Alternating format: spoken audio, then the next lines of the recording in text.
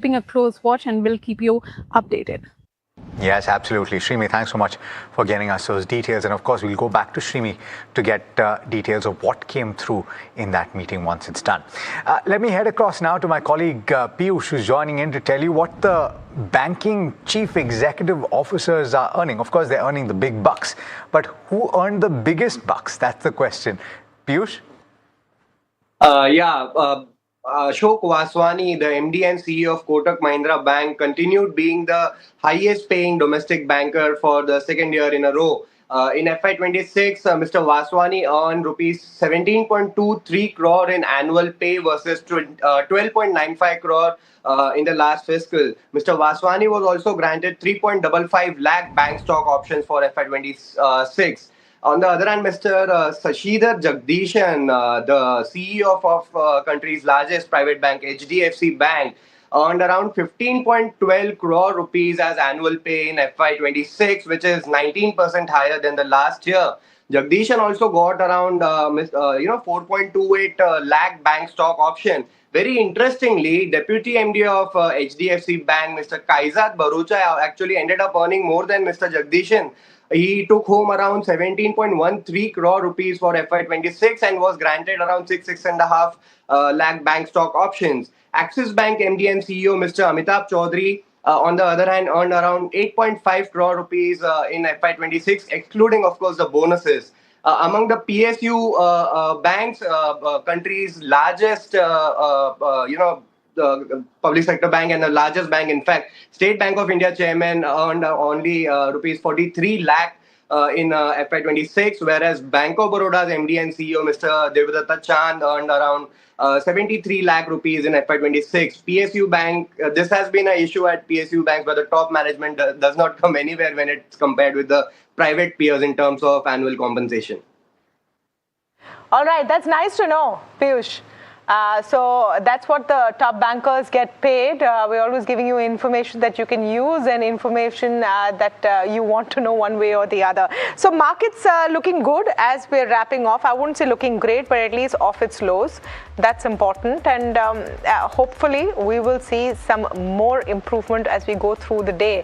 If it does, then at least our analyst from the morning can say we called it, that you will see an improvement. Akush Bora can definitely call it. Where he said there's nothing to worry about. Good resilience, I would say, compared to all of the negative news flow over the last couple of days before markets opened this Monday. Yeah, sticking to the template of last week, which is great news. Let's see. Let's hope this lasts. Let's hope we end in the green. Who knows? But with that, it's a wrap on this leg of India Markets Open. So from Tamanna, Alex and me and the team that put this show together, thanks so much for tuning in. Stay tuned though. Ask Profit is up next.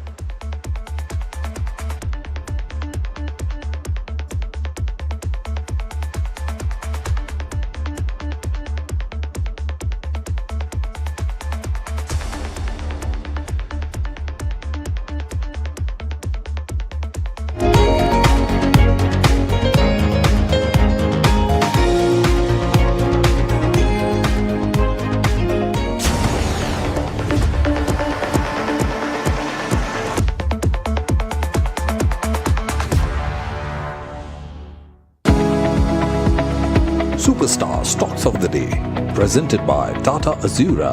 हर रास्ते का superstar.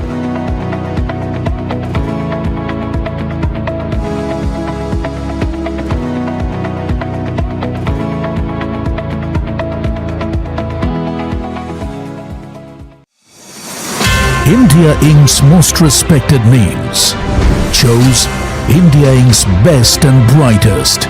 These kind of awards and jury lineup, you are truly giving it the right weightage. I think it's heartening to see talent that there is across India Inc. We should be awarding companies and individuals who have focused not only on growth but also on bringing good governance. Be part of jury and vote on the people, the men, the women, the companies in India who have the right stuff is a great opportunity for us. For us, the biggest thing is trust. That's what we provide. And we need leaders in India that can help take India being a global superpower. We've got a fantastic jury and we've left all decisions to the wisdom of the jury. Who will earn India's top business honors? Find out at the NDTV Profit Business Leadership Awards. As India's mobility story is racing into a new future, it's in search for a new fuel map. Electric, ethanol, hydrogen, CNG, hybrid. What will power India next? India's sharpest mobility minds come together to decode the fuel mix that will define the road ahead. The NDTV Automate Fuel and Future Summit 2026 on 15 July only on NDTV Network. India's unshakable news habit. NDTV.com is India's #1 English news website.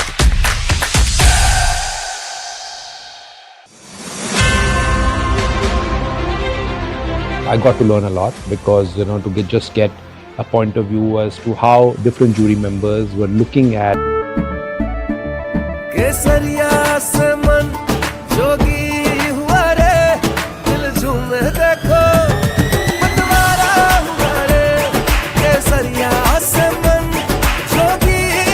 हर पल मनाओ केसरी त्योहार।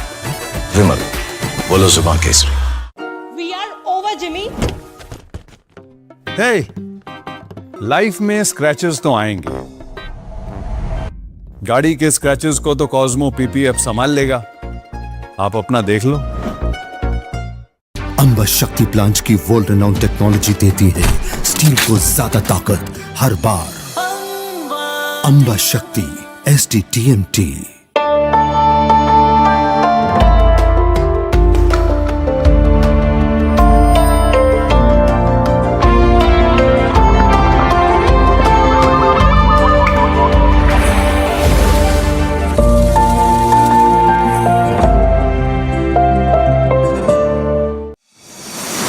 India Inc.'s most respected names chose India Inc.'s best and brightest. These kind of awards and jury lineup, you are truly giving it the right weightage. I think it's heartening to see talent that there is across India Inc. We should be awarding companies and individuals who have focused not only on growth but also on bringing good governance. Be part of jury and vote on the people, the men, the women, the companies in India who have the right stuff is a great opportunity for us. For us, the biggest thing is trust. That's what we provide. We need leaders in India that can help take India being.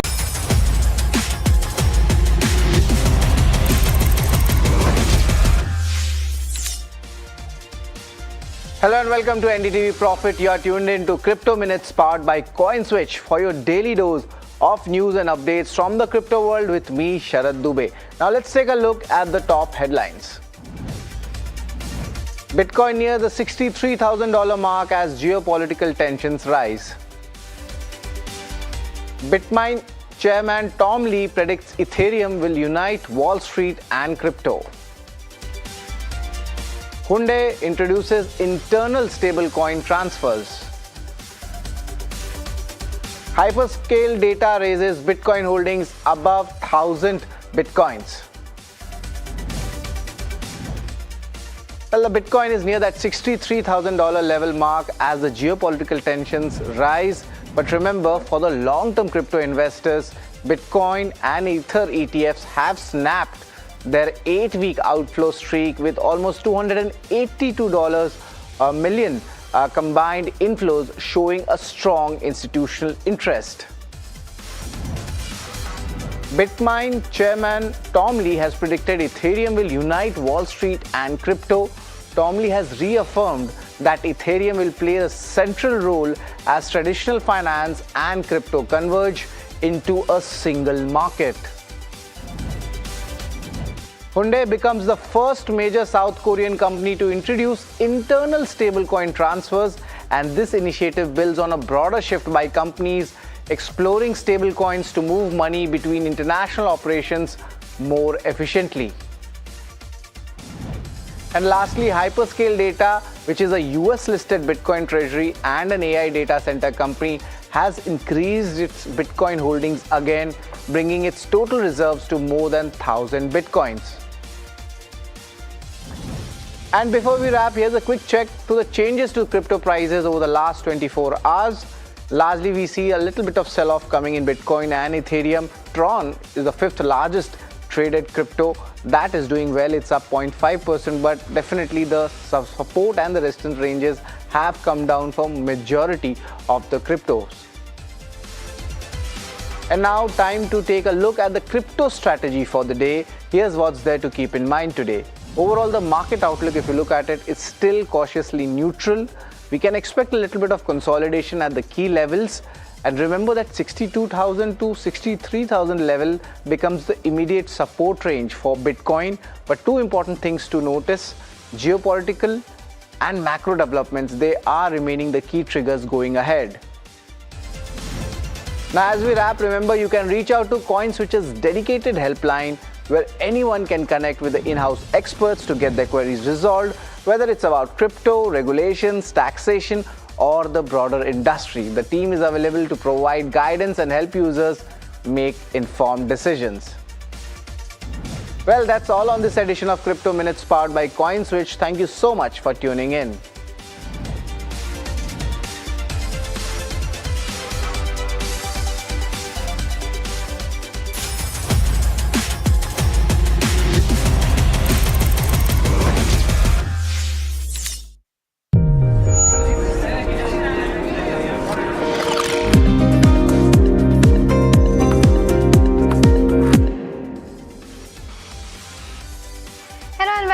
Watching Ask Profit here at NDTV Profit. I'm Mahima Vachharjani, and with me as always is Puneet Zaveri, and this is a show that gets all your stock related queries answered. For viewers who are tuning in, just a gentle reminder, you can either give us a call or send us your query on the WhatsApp number that's flashing on your screen up there.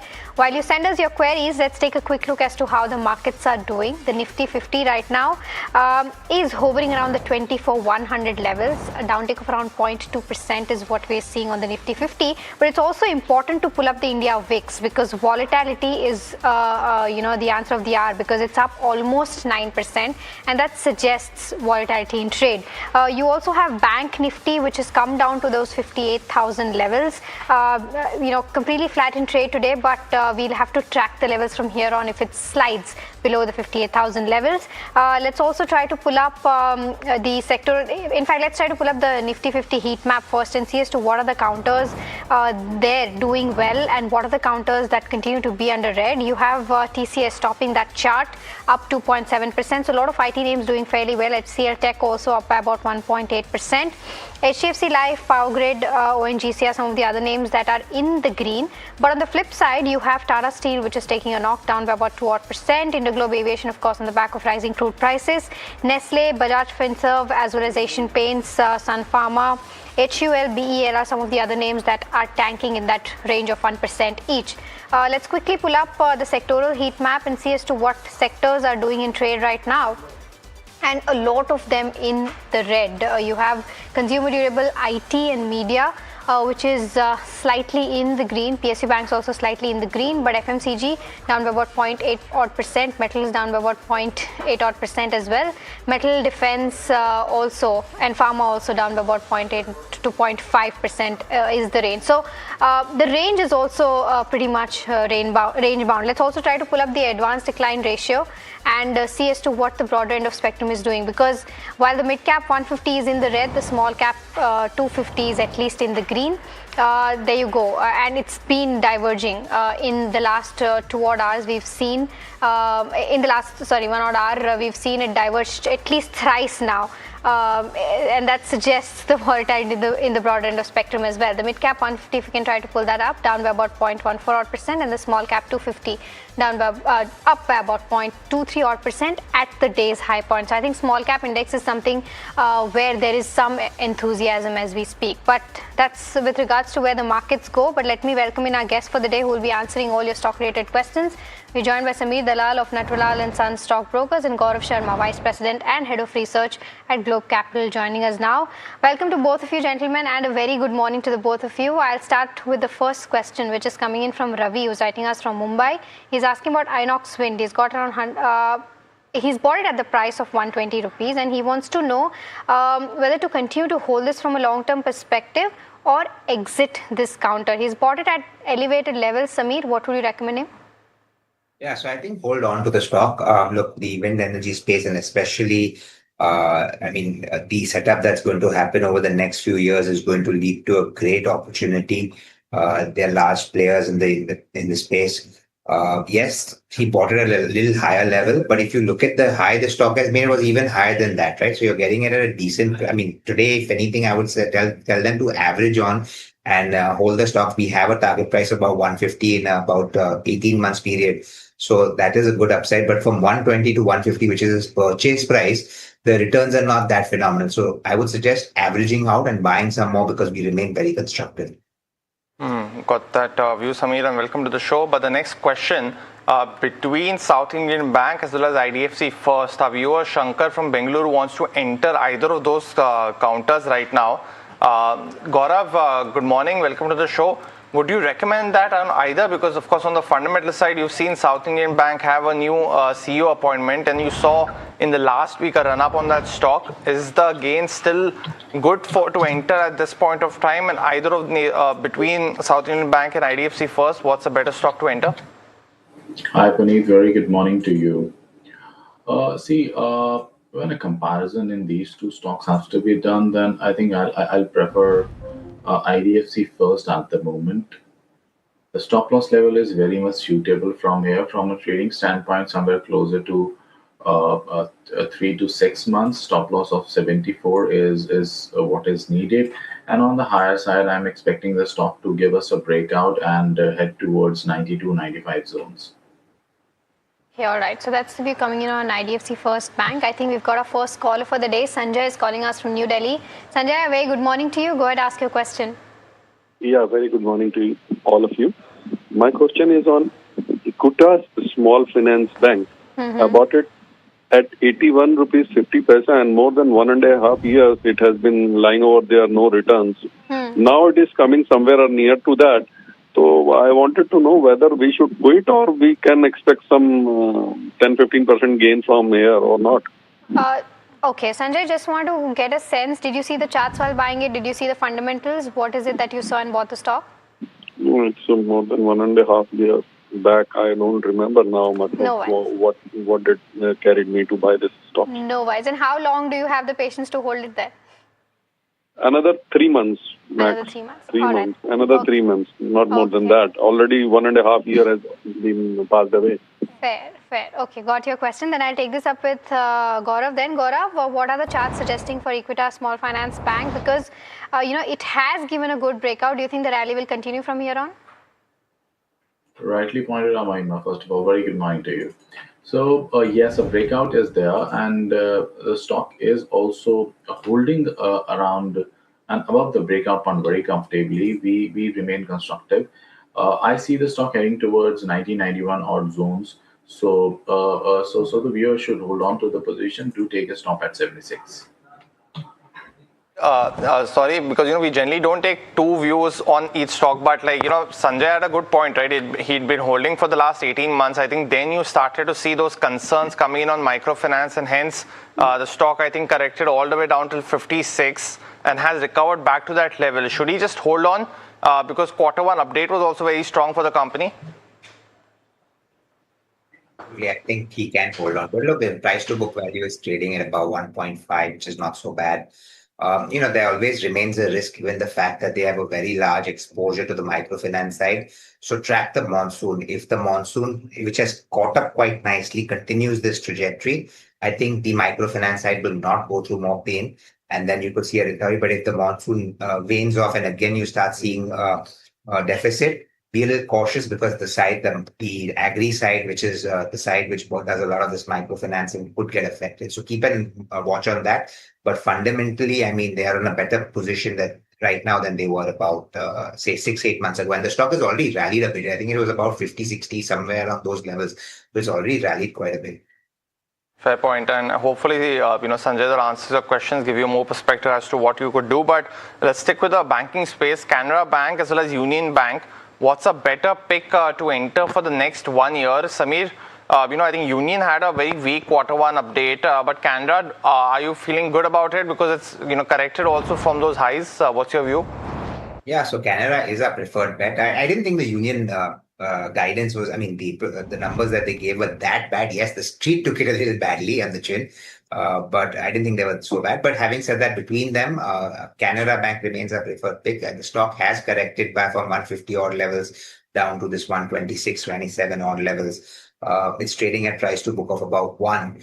Which is not so bad. And we still believe that given the size of the balance sheet and the growth that remains, plus the expanding NIMs that will start happening now, given the fact that we are not in an interest reduction cycle. So as their borrowings, their borrowings get repriced down, because earlier they cut their lending rates, but the borrowing doesn't get repriced immediately. It takes anywhere between 6 months to 18 months or 2 years for the full repricing to happen. So they'll start benefiting from that. So I think Canada Bank is a good candidate to buy at this point of time. Okay, Canada Bank is a good candidate to buy at this point, is the view coming in from Sachin. The next one that we have, sorry, so bad. Samir, the next one, in fact, I was reading the viewer query which said Sachin and it came up as Sachin. So sorry, Samir. The next one is coming in, and this is from Ramesh, who's writing us from Bengaluru. He's asking about KPI Green Energy. He's bought 10 shares at the levels of 393 and wants to know whether he can continue to hold or exit. Gaurav, I'll come to you on this one. Very tiny amounts of profit is what he's making. Would you recommend him to continue to hold? Do you think the charts are looking attractive enough, or should he exit? Well, the stock is trading in a very narrow range from almost 3 months now. The range is as narrow as 392 on the downside, 410, 414 on the higher side. Overall, the chart structure is not too great, not too bad either. From a medium to longer term perspective, also the stock has remained in a broader range of say about 15-20 odd percent. Okay, one can hold on to the position as of now because we don't see a breakdown coming in this stock, at least for now. Take a stop at 380 and hold. Breakout point would be 430. If that stock is able to surpass that mark, then a further almost towards 460, 470 odd levels can be seen in the next couple of months. But as of now, it is clearly sideways. Got the view, Gaurav. But let's go across to another caller now from Chennai. And Shankar has a stock-related query for us. Shankar, very good morning. Welcome to the show. What's your query? Very good morning, sir. I bought NTPC shares, 500 shares, at the rate of 377 rupees in 3 months, 3 months back. After my purchase, it went up to 415 rupees. But my target is 470. I expected target is 470. But suddenly it came down for the past 1 month. Still it only trading around 345 to 350 levels. Shall I wait to target for the target of 470 in coming 3 months or 6 months time frame? What is the technical outlook for medium term? Well, got that view, Shankar. But Gaurav, NTPC as a counter, we don't see too many wild moves, right, in a shorter time period. Would you also recommend that? And what's your 6-month target for the counter, if any? Rightly said. It is some stock which actually trades in a very subtle manner, not too huge moves witnessed. But of late we have seen reasonable profit taking coming in from 400 plus levels to currently around slightly below 350. As of now, my sense is the stock can further slip towards 335 odd levels. So if that point, the viewer, if that level suits, then do maintain a stop at 330, slightly below the support levels, and maintain your position. Okay, all right. The next one that we have is coming in on Titan. Kanti Bhai said that has told that he wants to invest in this counter from a short-term perspective, and he wants your opinion on this, Gaurav. He has around 50,000 rupees to invest into this counter. Would you recommend? Because one, of course, the earnings are going to come soon. Business update was very strong. The stock is also trading above all its key moving averages. But do you think this is the right point to make an entry? So firstly, Maimi, I want to start with a disclaimer here. We have recently released a report on Titan with a buy rating on the stock. So therefore, our clients can have position in it. Our bias is clearly on the buy side, especially from a long-term perspective. Since this query is for a short-term perspective, still the stock looks upbeat. The business update have been good. We remain constructive on the stock, so one can consider it for short-term as well. Any target prices in place? See, in the immediate near term, say 1 to 2 months, a level close to 4,900, 4,800 odd levels can be seen. Got that view, Gaurav. But the next one coming in, this one's on Sun Pharma. Viewer, Mana from Mumbai is holding 75 shares at 1729. So currently he's sitting in gains, but he has a very long-term thesis. He wants to hold this counter for the next 5 years. Asking if he wishes to add more, is this a good level? What would you recommend here, Samir? Because we've seen, of course, that the big acquisition announced by the company that will have some impact on increasing the interest cost, I think, over the next few quarters. But do you feel it's a good pick for him, and should he continue to hold for the next few years? Okay, so from a 5-year perspective, it is definitely a buy, right? Now, the problem is, should he buy at these current levels? I would say wait a little. And why am I saying that is what you rightfully said. The acquisition that they have done is going to mean big amount of funding, which is going to be taken on the balance sheet. Debt is going to go up. Interest, what you rightfully said, is going to go up. Plus the, what do you call it? The merger is not going to be like the easiest thing for them to do. It's going to take a bit of time. But if anything, Dilip Sangvi has proved over the years is that he is excellent at doing these mergers and takeovers and, stabilizing the business and doing well. So I think it'll go through a bit of a lull for a little short period, maybe the next 6 months to a year. If you get this stock closer to 1800, it is definitely a buy. But wait a little, just for the simple reason that this acquisition is going to take a bit of time to digest, and you don't want to be getting in a rush, because the upside from 1900 to 2500 or the upside from 1800 to 2500 does make a difference in return percentages. And also the time, if you buy 6 months later, that changes the return percentage. So wait, buy closer to 1800. Got that view, Samir. But let's go across and take another caller from Hyderabad. And Murli has a stock query for us. Murli, good morning. Welcome to the show. What's your query? Good morning. Good morning to all the panelists. My question is to Samir sir on SW Solar. I have started buying that since the day I heard that it is moving up, and it has moved up a little bit. I have 12 shares at the present average of 218. Okay. So should I add at the current level a little bit more for another couple of years? Got it. Well, I had the shares earlier. I sold it with a little profit and I exited totally. Then it started going down. Now I see some momentum in this, and I see that this industry is coming up again. Got your question, Murli, and a fair one at that as well. But Samir, it's taken about 21 minutes for this question to come through with you as a fundamental guest. So I think it's taken a while. But, just on SW Solar, right, I think it's been a while since we've discussed the stock. I think we have also been talking on this show, me and you specifically in the morning edition after a really long time. But on SW Solar, you had mentioned that you're positive earlier. You're waiting for some orders to come through. Some of them have, but the stock's not moved too much. Are you still constructive on SW Solar at this point of time? Yes, Puneet, 21 minutes, So very, very constructive still. In the middle, they got an order which was from overseas, which is not the orders that we've been waiting for, right? Those definitely help the company, because the more they execute based on what they currently have, it kind of helps their operating leverage work out, because they have operating cost of about 320 crores at the head office. And for every project that they do, EPC project, they get a 10% spread. So now they've got a 6,000 crore order. So you're talking of a 600 crore EBITDA getting added onto their profitability over a 2-year period. Of course, not going to happen immediately. It takes a while for these executions, 18 months to happen. But once the Reliance orders come through, which are going to be very sizable. Now, if you remember hearing the Reliance AGM, they talked about setting up 10 gigawatts of capacity every single year.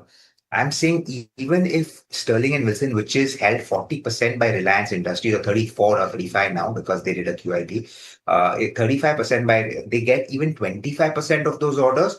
You have the next 5 years where this company really doesn't need to go to the market to get fresh orders. If they get a higher number, the profitability will just look ridiculously high. So it's very constructive, very positive. We are just waiting for Reliance to place its orders. Once we get a clarity on that, I think you'll get a much faster move. Got it. Okay. Thanks for that comprehensive answer. And now you know, Samir, that we don't make up these queries. So, jokes apart, it's time for a rapid fire round. Try to keep your answers as short as possible. The first one that we have is on VST Industries. Raghunanand Iyer is holding 160 odd shares at the levels of 275. Continue to hold, Gaurav? No, better to exit right away.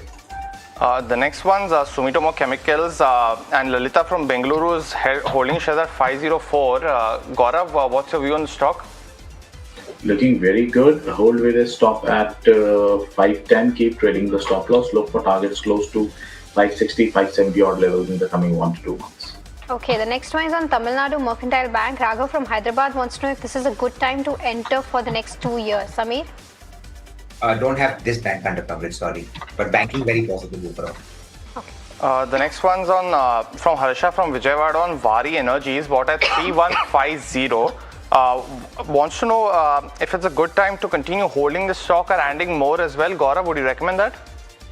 Yes, one can consider this decline is a good opportunity. Keep a little medium to longer term viewpoint and hold on to the stock. Okay, NTPC Green bought at the levels of 108. 138 shares is what Pawan from Bengaluru is holding. He wants to know, is it a good time to sell? Continue to hold a long-term view on this, Samir?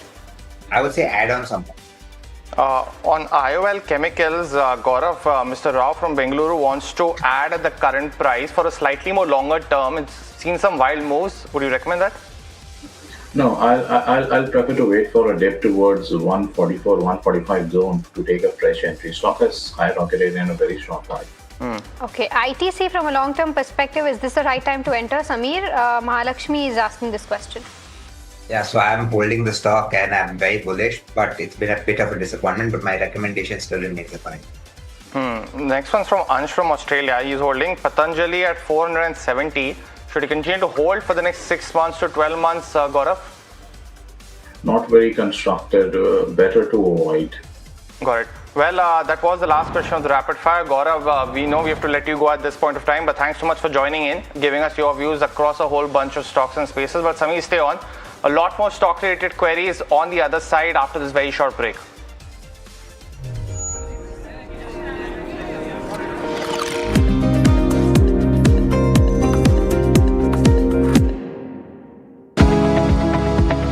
Superstar Stocks of the Day, presented by Tata Azura.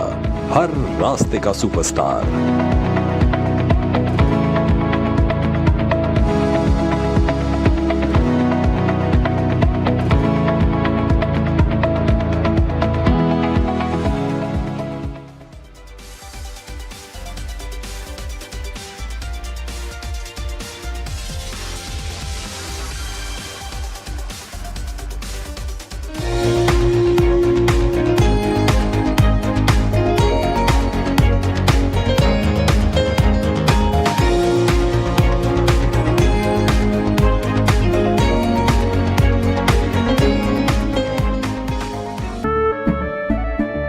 केसरिया से मन जोगी हुआ रे, दिल झूमे देखो मतवारा हुआ रे, केसरिया से मन जोगी हुआ. हर पल मनाओ केसरी त्योहार. विमल, बोलो जुबान केसरी. We are over, Jimmy. Hey, life में स्क्रैचेस तो आएंगे. गाड़ी के स्क्रैचेस को तो कॉस्मो पीपीएफ संभाल लेगा. आप अपना देख लो. अंबा शक्ति प्लांट की वर्ल्ड रेनाउंड टेक्नोलॉजी देती है स्टील को ज्यादा ताकत हर बार. अंबा शक्ति SDTMT.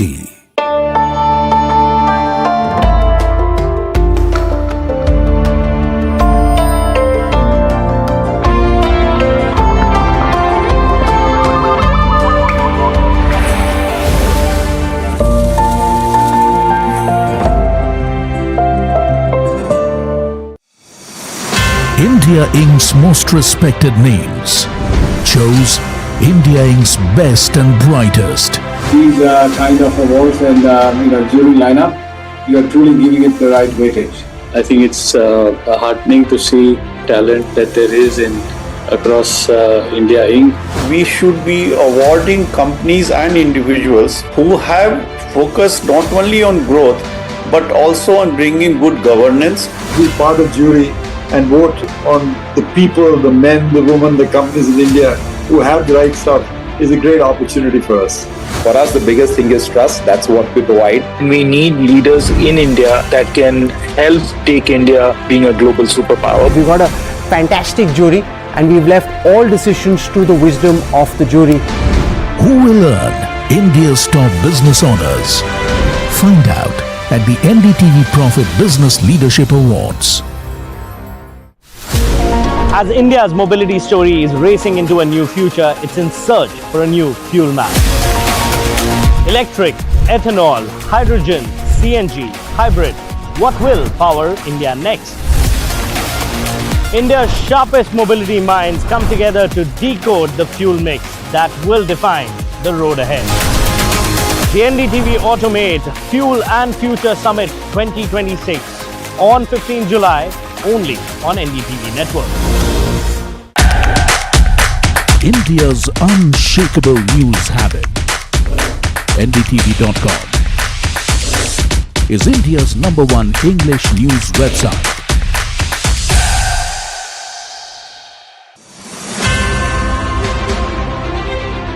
From a PwC standpoint, we actually set up criterion for each of the categories that we discussed with NDTV. A criterion was set up. Different KPIs were adopted for different categories. These are of course discussed, internally. We challenged ourselves, etc., and we made sure that the data sources were all very robust, so that the trust could be built in. So I think that's what defined, and of course, we eventually went through the jury process, and I'm glad the KPIs, if I may call it so, for the winners were ratified by the jury. In some ways, that's a ratification of the choice that we made.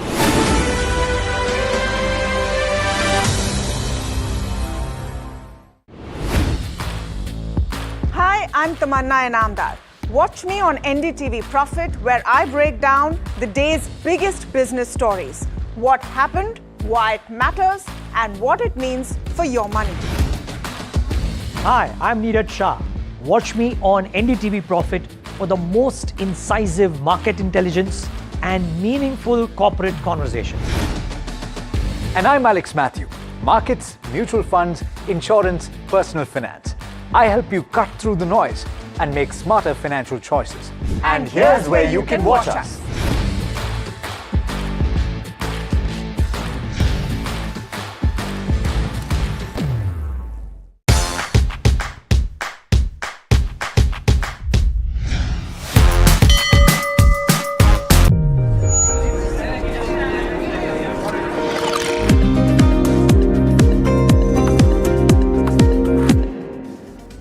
Welcome back. You're watching Ask Profit right here on NDTV Profit. And as we go across and take your stock-related queries, if you haven't sent them, you can now on numbers that are flashing on the top of your screen. Also call us for those stock-related queries and speak to our guests about them as well. But, the recovery on the markets continues. So now we are at above that 24,120 odd mark. It's been a good recovery of almost 100 points from the lows. As we grapple through the geopolitical tensions that have been impacting our markets as well, we are still yet to go back to those highs of 24,400 from where the correction started off last Wednesday. But also pull up the advanced decline ratio to show you that impact as well, because it's been a week, last couple of weeks about the benchmarks as well, and the advanced decline ratio keeps having that fight between themselves at this point of time, but also the BSE 500 to show some of those gainers today, because there have been a few. Just died on the back of results as well as change in management is now up almost 15%. And Kalyan Jewellers just continues to be up. Last week I think up about 30 to 35%. Starting off this week yet again with 8%, and Zensar Tech is the other one. Another very, very strong stock mover at this point of time as well. But we still have Sameer Dara. Let me also welcome in Ajit Mishra, SVP Research at Religare Broking on the technical side of things. Ajit, very good morning to you, and thanks so much for joining in. Let me go across and take the next question, and this one's a very interesting one coming from Bipin. His question is on Syrma SGS. He's bought these shares at 242, and he was smart enough to buy 10,000 shares of the counter. So with an investment of 24 lakh rupees, his profit stands at almost 1.19 crore rupees. So Bipin, firstly, good on you. Also, let us know, give us a call, let us know when you bought the stock, what were you looking at. But Samir, just in terms of such a massive good investment, right? I mean, you need one of those just in like 5 to 10 year time frame, and you're good at this point of time. How are you looking at Syrma? Should Bipin, given the attractive buy price, still continue to hold this counter? So first of all, congratulations to the person who's bought it. He's done a fantastic job. You've identified a stock better than most of us can. Maybe you can come take our seats. But anyways, having said that, this is one of the few stocks that unfortunately we did not end up covering, and we still don't have under coverage. But I am looking at it, and what I don't like is purely the valuations. Now, yes, you cater to certain sectors that are growing extremely well, but at 80 times there is always a risk. But I don't cover it, so I don't want to tell you what to do. Just keep an eye on the valuation is my advice at the moment. Also, Samir, because we've discussed the EMS space in the past, and that almost that 67% return for Syrma in the last 3 months. But you've spoken about the valuations earlier as well. I think you have coverage on Dixon. That's also seen a good move. But just in terms of the space, do you think that the growth is back again? Because I think the Vivo JV also got approved, so a lot of estimates being built in over the next couple of years, 3 years. But do you feel that that high growth area across the space now, for each player, is now back on the anvil? So in the EMS space, growth has never been an issue, right? The point is the growth rates have come down. So when these companies were much smaller in size, they were growing all at about 50, 60. I think Dixon has had a couple years of 100% top line growth. The problem is now on these larger sizes, the growth rates will come down. And when growth rates come down, then you can't maintain the same PE ratios, because the PEG, which is the second factor that people look at, starts looking elevated. So from that perspective, I'm not denying the fact that the growth will remain, but I just feel valuations will start tapering. So we had a buy on Dixon at about 10,000, 11,000 and had fallen. At 13,500 now it's become a hold. It's not a buy because my returns are not going to be there. Because the growth numbers are not going to be as exceptional as everyone thinks. So that is the only risk that exists in this space. Okay, all right. That's an interesting take coming on the entire space. And I mean, Bipin should give us a class as to how and when should we choose the stock at the right price. I mean, 1 crore of a profit, more than 1 crore of a profit is not a joke for sure. So kudos most certainly to that, Bipin. The next question that we have is coming in on Vikram Solar. This is a query. Do we have the name? Okay, we don't have the name of the viewer, but he wants to know that from a long-term perspective, is this a good hold? He's got around 189 in quantity, and the 189 is the buying price, and the quantity is 4,000 rupees. Samir, I'll stick with you for this one as well. Vikram Solar, what's the view? Yeah, I think hold on. You've got it at a very good price. It's trading at about 17 times trailing earnings, and I think if you look at the projections, it's closer to about 14, 15 1 year forward, which is not expensive in any which way. We are very positive on the entire renewable energy space. They cater to from solar panels all the way up to the EPC projects, and all of that all told together. We think the opportunity is very good. And Vikram Solar will be one of the other players who will do well in the space. Although I think it's not a very long, it's had a recent listing, but I think the listing came in at a much higher price. So you're getting at 185, you bought it at a damn good price. Got that view, but let me take another query now, and this one's on Motherson. A viewer is holding shares at 88 rupees and holding almost 1,000 of them, so sitting on good gains yet again. Venkat Ramini wants to know what to do with this counter. Ajit, very good morning to you. How are you looking at, and this one I'm talking about the other Samvardhana Motherson, so let's pull up that counter as well. But how are you looking at it, Ajit, on the chart? Since he's bought at 88, should he continue to hold?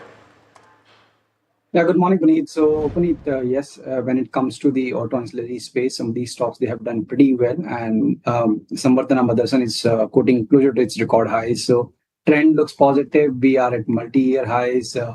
Overall, the buoyancy means even during the down days, even during the market correction, we are not seeing any kind of major reaction in the price wise. It's just more of time-wise consolidation that we are seeing at the record highs. Since he has bought it at very lower levels, and in case if the view is, let's say, short to medium term, he can continue to trail his stop losses on rise. Maybe around 120-25 zone is where we have the immediate base for medium term. So with that as a stop loss, he can continue to hold his position. Got it. Well, let's go across to Bengaluru now, and Mr. Rao, who's dialing in for a stock-related query. Mr. Rao, very good morning to you. What's your query? Hi, Puneet. This is Rao from Bangalore. Uh-huh. And first of all, I want to thanks to the entire NDTV Profit for such a big program you are taking, and you are taking so many questions in 1 hour time. So my question is regarding the Laurus Labs. I am holding 1,200 shares at the rate of 340 from last 4 years. Is it good to hold another 1 to 2 years, or is it good to book the profit? Well, firstly, Mr. Rao, thanks so much for acknowledging it as well, and we love hearing stock-related queries like this, including yours. You made a massive gain. But just a quick question before I go to Samir on this as well, because you bought it at 340.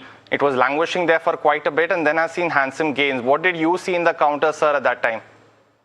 No, actually, I followed the Chava Sachinarayana's interviews. And actually, it went down to 290 and 280. At the time, again, I followed their phone calls, and I am pretty much impressed with their CDMO business. So I thought that, okay, let's hold this company. So after that, once it is crossed 700 or 800, I'm very comfortable to hold. So now it is up to almost 1,500. So is it good to hold now, or is it good to put the profit? Well, Mr. Rao, again, congratulations, because I think that's the correct approach, right, to fundamental investing as well. And Samir, I think you would agree, right, because he looked at the con call, looked at it at an attractive price point, and then has made some handsome gains. Should he still continue to hold? Is the CDMO story yet here to continue? So the CDMO story is going to continue. I think Laurus will continue to do well. But what's happened is, in this run-up, the valuation multiple has gone up far more than what the profits have gone up. So if you look at the historical multiple valuations, it used to trade around, I think 16 or 18, and that has moved up to now close to 70 or 72, if I'm not mistaken. Look, I'm not denying the fact that this company will grow at maybe 25-30% on top line, maybe 40% on bottom line for 2 more years. But even if we project that, which we are taking into consideration, and this is on the higher end, so that's not our estimate at this point of time, but let's assume they are able to achieve these numbers, it'll still trade at about 28 or 29 times earnings. And at 28, 29, there's very little room for upside again, because then the growth rates will start tapering down a bit. So from that perspective, I think this is a great time to take some money off the table. If it comes down closer to 1,000 odd levels, then you can probably look at re-entry, buying some more. I'm not saying exit totally, but definitely book some amount of profit, maybe even 50% up to the value of what you're holding. Okay, all right. So that's the view coming in on Laurus Labs, and of course, significant profits is what Mr. Rao is sitting at. So kudos to that once again. The next one that we have is on the stock that has seen no stopping in the last so many days, right? Kalyan Jewellers is what I'm talking about.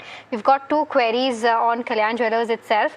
Ajit, I'll take this up with you first. We have Suresh Nair, who's also written us from Hyderabad. His buying price is around 502.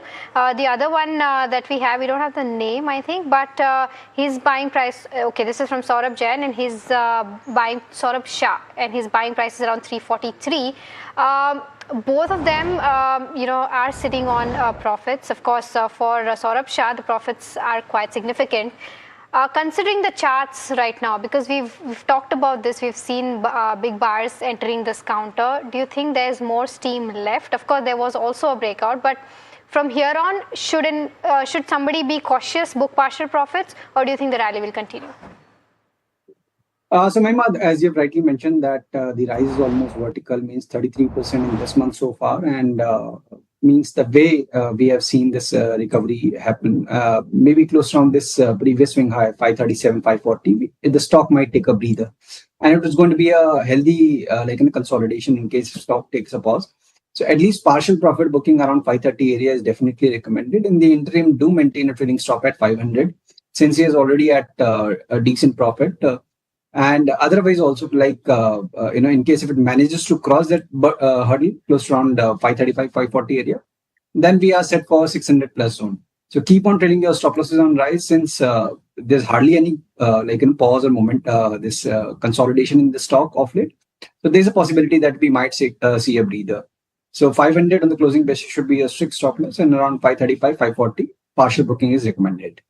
Got that view, Ajit. But the next caller from Hyderabad, and Sai has a stock query for us. Sai, good morning. Welcome back to NDTV Profit. What's your query? Yeah, good morning. I am willing to buy Sun TV shares for long term. And, okay. May I know the target, and if not, some other company in the same sector. Okay, got it. Well, Samir, I think there have been a couple of names, right? Sun TV as well as Z that are largely the spaces that you can get exposure to. But would you recommend an entry into either of those?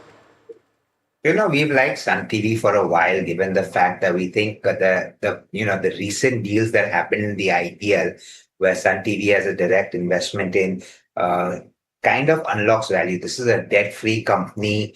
The TV business continues to grow.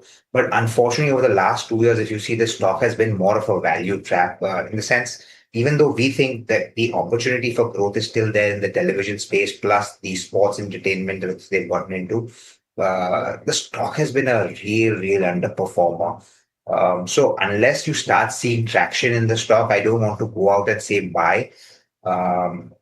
But yes, do we like the company? Fundamentally, yes. Do we think valuations are attractive? Yes. It's just that we've been disappointed for quite some time. So I'm going to say avoid Sun TV until you start seeing momentum. And that I think the technical analysts, when they see certain breakouts, might be able to give you the right time to buy into it.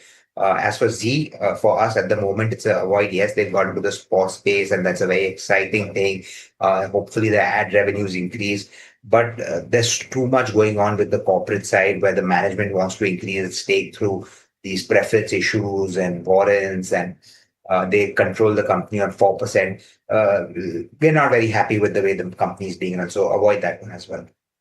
Okay, all right. The next one that we have is on Kitex Garments. This is from Chinesh, who's writing in, and he wants a technical view on this one, and he wants to know whether this is the right entry point or not. Ajit, what would you recommend on this one?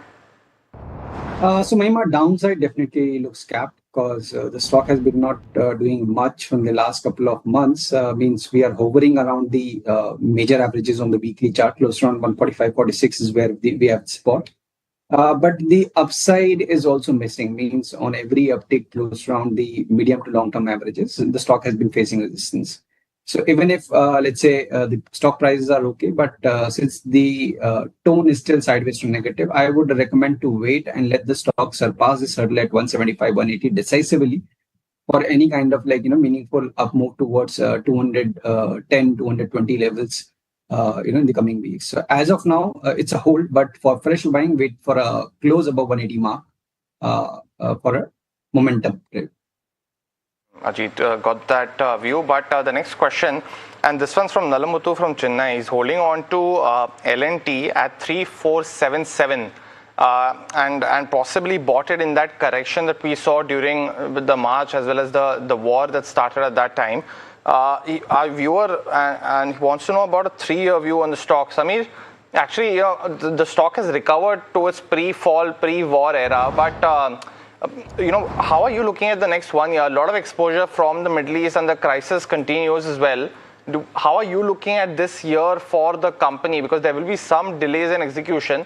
Will it be suffice to look at domestic growth at this point of time? How are you looking at this counter now? So you can't look at L&T purely on the domestic growth because the hydrocarbon space, which is a large part of their overall book, is also coming from there, which is the higher. If you look at the margin profiles of the various businesses, hydrocarbon generates the highest margin for them, right? And that business could get affected from the Middle East in the short term. There are certain other infra projects also which they're doing in the Middle East which could get affected. But having said all of that, look, L&T is not purely an infra company. They have a lot of holdings in various other companies. So when you look at the entire sum of the parts, the tech space is going through a bit of a difficult period. The finance, L&T Finance is probably one of the engines that has really been firing for them. In fact, that is, I think, probably the lifetime high. LTI Mindtree numbers came in recently, which were not too bad, but nothing phenomenal. And the tech sector remains in focus, I think. So if I add up all of those parts, plus I look at the construction arm of it, valuations are fair. We think the growth will rebound, not now, but over the next 6 months to a year. So he's got it at a good price of 3,400, which is great. Hold on to it. If it comes closer again to that price, I would say add on more. We remain long-term constructive, but short-term, next 6 months, very difficult to call what's going to happen. Okay, all right. So that's the view coming in on L&T. The next one that we have is coming in, and this is, I mean, we don't get a query on this particular stock every day, but it's an interesting one for sure because it's seen a significant run up. I'm talking about Aditya Infotech. Rajesh from Bengaluru had bought it at the levels of 1,500. So very attractive pricing. The stock is doubled from there for him, and he wants to know that he can hold this for another 3 years. Is this a good hold is what he wants to know. Samir, any view on Aditya Infotech? Sorry, this one we don't have under coverage. No worries. Ajit, I'll take this up with you. I mean, from, the low levels, it's not stopped, right? Since what, August 25, it's been on an up move. Do you think the rally will continue from here on, or should he book partial profits? So Mahima, the move has been almost vertical, and off late from last couple of months we are seeing a bit of a breather, but while holding up the short-term averages, so that clearly indicates that bulls are still under control. So short-term bias definitely looks positive, and this area close to around 3,500, 3,520 is where we have the immediate base. So with that as a stop loss, you can continue to stay put. In the next leg, let's say above 3,800 mark, 4,200, 4,300 is something the stock might test. Got that view, Ajit. But let's go across, take another caller from Chennai, and Abhirami has a stock query for us. Abhirami, very good morning to you. What's your query? Hi, Abhirami, can you hear me? Yeah, I think some very feeble audio, but I'll take the stock-related query on Paradeep Phosphates. She's bought it at 130 odd, asking what she should do with the 50 shares. Ajit, a view? So Paradeep, we are seeing recovery, Puneet, but it's not very strong or decisive. Though the stock has reclaimed the long-term averages, which is a good sign. We are trying to form a base above that area. So possibly a gradual up move towards 150-55 is there in the card. So with 130 as a stop loss, he can continue to stay put. And around 155-160, he should review his position again. Okay, all right. The next one that we have is on the real estate space. This is from Mohammed, who's writing us from Dubai. He says that he's got around 85 shares of Lodha at the levels of 1195 since October 25 and 300 shares of DLF at the levels of 778 since the October 25 times. And he wants to know whether he can continue to both of these and what's the overall outlook on the real estate space. Samir, if not a view on both of these or either of these, anything in particular that you're liking in the space, because it's picked up, right? The space as a whole is doing well.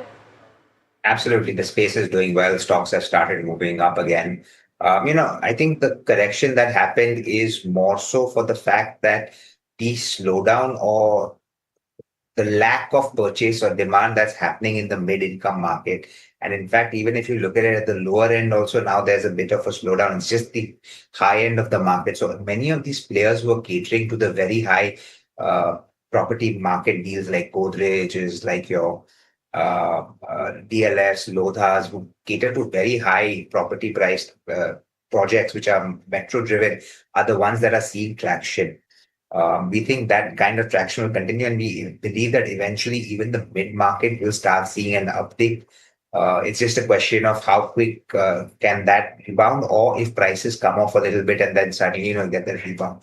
On the stock basis, I think all of them are quite attractively priced. They've no doubt moved up, and there could be a small correction before the further leg rally up.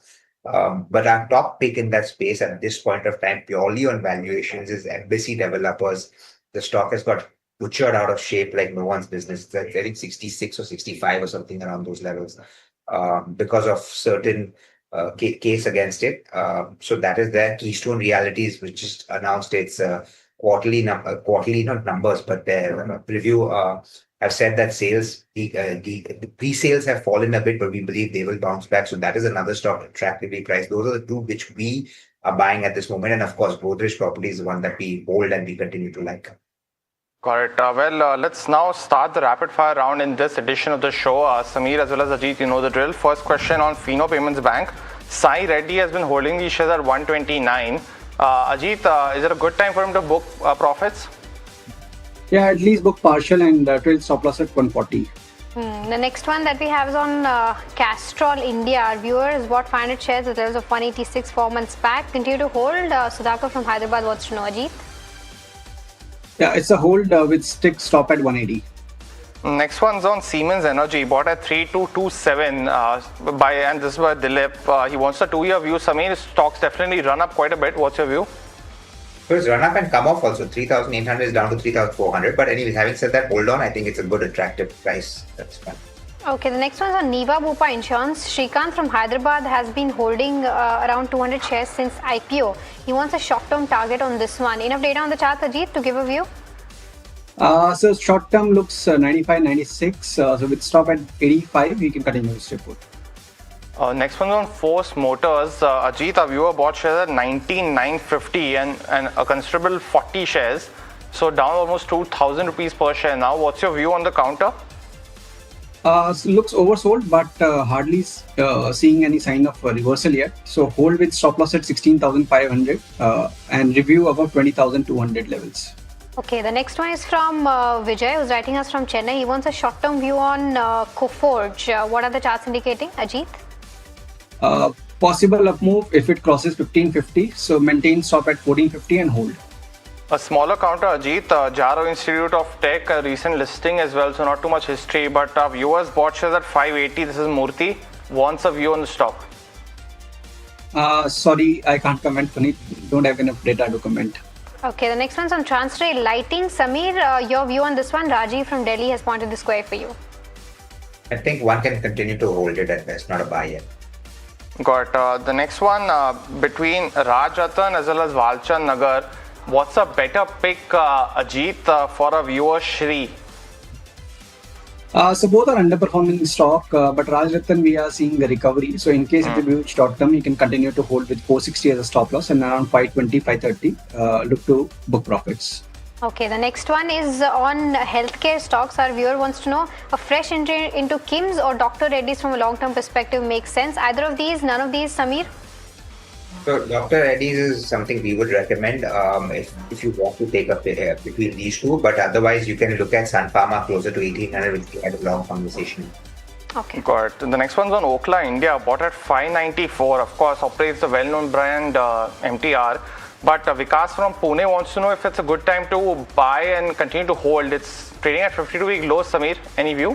Yeah, I think that you can buy this stock. Look, eventually we think there's going to be a devaluation in this entire space of consumerism, especially, which is this mass consumerism. Okay, the next one that we have is coming in from Shankar, who's writing us from Bengaluru, asking about Jyoti Labs. 280 shares, bought at the levels of 198. Continue to hold. He's planning to add 250 more shares. Is that recommended for the next 2 months, Ajit? Underperforming stock, please avoid adding, and for existing also maintain a stop at 190. Next one's on KSB Pumps, bought by a viewer Rajesh, who's a regular viewer of the show, at 768. Wants a short to medium term outlook here, Ajit. What should he do? So bias positive. In fact, a possible up move is likely. With stop at 900, he can continue to hold. Okay, the next one is on Persistent Systems. A good time to buy the stock or wait and watch? Samir, any view? Wait and watch. In fact, I think for me, it's a little expensive on valuation compared to the rest of the IT pack. Samir, we took a technical view on Kalyan Jewellers, but I remember that you were very positive on it and you are smiling, so that's good to know. But Kumar from Chennai wants to know a 2-year time frame. Is it still a good buy? Absolutely. It's still a buy from 2 years, but it's given the fact that it's run up so much, don't buy it right away. Let it come off a bit. I think it's overshot in the short term. Got it. Well, that was the last query of the show, but Ajit as well as Samir, thanks so much for joining in and helping us solve 50 queries for today. We got quite a few ones as well, but thanks so much to both of you for helping us do that. But viewers, out of time in this edition of Fast Profit, thanks so much for joining in and calling in as well. Do stay tuned. We'll take a lot more stock related queries at 2 p.m. in the afternoon edition of the show.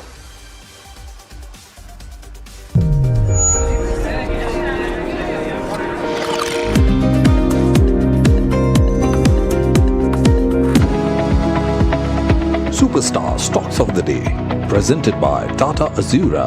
हर रास्ते का superstar.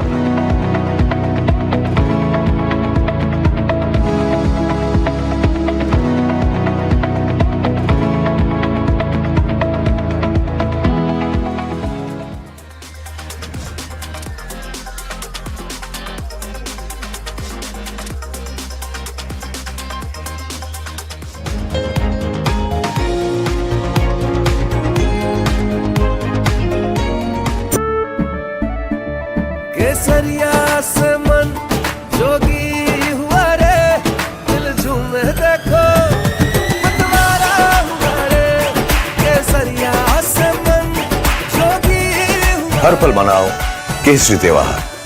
विमल, बोलो जुबान केसरी। We are over, Jimmy. Hey, life में scratches तो आएंगे। गाड़ी के स्क्रैचेस को तो कॉस्मो पीपीएफ संभाल लेगा। आप अपना देख लो। अंबा शक्ति प्लांट की वर्ल्ड रेनाउंड टेक्नोलॉजी देती है स्टील को ज्यादा ताकत हर बार। अंबा शक्ति SDTMT।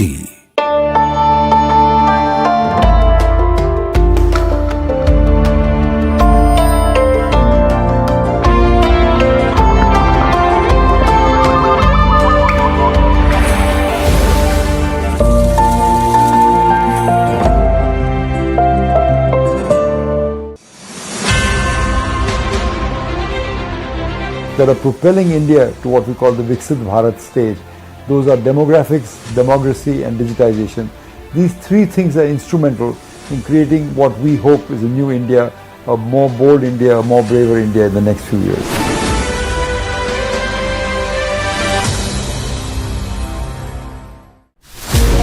As India's mobility story is racing into a new future, it's in search for a new fuel map. Electric, ethanol, hydrogen, CNG, hybrid. What will power India next? India's sharpest mobility minds come together to decode the fuel mix that will define the road ahead. The NDTV Automate Fuel and Future Summit 2026 on 15 July only on NDTV Network. India's unshakable news habit. NDTV.com is India's #1 English news website.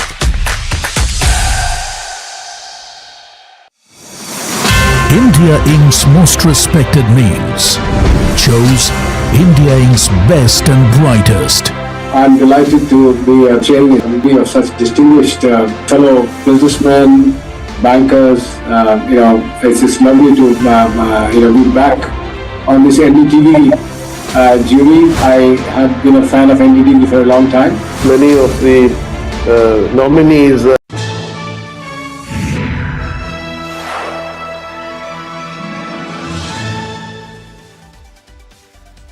Hello and welcome to KYC. You are watching NDTV Profit with me, Sharad Dubey. This is the show where I get to the hottest companies and also what the news is flowing and will it create alpha for your portfolio or not. Today also I have got a very interesting company for you, and the company has been recently announcing a lot of announcements. It's a Bengaluru based infra and energy solutions company. Of course they have BESS as well as telecom segment. That's where they are actually functioning, and they recently announced an MOU with Bondada Group for battery energy storage system. It's a recently listed company. It was listed last year, October 6th, and also from the March lows, if you look at the stock, it's up 53%. Now we're talking about BESS segment, and we have been hearing about these announcements for the last 2 weeks. I'm sure you must have guessed by now. The company in focus is Pace Digitech. This is the company which we are talking about, and everybody's talking about it. Is there a first mover advantage at play for this company? That's what we'll try to understand. But what are the key questions? Why are we getting this company? Recently, large announcements coming in. Street is very bullish on this theme, and this theme itself, including the ancillaries, have picked up. Let's look at the second key question. Why are we calling this company? It's the growth outlook for the lithium products. They have started, a lot of announcements and JVs coming up. Also, the telecom EPC business. Is there a structural change here, or is this a kind of a legacy business? That's what we'll try to understand. Also, important question to be asked to the management includes the progress on the capacity expansions, from that 2.5 gigawatt to 10 gigawatt of BESS. What's the timeline? Is it going in the right time frame or not? Apart from this, another question we will be asking the management would be, what are the risks associated with the BESS or the telecom segment? Because not everything can be rosy, and that's what at KYC we try to give you the other side. Also, international tie-up and JVs on the anvil. If there is any tech kind of or IP, kind of a JV, that is something which the street will be watching out for. And of course, the export potential. What's next? Is it Middle East? Is it Africa? We'll get you all those details in KYC. But these are the important questions to be asked, and Venugopal Rao Madisetti, the chairman and MD, will be answering our queries. But let's try to understand ये company करता क्या है. एक साल भी नहीं हुआ इसको IPO में आए हुए, लेकिन पेज डिजिटेक न्यूज़ पे न्यूज़ आ रही है. But what's the call company about? Bengaluru-based integrated infra and energy solutions company. Now let's divide that into two parts. One is of course the telecom, other is in the energy segment. This is what we talk about, telecom and ICT and the energy segment. Also, let's get into much more details about what happens next. They undertake BESS, battery energy storage systems, design, integration and this deployment. यानी कि पूरे ecosystem पे जो है इनका काम होता है. They have an arm for it. It's called Lineage Power that has made over 260 BESS containers in the last 1 year. That was the recent filing which I picked up. And the telecom segment, they manufacture the telecom power systems, EPC services and O&M. O&M is operation and maintenance for telecom infra, and yes, India's telecom infra is on a big uprise. But for India, let's look at the industry कितना बड़ा है. BESS additions to scale from 7 gigawatt in FY27 to almost 47 gigawatt by FY32. This is India's overall data, which we getting it from the reports, and also 90% decline is expected in the battery storage costs, which are driven by solar and BESS adoption. So you can understand how big this opportunity is in India. But of course, the company, if you look at the expansion plans, there are 3 important expansion plans. 2 BESS से हैं और एक जो है it's on the container. It's like a fabrication, basically backward integration, and these are the date lines. So FY27 is very much important. Q2, Q3, a lot of things are happening when it comes to Pace Digitech. How does the order book look like? 11,400 odd crore rupees is the order book. 78% comes from the energy segment, and the remaining 22% talk about it comes from the telecom and the ICT segment. Let's get to more details.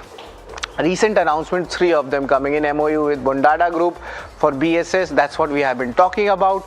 Also, let's pull out the second MOU which has been signed, and this is also from the BESS segment. This is from Onward Solar Power and Kalpa Power. This is what I'm talking about. And interestingly, for lithium, they have tied up with RG Tech. It's a Chinese company for lithium ion battery cells. So a lot of future forward sectors the company is pushing forward, and perhaps that's why there's a lot of interest in the counter, and that's why we have got you this in KYC. But moving on from the recent announcements, what are their key customers? Telecom के धंधे में देखिए BSNL है, Industar है, Bharti Airtel है, and we have all the major players also coming in. We have Reliance Jio, we have BL and Tata Teleservices as well.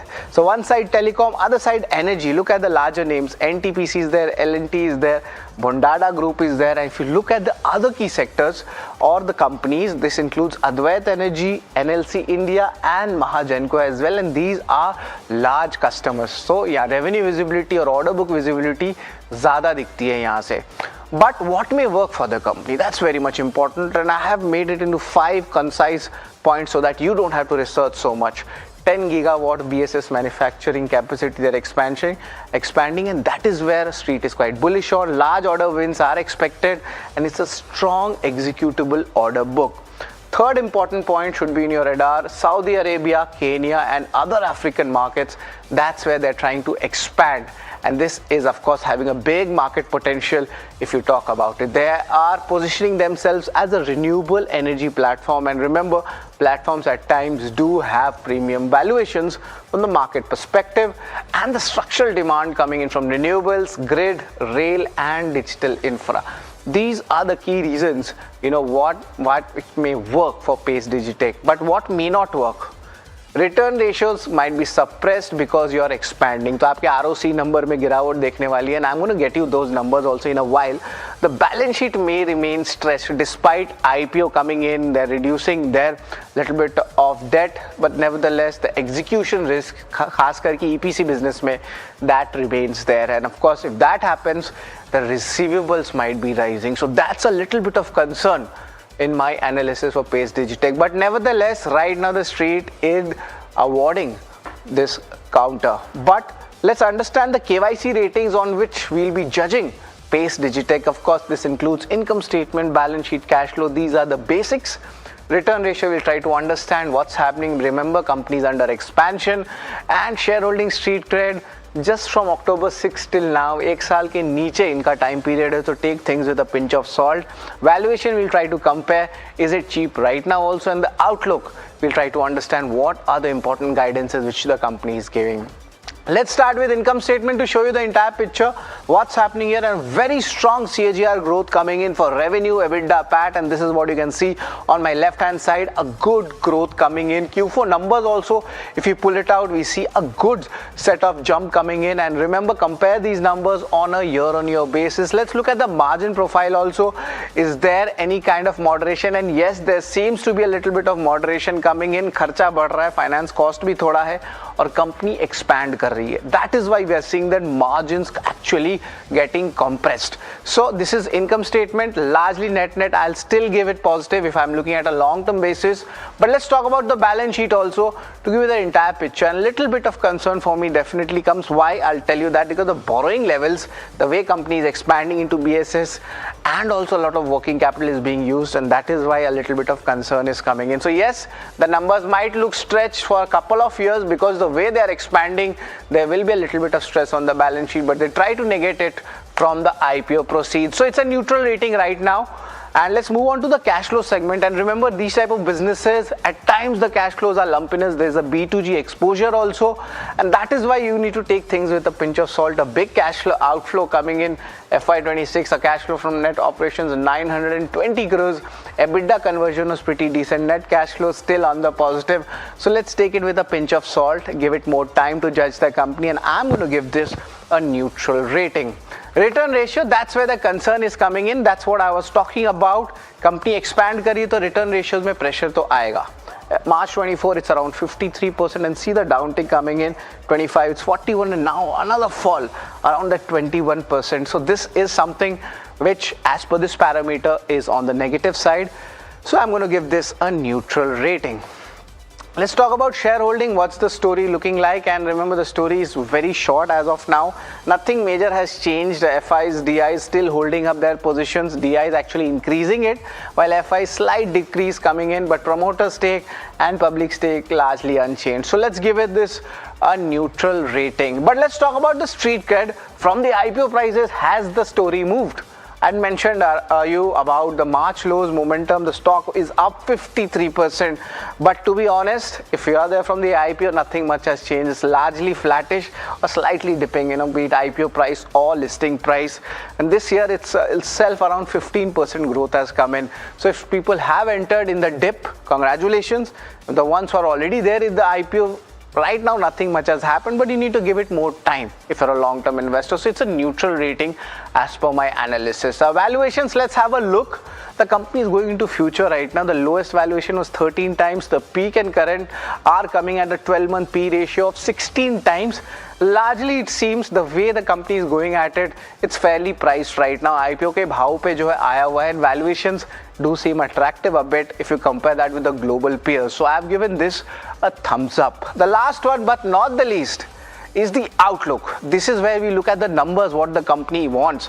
The larger orders is expected in BSS segment, more is expected. That's what the street is also factoring in right now.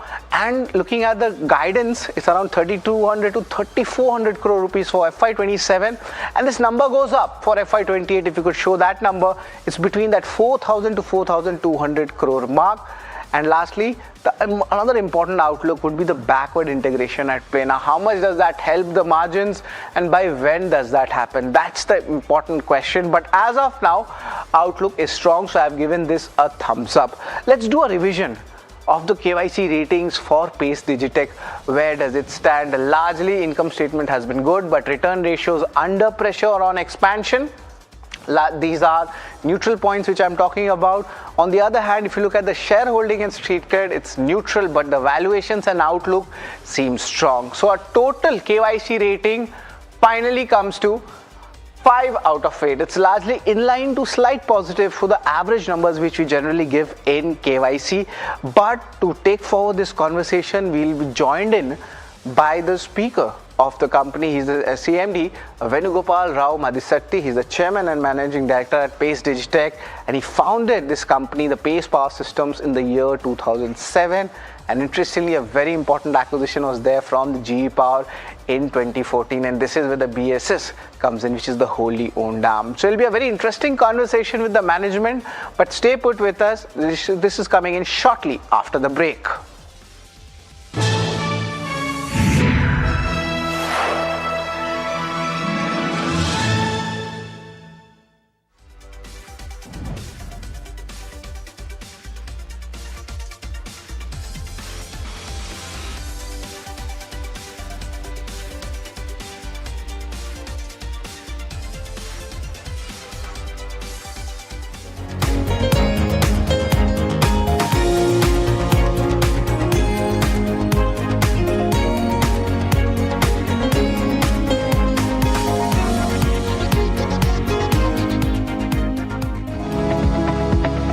Superstar Stocks of the Day, presented by Tata Azura.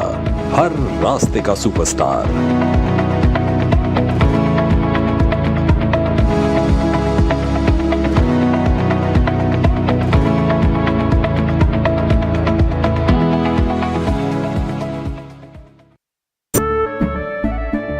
केसरिया से मन जोगी हुआ रे, दिल झूमे देखो मतवारा हुआ रे, केसरिया से मन जोगी हुआ. हर पल मनाओ केसरी त्योहार.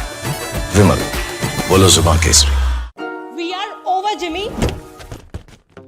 हे, लाइफ में स्क्रैचेस तो आएंगे. गाड़ी के स्क्रैचेस को तो कॉस्मो पीपीएफ संभाल लेगा. आप अपना देख लो. अंबा शक्ति प्लांट की वर्ल्ड रेनाउंड टेक्नोलॉजी देती है स्टील को ज्यादा ताकत हर बार. अंबा शक्ति SDTMT.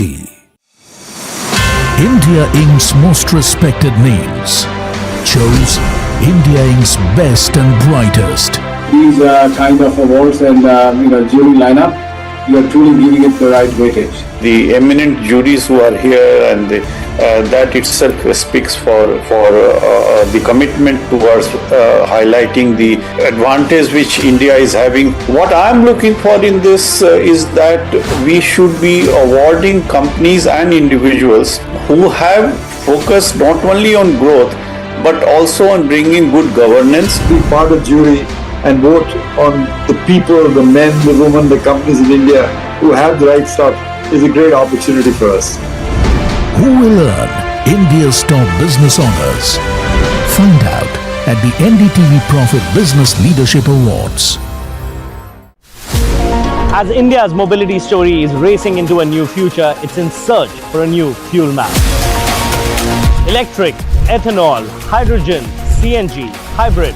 What will power India next? India's sharpest mobility minds come together to decode the fuel mix that will define the road ahead. The NDTV Automate Fuel and Future Summit 2026 on 15 July only on NDTV Network. India's unshakable news habit. NDTV.com is India's #1 English news website.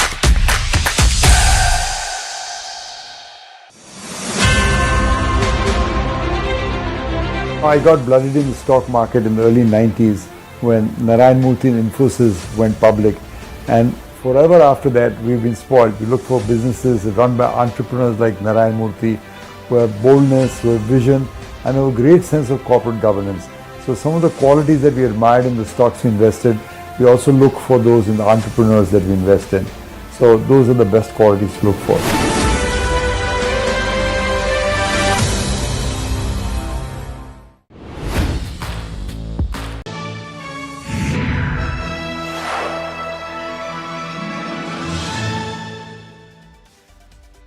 Welcome to KYC. We are joined in by Venugopal Rao Madisetti. He's the chairman and MD at Pace Digitech. Good afternoon, Venugopal sir. It's always a pleasure to have you with us at NDTV Profit, and of course, first time coming in KYC also this year. Just wanted to understand, sir, a lot of announcements coming in the BSS segment. How are these announcements looking like? Any key timelines for it? And yes, the order book outlook, at least for this segment. Yeah, good morning. Yes, a lot of announcements are coming because BESS is an evolving subject, and there's a lot of traction to it. And as late as last week, we had participated in India Energy Storage Week. It was an event and exhibition in Delhi. So we had the Minister for Power and the Minister MOS for the MNRE. They had visited this event and they visited our stalls. And during their speech also, they mentioned that energy storage is very, very critical for the country. And out of that, the battery energy storage system is gaining a lot of traction because of the faster implementation as well as the prices that have come down in the last 2-3 years. So that makes battery systems as the prime source of energy storage for the renewable energy now. So yes, we do have a lot of announcements, a lot of partnerships, a lot of MOUs getting signed. Yeah. Right. So there is a bullish sentiment coming in, especially on the order outlook front for BSS segment. But I want to get a little bit more into the details about it. There's a lot of capacity expansion at play. Around 2.5 gigawatts of current capacity, it seems like it's there, and you're expanding. Each quarter there's an expansion coming in. I wanted to understand, the timelines which you have given. Are you sticking to that? The expansion will happen as per the timelines, and if yes, by the end of FY27 or beginning of FY28, what will be the overall capacity? And I'm talking about the BSS segment only. Yeah, the capacity expansion is already in place now. From 2.5, we have expanded to 5, which is just getting commissioned probably in this month itself. And then we are already constructed the factory for the 5 to 10 gigawatt hour capacity. Equipments have been ordered, and the equipment is delivery is expected in October. So yes, before December itself will be 10 gigawatt hour capacity. That will be the biggest operational capacity in the country for the BESS systems. So this market definitely becomes very big in the BSS segment, and the street is actually factoring in that you are a first mover advantage, and that's what the company is also claiming. I wanted to understand the lithium product angle also. There was a tie-up with a Chinese company, just after your earnings. I have been tracking that. But how big this market is, and can we expect more of these tie-ups in this segment as well? Yes, we need that because the lithium is the prime, source or the prime input for this energy storage systems. And unfortunately, as of now, we do not have the cell manufactured in India. So we obviously depend upon the suppliers outside the country. And we need to have a strong supply chain built to have this kind of large capacities to be executed. So keeping that in mind, we are continuously working on strengthening our supply chain. As part of that, we had announced that 3 gigawatt hour from one good supplier after almost 6 months of evaluation by our technical teams and the supply chain teams. We have finalized that. So supply chain becomes very critical for the lithium-ion battery systems because we depend upon them. So obviously we need to secure our supply chain as well. So we are in that direction, finalizing those partnerships with good suppliers for us.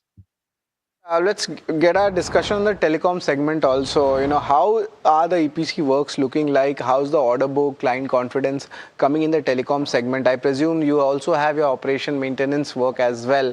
And there's a lot of announcements coming in the telecom infra for India as well. We are at a point of an inflection.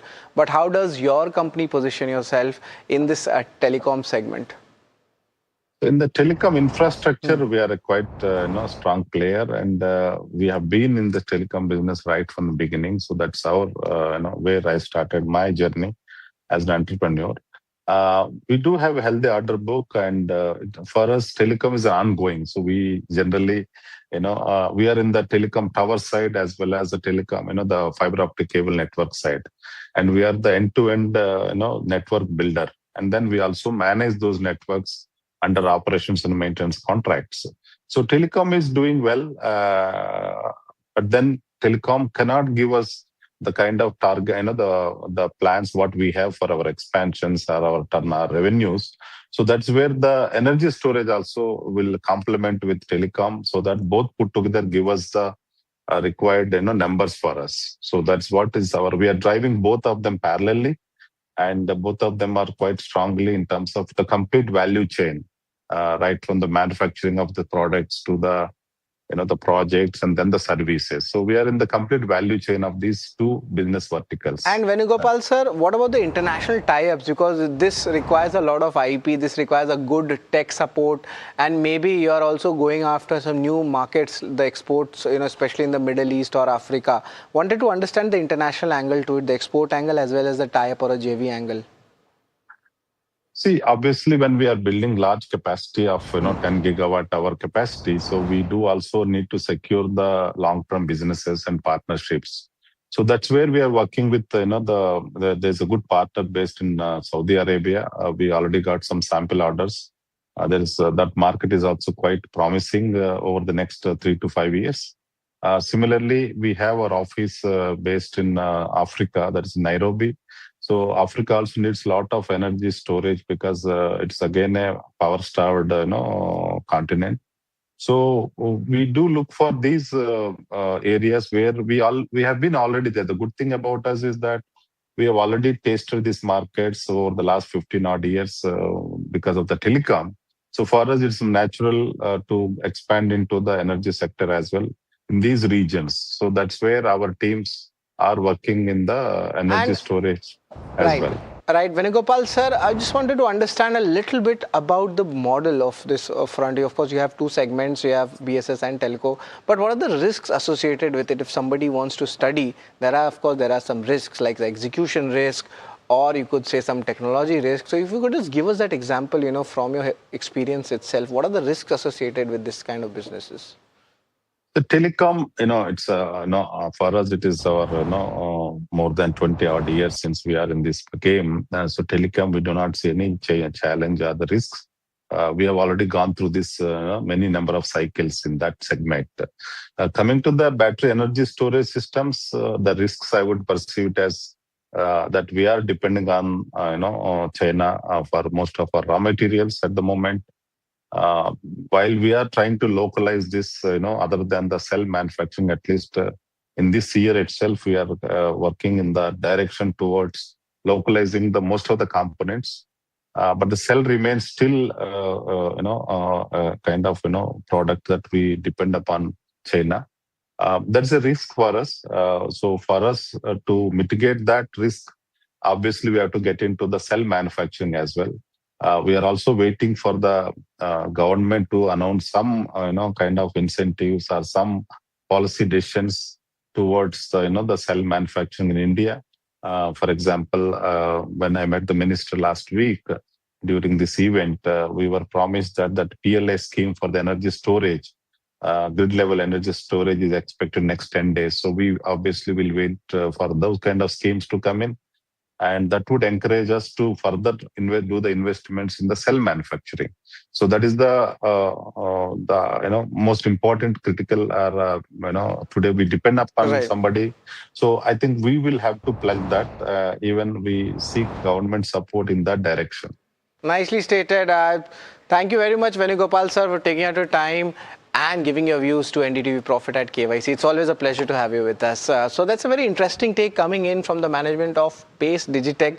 A lot of BSS orders coming in. Of course, there's a B2G exposure also, but a little bit of concerns definitely are there on the execution risk. But the stock has moved up more than 50% from March lows. Interesting, right? For stories like this, keep watching NDTV Profit at KYC. Thank you.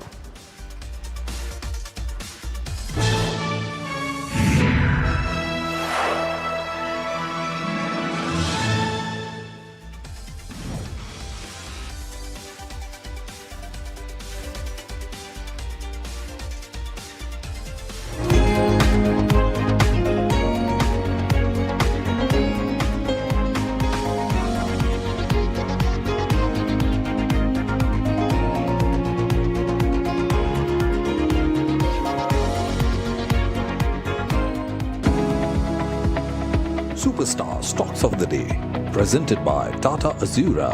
हर रास्ते का superstar.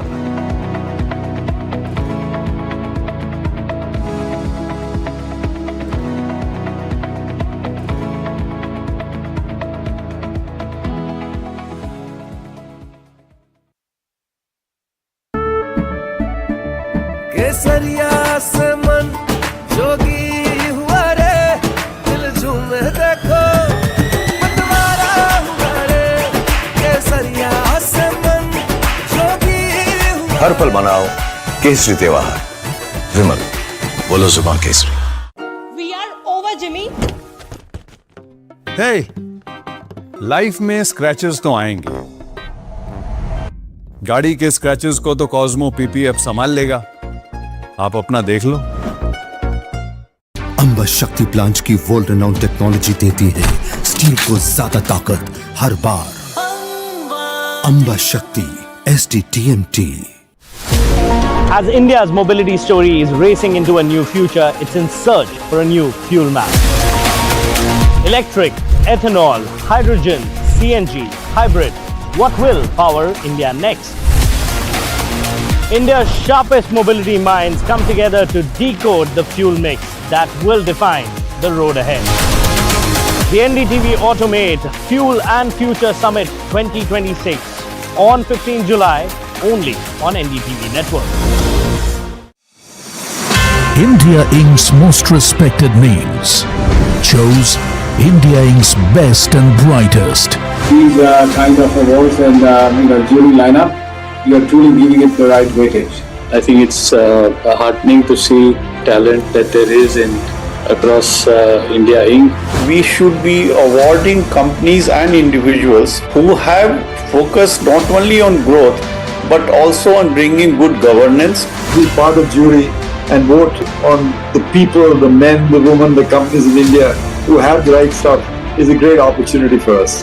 For us, the biggest thing is trust. That's what we provide. We need leaders in India that can help take India being a global superpower. We got a fantastic jury and we've left all decisions to the wisdom of the jury. Who will earn India's top business honors? Find out at the NDTV Profit Business Leadership Awards. India's unshakable news habit. NDTV.com is India's #1 English news website.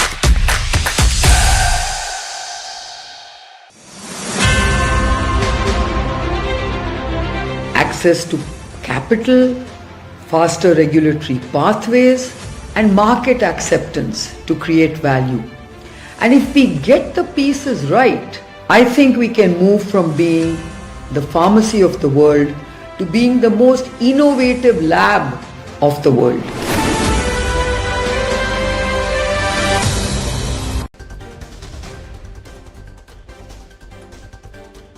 Nifty recovers from opening lows as investors assess global cues, oil volatility and Q1 results. Nifty, though still is in the red, trades above 24,100 with broader markets moving in tandem with the benchmarks. Avenue Supermarts trades under pressure after operationally weak Q1 results. Metro SSSG impacted due to the quick commerce competition. Company approves 1,000 crore rupees of fundraise via NCDs.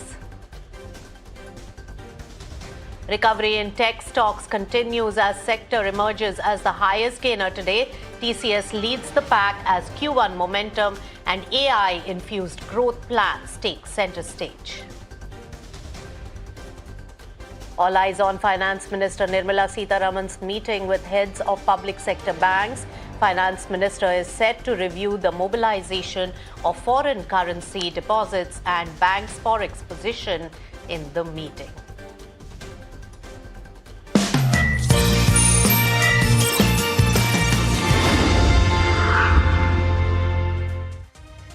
Hello and welcome. You've tuned into Markets at 12 on this Monday afternoon. I'm Nisha Poddar.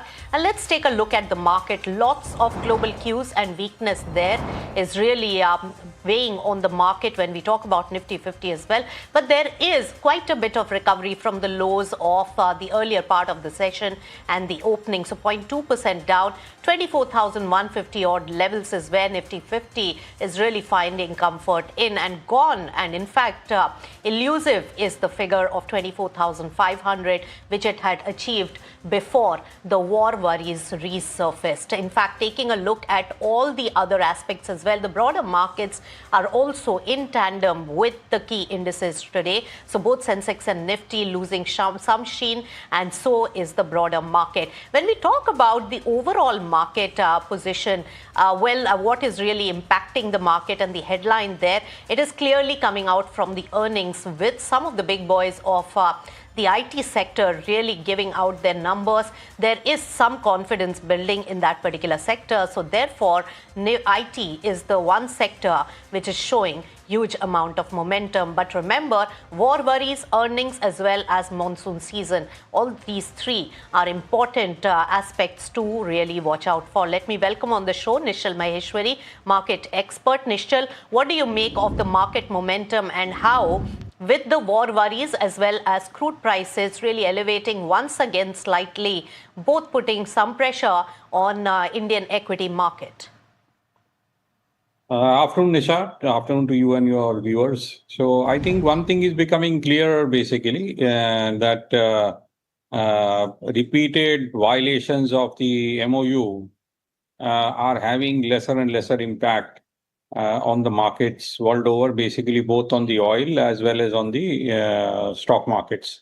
So if you really look at it, basically, I think there's been a serious violation in the last 2 or 3 days, but oil has not run away to $100. It's still at around 80.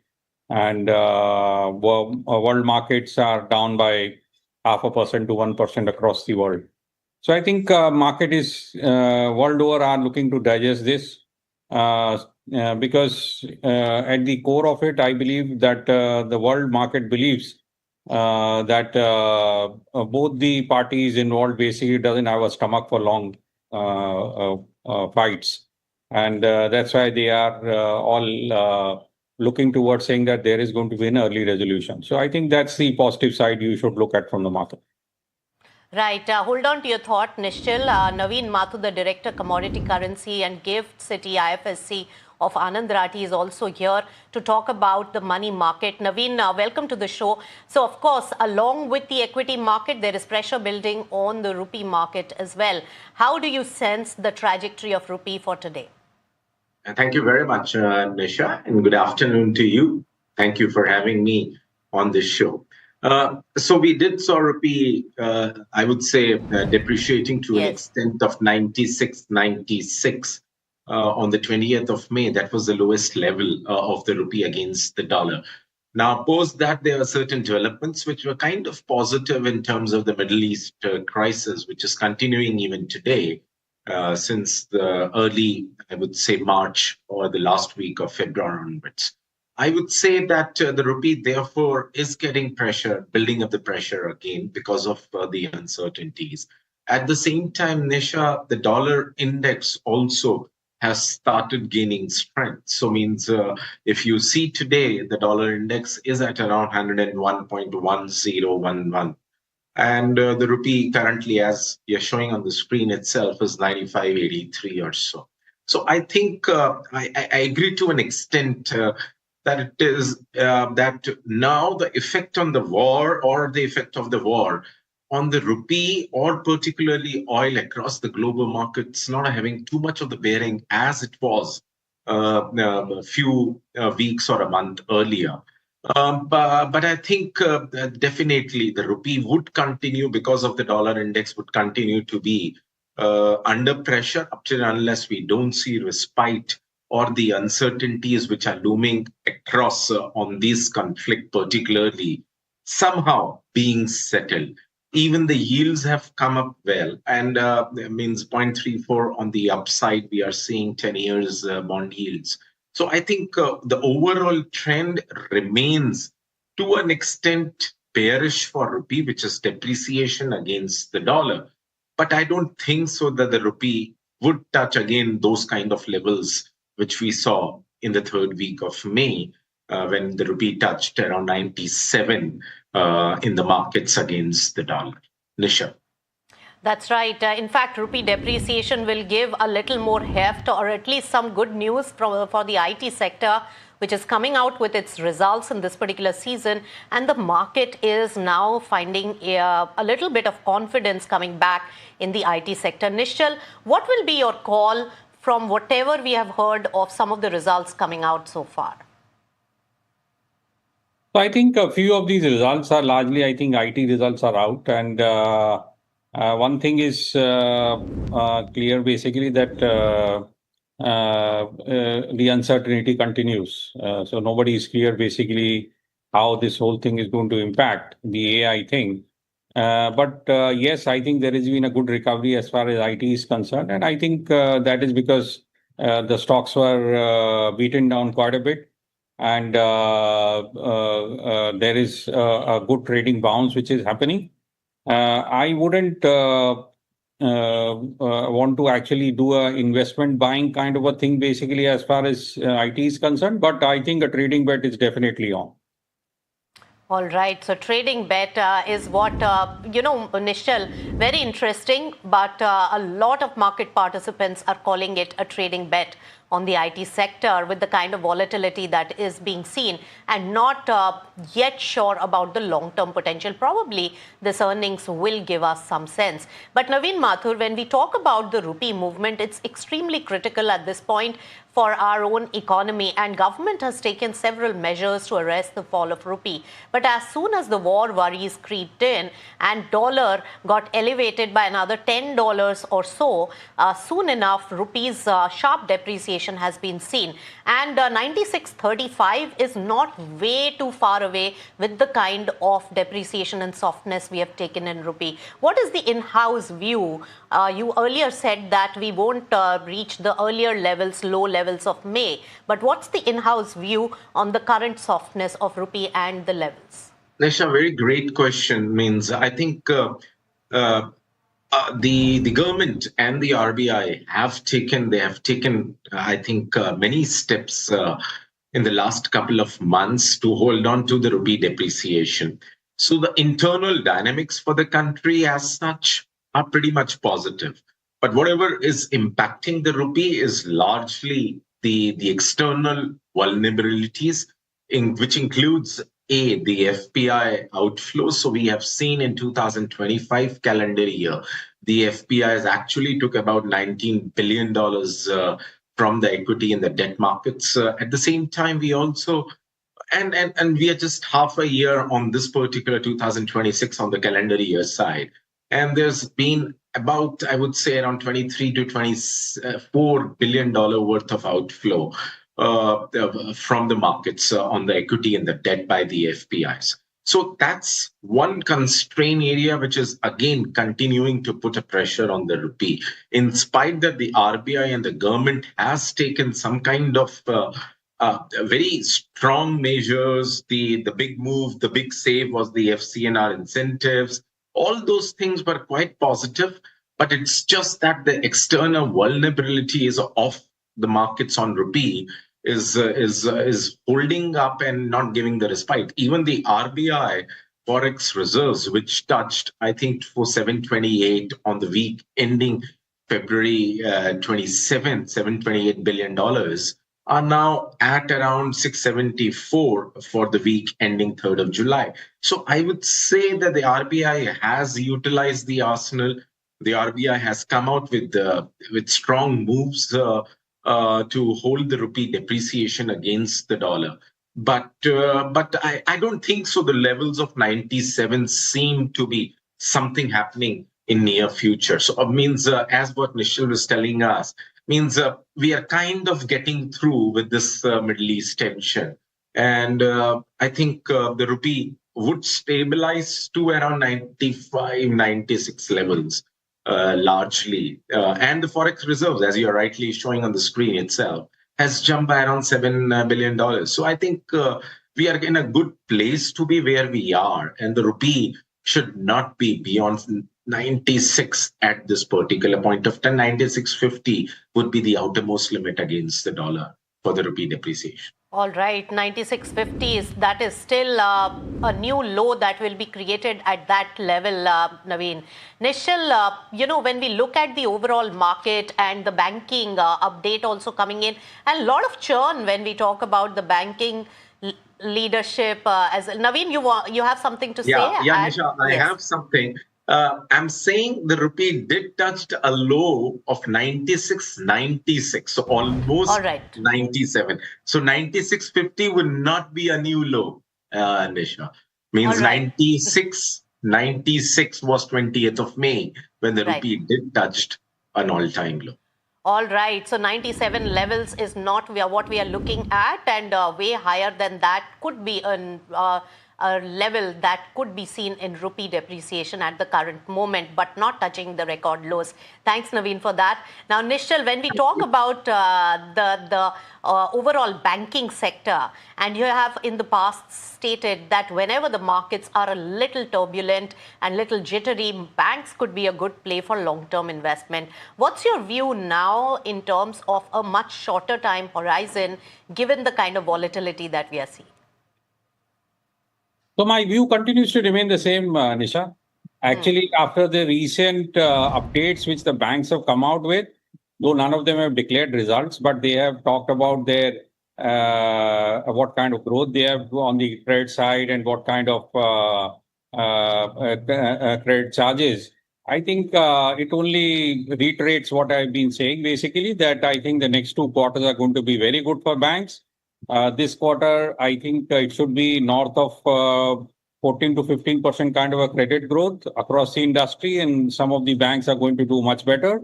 And then next quarter, basically, the FCNR benefits will come. So I see at least for 2 quarters a very strong performance by the banks. All right, so banks are one area which you are bullish on.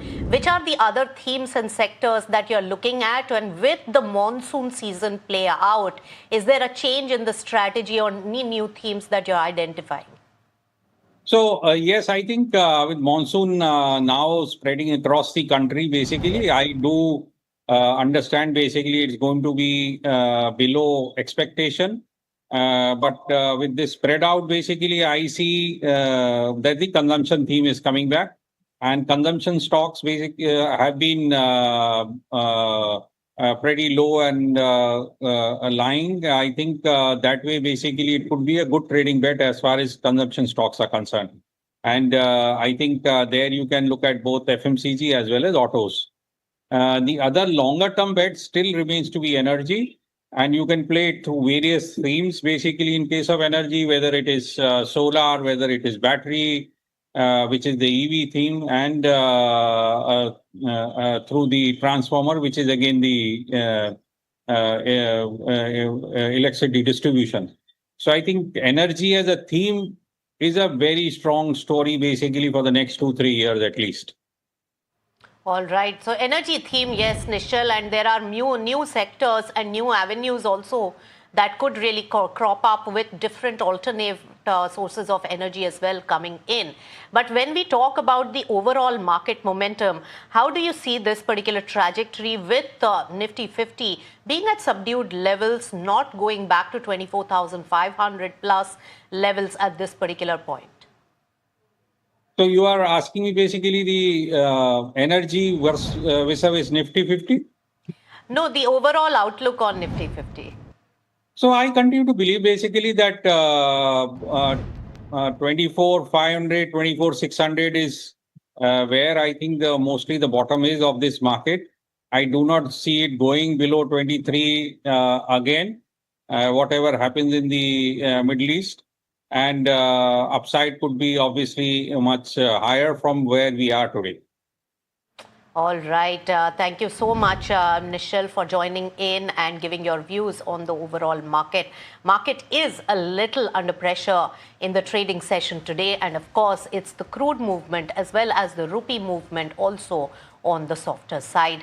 But remember that earnings season is in a big swing right now, and Avenue Supermarts is under pressure today after operationally week Q1 results. In fact, Mahima is here to explain what's not really working for the company and what are the brokerages really penciling in on their numbers. Tell us, Mahima. Right, Nisha. So as you rightly mentioned, overall the numbers were largely in line with what the street was expecting, but operationally, they've been on a weaker front. In terms of Metro City same-store sales growth, that's been impacted on account of the competition that it's getting from quick commerce. Plus, the profit has lagged revenue growth in the last 10 out of 13 odd quarters. So that's not a very good sign.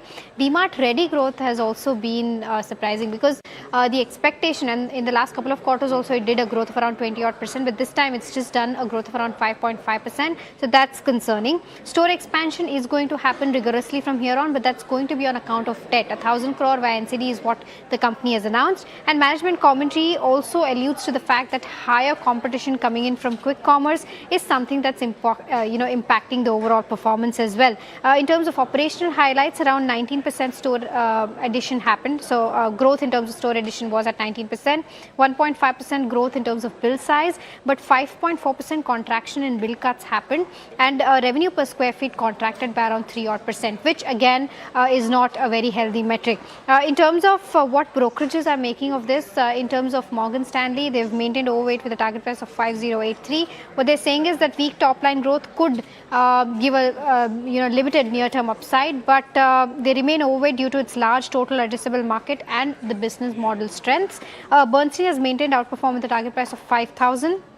They're saying that they expect store expansion to remain 80 plus. They expect cost curve to become supportive over the next 2 to 3 quarters, and DMart Ready, according to them, is a distraction and not a distinction, and that's how investors should view it as. And lastly, Citi has maintained sell and cut the target price to 3,400 from 3,650 earlier. What they're saying is that they've also cut down the revenue estimates and the EPS estimates for FY27 to 29, and they seek better entry point and valuation for a better risk to reward ratio because it seems unfavorable right now. So this is the overall view coming in, of course, with regards to how the earnings fared for Avenue Supermarts and what the brokerage take is. All right. Thank you so much, Mahima, for giving all those important details. And the stock of Avenue Supermarts is down 2%. Remember, a downgrade in some sense, looking at the quick commerce competition that is really coming in, which looks like has made Avenue Supermarts at these valuations look expensive. All right. Moving on, HDFC Bank, and that is also down by 0.67% in trade today, has reiterated that its commitment to high standards of corporate governance in its annual report. In fact, the bank said that independent external legal firms reviewed the allegations made by the former chairman and found them to be unsubstantiated after a detailed review. In fact, Piyush has all the details on what the company, HDFC Bank, has really communicated in their annual report about the leadership aspects and the change in the chairman. Piyush, tell us. That is right. Every year, the bank comes out with its annual report where they talk about the investments being made in tech, the people force that they are building up, the business plans that the bank has. But this time, what caught the eye of us watchers was that there was a separate subhead, corporate event, it was termed as. And under that subhead, Mr. Shashidhar Jagdishan, who's the MD and CEO, reiterated, how the whole process went through after former chairman of the bank, Mr. Atanu Chakraborty, resigned, citing certain differences between the business practices at the bank and his own personal values.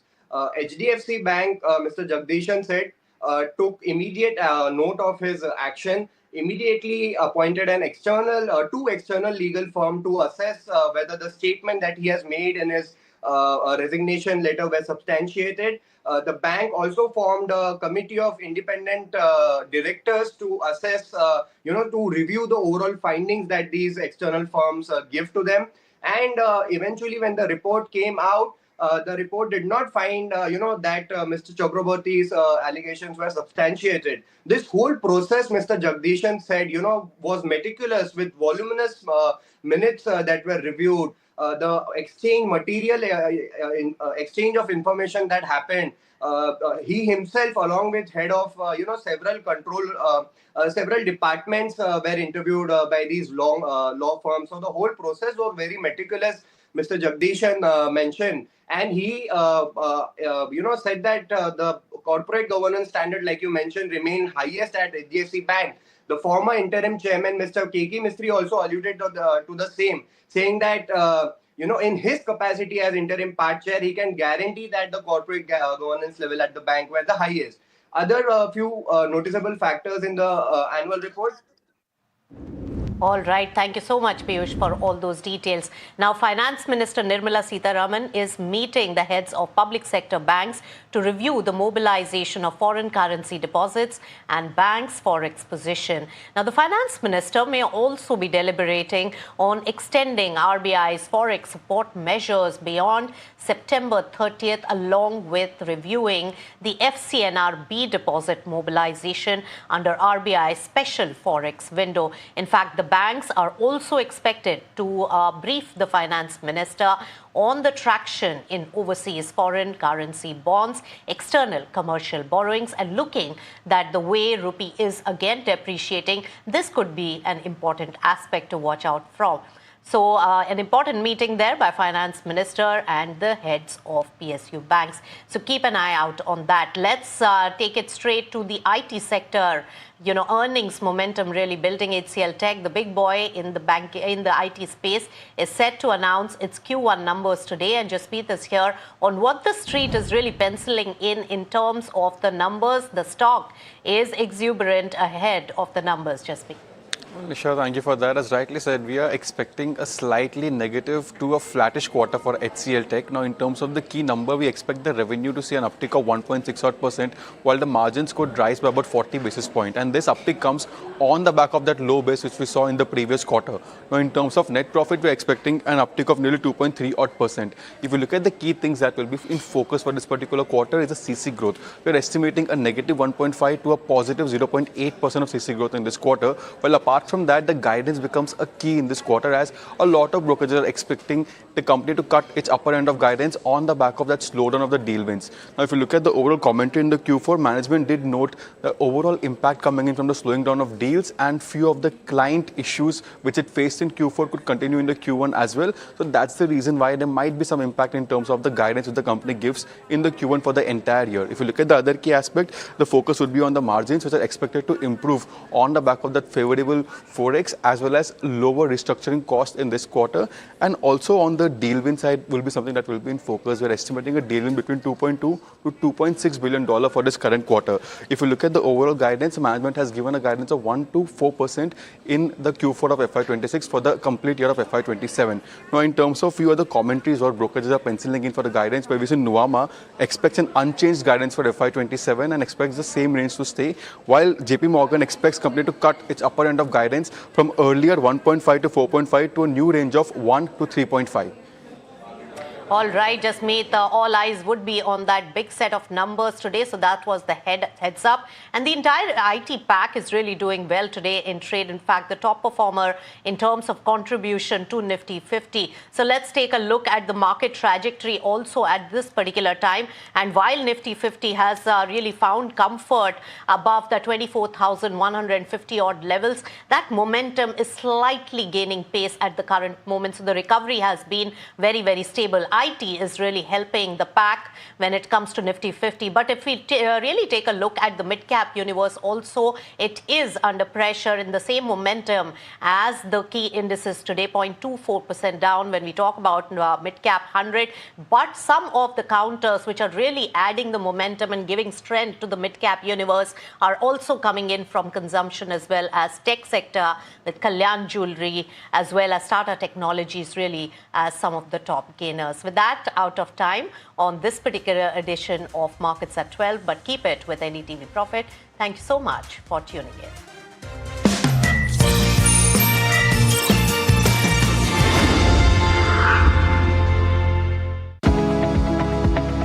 Superstar Stocks of the Day, presented by Tata Azura. Har Raste Ka Superstar.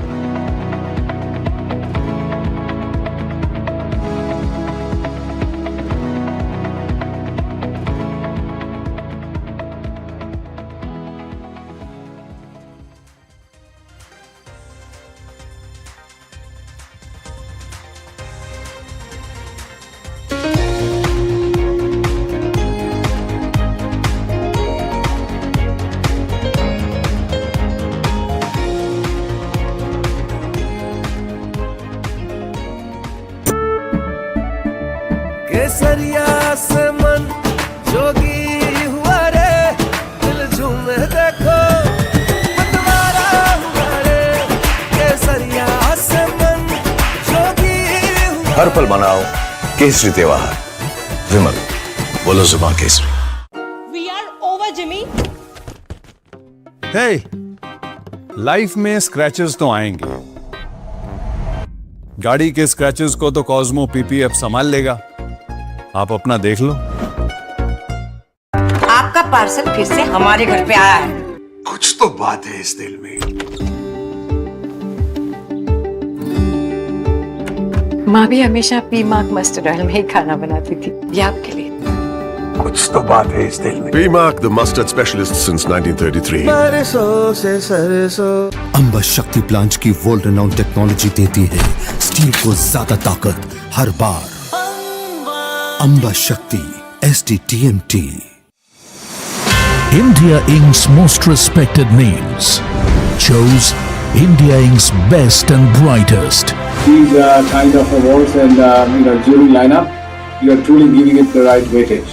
I think it's heartening to see talent that there is in across India Inc. We should be awarding companies and individuals who have focused not only on growth but also on bringing good governance. Be part of jury and vote on the people, the men, the women, the companies in India who have the right stuff is a great opportunity for us. For us, the biggest thing is trust. That's what we provide. And we need leaders in India that can help take India being a global superpower. We've got a fantastic jury and we've left all decisions to the wisdom of the jury. Who will earn India's top business honors? Find out at the NDTV Profit Business Leadership Awards. As India's mobility story is racing into a new future, it's in search for a new fuel map. Electric, ethanol, hydrogen, CNG, hybrid. What will power India next? India's sharpest mobility minds come together to decode the fuel mix that will define the road ahead. The NDTV Automate Fuel and Future Summit 2026 on 15 July only on NDTV Network. India's unshakable news habit. NDTV.com is India's #1 English news website.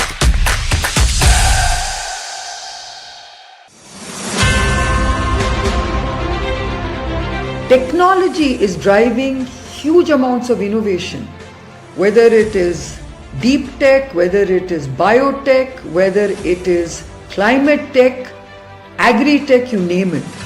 Young entrepreneurs are taking on risk, they are innovating and they are keen to create value. And to me, that gives me the optimism of what India can become.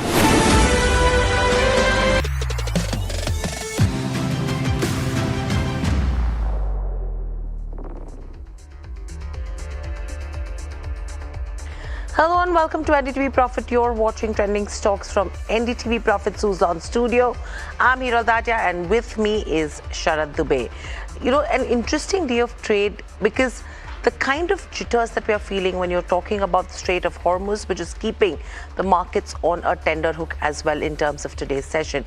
If you pull up Nifty 50 on the screens as well, along with Bank Nifty, you'll see what we're talking about right now. Let's just pull up that one on the screens and then we'll go to Shara to take us what's actually happening. The recovery that's coming from the opening lows right now. Spectacular. We're just now 30 points down in trade as we speak. 24,177 is what you're tracking. In fact, let's head across to Sharad to give us more in terms of factors that we should be watching out for and what are the kind of trends that he's picking up. Sharad, good afternoon. What are you picking up so far? Good afternoon and welcome back, Hiral. And very nice kind of, gap down we had and a recovery. You look at it, we are almost there.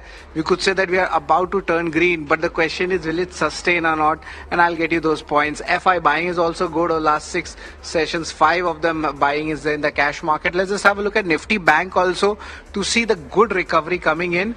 Of course, the technical setup for Nifty looks a little bit better than Nifty Bank, but nevertheless, the recovery is at play after what we had seen in the gap down opening. Concerns are especially coming in on the Asian markets. But let's look at the key factors to watch. And yes, today is one of the most important news is the closure of the Strait of Hormuz. That's what Iran has stated. The recovery is being seen from the gap down opening, but the question remains is will it sustain or not. Let's look at the key support levels right now. That's the range is, I've given a bit slightly larger range for both Nifty and Nifty Bank, if you could understand the entire support range coming in. And also let's look at the sectors, especially the IT sector. That is where we are seeing a good buying happening. Some brokerages are turning bullish. TCS is up almost 6% in the day's trade. So we'll definitely be looking at it. But yes, as of now, the risk-on sentiment is still, kind of, prevailing. The crude has risen. So a little bit of concern is definitely there. A sharp cut in Kospi and Nikkei, and that's how they have ended. So concerns are definitely there. But India seems slightly insulated. Rupee has weakened. Yields have risen. That's an important point to track if you're getting the macros in between. India VIX remains elevated, so a little bit of concern is there, but nevertheless a recovery is at play today. Two important data to be tracked from the macro perspective that will be very much important, and earnings also. If you look at it, all three stocks are doing well. HCL Tech ahead of the earnings is up 5%, ICICI Pro MC up 3%, and Bajaj Consumer also, and this is a very important and a positive thing to see for the major earnings today. So we'll be focusing on the earnings today, Hiral, but nevertheless the benchmark indices are showing a good recovery. Absolutely. In fact, let's understand which are the stocks which are actually pulling Nifty 50 higher. If you can just have the heat map on Nifty 50 up on the screens as well as we speak. And then we look at the sectoral heat map as well to understand the kind of sectors, because IT is seeing buying coming in at lower levels. There you go. TCS, you have HCL Tech ahead of numbers, Tech Mahindra, Infosys, Wipro, all of these counters which are trading in the positive. What's actually under pressure is a Tata Steel from the metal pack. Indigo, for obvious reasons, you have crude prices which have gone beyond that $79 per barrel mark, and that is what is having an impact. Or when you talk about an Indigo as well, JSW Steel, Tata Consumer, a few of the auto names like Maruti also under pressure. Reliance Industries, another one which is down in trade. Let's look at the sectoral heat map as we speak, because if you talk about individual sectors as well, what's holding up today? IT, consumer durables, media. These are the ones which are seeing some smart gains. In fact, IT 4.5% is the kind of up move, but there is profit booking coming in on real estate, and this is post the numbers that have started to come in for the first quarter. Apart from that, in terms of other sectors, metals we did speak about, consumer durables is another one. The PSU Bank Index also trading under pressure. But let's quickly look at the watch list at 12:30 p.m. on NDTV Profit. TCS stock is up in trade. Kotak has added TCS to its large cap model portfolio, and they've done a deal as well. Just Dial is another one which is in focus in today's session, and that is on the back of a strong Q1. The revenues have actually seen a growth of around 10% this time around. The stock seeing some smart moves as well. 63 Moons is another one, 9.5% up move coming in on a 63 Moons. It's on the strong Q1 update. The order book also now stands at around 288 odd crores. Epigrel, the biggest gains that stock has seen in the last 2 months. You have Rain Industries as well. The stock has hit a new 52-week high. Avenue Supermart's under pressure, and it's only because of the slower top line growth. LTM has reported numbers, but the constant currency growth is the lowest in 4 quarters. However, the first quarter has been in line, and that's what the street is reading into. L&T Finance as well as reported numbers, but the profits are above the street estimates, up almost 29%. Aurobindo Pharma continues to trade under pressure, and this is on the back of the reiteration by Macquarie as an underperform. The concerns that a city has also spotted.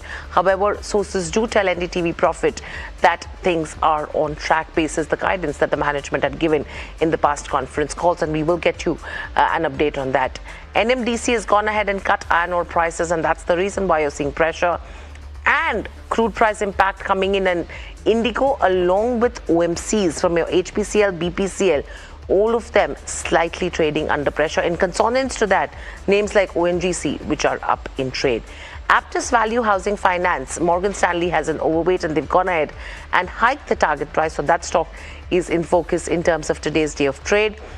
Canfin Homes, that stock is up around 0.5% as we speak, and that's again on a Morgan Stanley overweight with a target price hike and a Home First Finance. Adani Green Energy, the operational capacity is up around 27% on a year-on-year basis. You have Avantel, again on the back of the business update, the earnings, 3% up move coming in there. Tata Steel trading under pressure, and that's because the Dutch unit is facing criminal summons, and that's the reason why you're seeing that kind of downtick coming in there. The restructuring announcement that has come in from an HEG, that stock is up, and a Balrampur Chini, where HDFC Securities has a target price of 622 to 650. The stock is up nearly 4 to 5% in trade. So that's what the watch list looking like at 12:30 p.m. However, Sharad, let's look at the rapid fire with our guest as well. We have Nilesh Jain from Centrum 5 joining in. Thanks a lot, Hiral, for that. Good afternoon, Nilesh. It's always a pleasure to have you with us. We'll start a rapid fire round, and we're discussing Epigrel here. Very good move coming in. I know charts also good volumes coming in. It's a good time to have a trade in this counter, Nilesh. Well, Sharad, I think it's too late. The counter has already surged today close to 12%, so the risk and reward is not looking favorable. It's an avoid taking any fresh entry. But yes, if somebody is already holding the long position, can drive this momentum up to 1140, 1200 by keeping a trading stop loss at 1065. Right, Nilesh, your views on Rain Industries, at least on the monthly charts, how things looking like? Good up move already we have seen in this counter, but do you think this will sustain going ahead, or you suggest a little bit of profit booking? Well, Sharad, if you see the broader structure, the counter has recently given a major breakout from a falling channel. So I think this is likely to be a sustainable move, and we may see a move towards 230, 250 on the upside. So by keeping a stop loss below 198, one can go long at current level and can be added on declines as well. Right, and Street seems quite bullish on L&T Finance, especially on the numbers also. But what do the charts suggest? What level should one track? This particular counter has been one of the outperformer within the NBFC space, and the structure still looks strong for 360, 370 levels on the upside. So by keeping a stop loss below 305, this particular counter can also be added on dip. Right, let's get in two stocks, Canfin Homes and Home First Finance. Out of these two stocks, Nilesh, which one looks much more interesting, and if there is a trade to be made here? Well, out of these two, Home First is comparatively looking better because the counter has today given a good breakout from a long consolidation zone, and yes, looks like it is heading towards 1300 to 1350 levels on the upside. So yes, out of these two, Home First can be bought on decline by keeping a stop loss below 1230. Right, and just a question on NMDC. Is this a consolidation candidate, or is there a trade to be made? Well, it is at a crucial level right now. If it breaks below 83, then I think it may fall further towards 81 and 79 on the lower side. So it's kind of a wait and watch for this particular counter. If you spot any reversal above 85, then yes, a pullback trade can be seen. Right, the next stock is Adani Green Energy, a very strong operational update coming in the first quarter. Your views on it? Well, it's a momentum play. We have already seen a very strong move in the last couple of months, all the way from 800 to almost 1600 kind of levels we have seen. So it has already doubled in last 2 months. But yes, there could be possibility we may see a follow-up on the upside towards 1600 to 1650.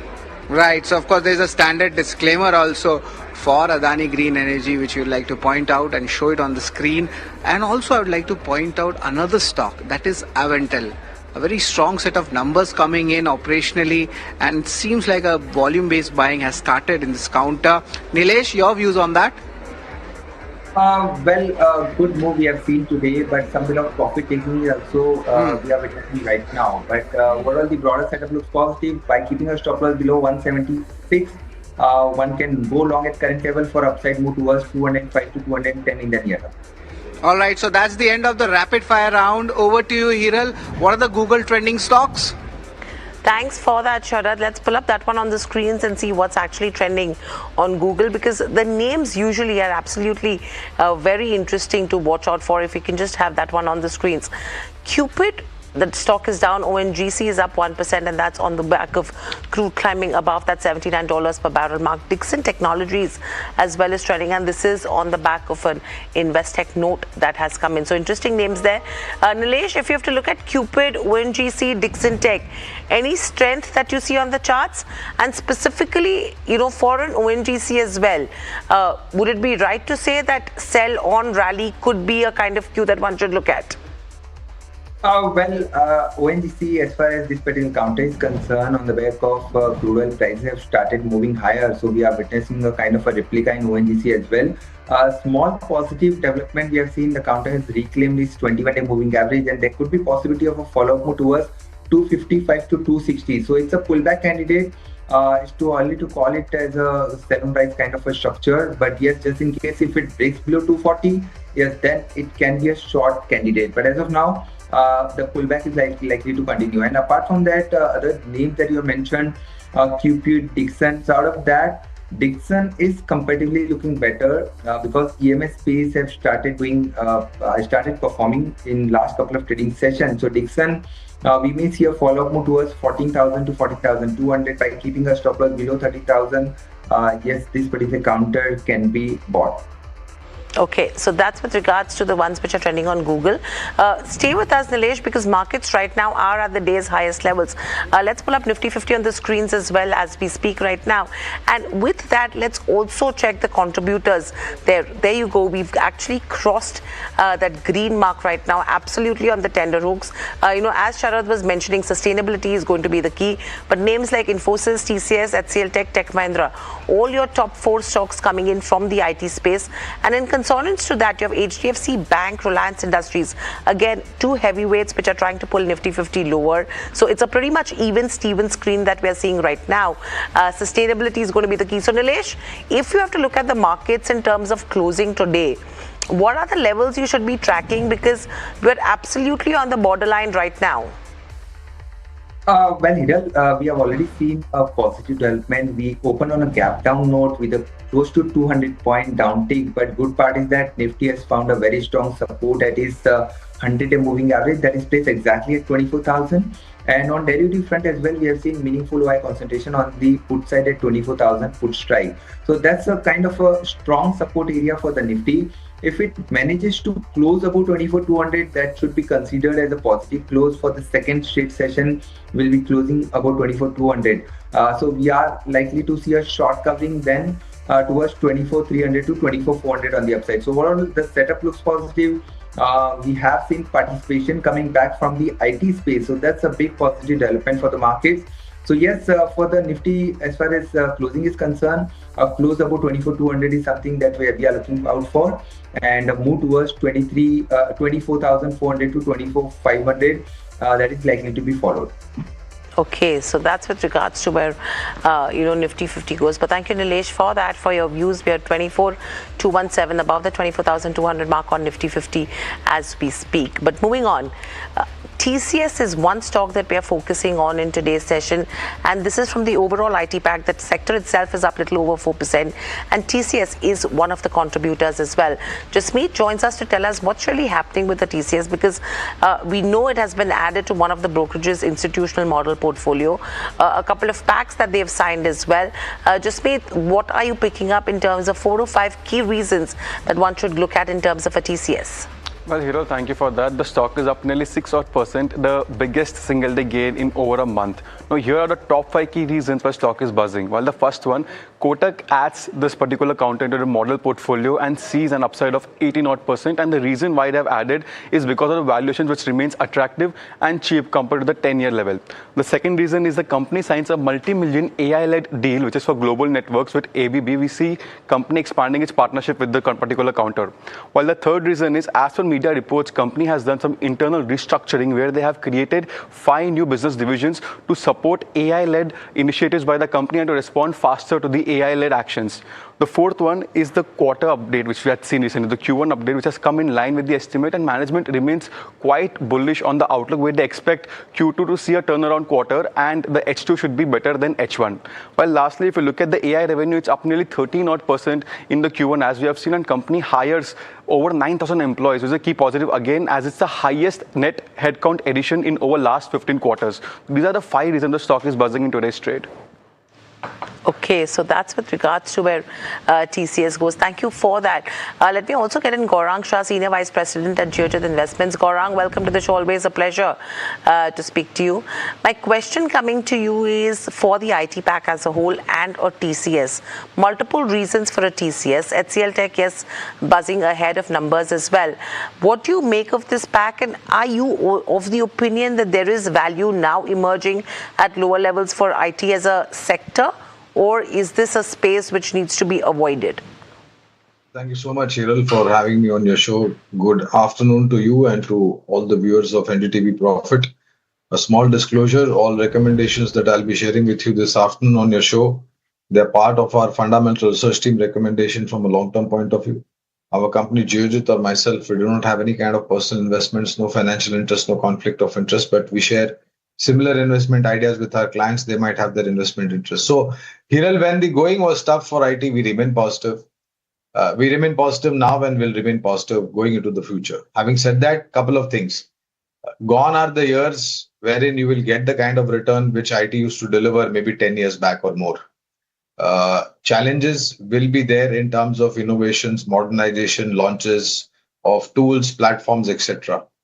Capability to scale up will depend upon company to company. So you need to be very, very specific as to which opportunity you are identifying in the IT sector as an investment idea from a long-term point of view. And when you eventually get that, then your long-term investment horizon has to be at least 1.5 to 2 years, given the kind of challenges that IT sector has to face in terms of innovation and transformation. Topic, Gaurang, in this space. So I'll give you 3: small cap, mid cap, large cap. From base of the pyramid, KPIT Tech or Cyient Limited. From the mid cap universe, again, Coforge or Persistent System. And from the large cap, TCS or HCL Tech. Okay, so interesting names coming in there as well. Thank you for that. But moving on from the IT pack, your pharma as well. Now, Aurobindo Pharma is back in the spotlight, and this is after Citi and Macquarie have come out with a note with negative commentary. In fact, the stock is down nearly 1% in trade, and this is coming in post the Lennet deal. Now, these notes counter management's past commentary as well. Varsha is here to break down the negatives and the positives for Aurobindo Pharma, and an exclusive story that we have in terms of what sources are making of the company as well. Over to you, Varsha. I think it's the best time to put a spotlight on Aurobindo Pharma, considering a lot of data revolving around this counter. And we do have, sources which are telling us some of the positive points on Aurobindo as well. But let me start with what brokerages are saying. They're expecting US sales to be stagnant, or rather they say that the US sales have been stagnant despite market share gain. But one point to notice is the other markets to offset US generic pricing pressure, number one. And in fact, Aurobindo has 888 ANDA filings, which is the broadest portfolio when it comes to industry. But again, brokerages are actually pointing out on Lanet sales, which is the key highlighting factor. They say that Lanet sales is down 30% according to IQVIA. But the controlled substance are not fully captured by IQVIA. Now, this is one of the things that sources are telling us. And of course, the injectables, peptides pipeline execution is uneven according to brokerages. But one has to also understand that the growth engines have entered commercialization. When I say this, that means respiratory, injectables, Pen-G, biosimilars and CDMO are all nearing commercializations. But brokerages are also highlighting that biosimilars is a commodity business and is a competition for Aurobindo's pipeline, as many pharma companies are entering into this space. But Aurobindo's growth story is not about only biosimilars. The growth extends beyond biosimilars. Biosimilars are only part of the multi-engine growth story that the Aurobindo has. While brokerages have also highlighted about the respiratory portfolio, which may take time, to contribute meaningfully for the company. But the global partners have have been backed respiratory portfolio with $90 million each. That's the key highlighting factor over here.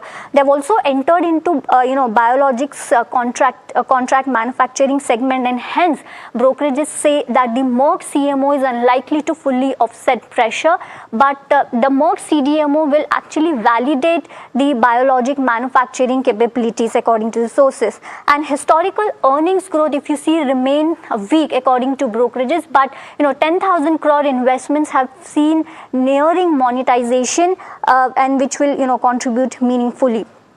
Then also lastly, the new businesses, if you see, are yet to meaningful contribute according to brokerages, but US sales, if you see, are nearing at $2 billion, which is a highlighting point.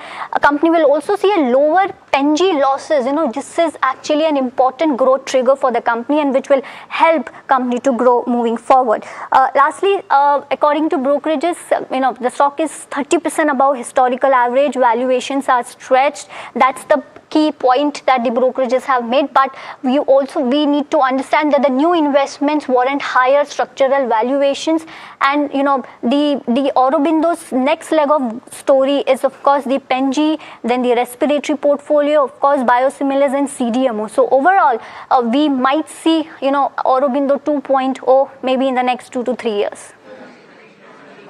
Thanks a lot, Varsha, for that detailed analysis on Aurobindo Pharma. Good afternoon, Gaurang sir. Sharad here. Your views on Aurobindo Pharma? It seems like it's at that inflection point. Hi Sharad, good afternoon to you as well. So as a disclosure, we have a buy recommendation on Aurobindo Pharma. If I'm not mistaken, our targets are also reasonably placed. I think whatever your colleague Varsha elaborated in terms of the pros and cons, I think the pros are on the side of Aurobindo Pharma. And my sense is that if you're a long-term investor, you should stay invested. And if you get these kind of opportunities at lower level, you can definitely level a little bit more into the stock as well. Aurobindo Pharma, but now we are out of time. And thanks a lot, Gaurang sir, for taking your time and talking about the stocks and the market ahead. But that's all, folks, from me, Hiral, and the entire team which put together Trending Stocks. Stay tuned to NDTV Profit.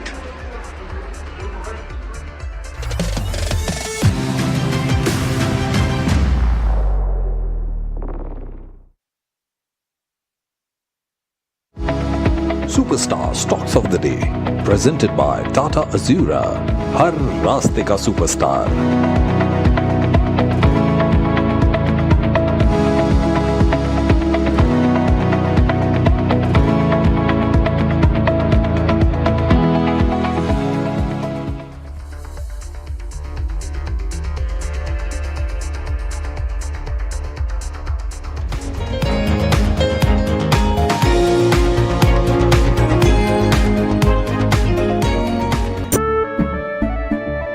केसरिया से मन जोगी हुआ रे, दिल झूमे देखो मतवारा हुआ रे, केसरिया से मन जोगी हुआ। हर पल मनाओ केसरी त्योहार। विमल, बोलो जुबान केसरी। We are over, Jimmy. Hey, life में स्क्रैचेस तो आएंगे। गाड़ी के स्क्रैचेस को तो कॉस्मो पीपीएफ संभाल लेगा। आप अपना देख लो। माँ भी हमेशा पी मार्क मस्टर्ड ऑयल में ही खाना बनाती थी। कुछ तो बात है इस दिल में। P-Mark, the mustard specialist since 1933. सरसों से सरसों। अंबा शक्ति प्लांट की वर्ल्ड रेनाउंड टेक्नोलॉजी देती है स्टील को ज्यादा ताकत हर बार। अंबा शक्ति SDTMT. As India's mobility story is racing into a new future, it's in search for a new fuel map. Electric, ethanol, hydrogen, CNG, hybrid. What will power India next? India's sharpest mobility minds come together to decode the fuel mix that will define the road ahead. The NDTV Automate Fuel and Future Summit 2026 on 15 July only on NDTV Network. India Inc.'s most respected names chose India Inc.'s best and brightest I'm delighted to be chairing a committee of such distinguished fellow businessmen, bankers. It's just lovely to be back on this NDTV jury. I have been a fan of NDTV for a long time.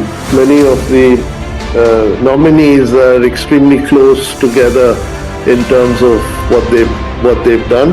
I think it's also important that how they are reshaping the industries, commercial activities which they are into. And it's a very judicious mix of people to choose from. My compliments to the team. Who will earn India's top business honors?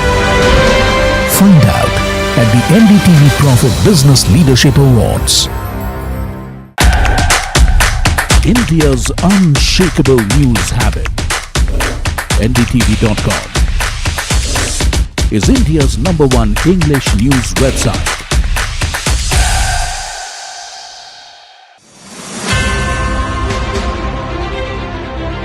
First of all, my compliments for NDTV to bring back the Leadership Awards, and in terms of both award categories and nominees, it's a very well defined process they followed, and it was pretty difficult for us as jury members to choose only one awardee among the nominees, and my compliments to the team.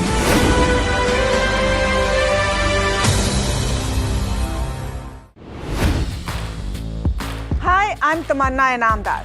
Watch me on NDTV Profit, where I break down the day's biggest business stories. What happened, why it matters, and what it means for your money.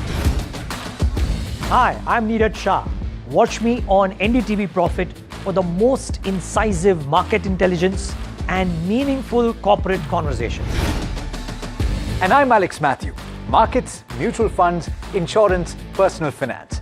I help you cut through the noise and make smarter financial choices. And here's where you can watch us.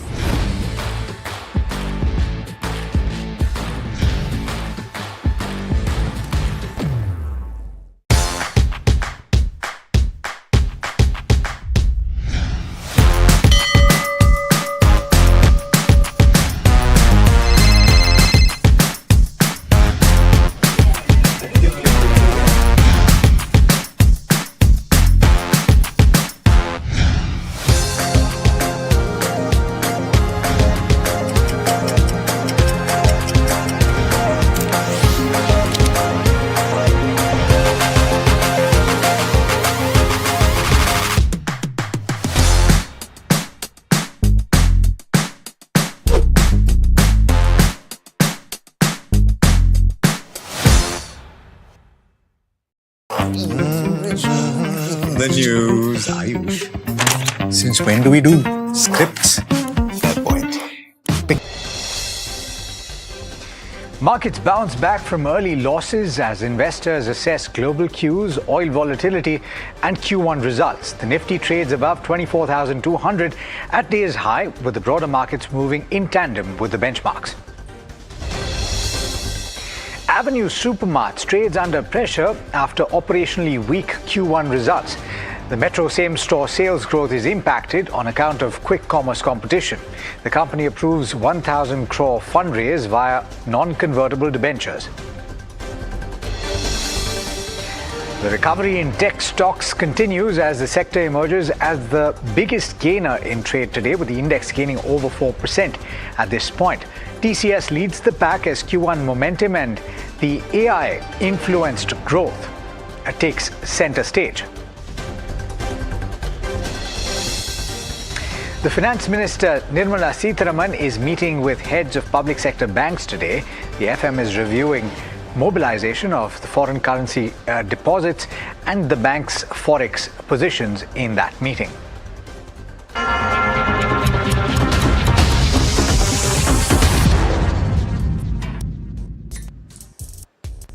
Hi, thanks so much for joining in. You're watching Lunchtime Trades, and my name is Alex Matthew. This show gets you a roundup of everything that's happened in the first half of trade today. That includes in the world of commodities and everything else that you need to know in the world of markets. This is, of course, while you grab lunch. But let's take a look at the market first. You have equity markets that have bounced from the low point, currently trading very close to 24,200 and flat.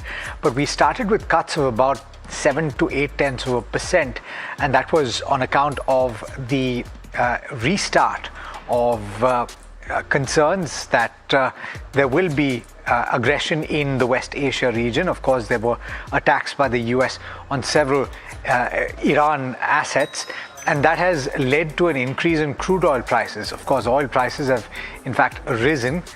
They are very close to that $79 per barrel mark. They've come off from the high point today. They didn't quite hit that $80 per barrel mark. But take a look at the contributors to the Nifty 50 and see what's moving the needle. And just pull up the contributors chart. You have Infosys, TCS, HCL Tech and Tech Mahindra.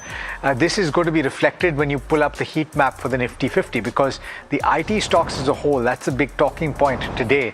They're the ones that are gaining ground, and it's not as many gainers compared to the losers, so they're still outweighed. But look at that gain for TCS as well as HCL Tech. For a sector that is now significantly lower in terms of contribution to the Nifty 50, it's still moving the needle quite considerably. At the bottom end of the spectrum, of course, you have a couple of metal names. You have Indigo, that is sensitive, of course, to crude oil prices on the way up. That is losing ground. Grasim is also losing about 1.5% or 1.7% or thereabouts. Pull up the IT index, the Nifty IT. It's trading very close to the high point of the day and up as much as pull up the index, the intraday chart, if you don't mind. And let's talk about where it stands right now. It's at the high point of the day, 4.4%. And this is clearly by far and away the best performing sector. In fact, pull up the sectoral heat map and you will see what I'm talking about. This morning, you had just this one index that was trading very close to Friday's close. And that picture has changed quite dramatically.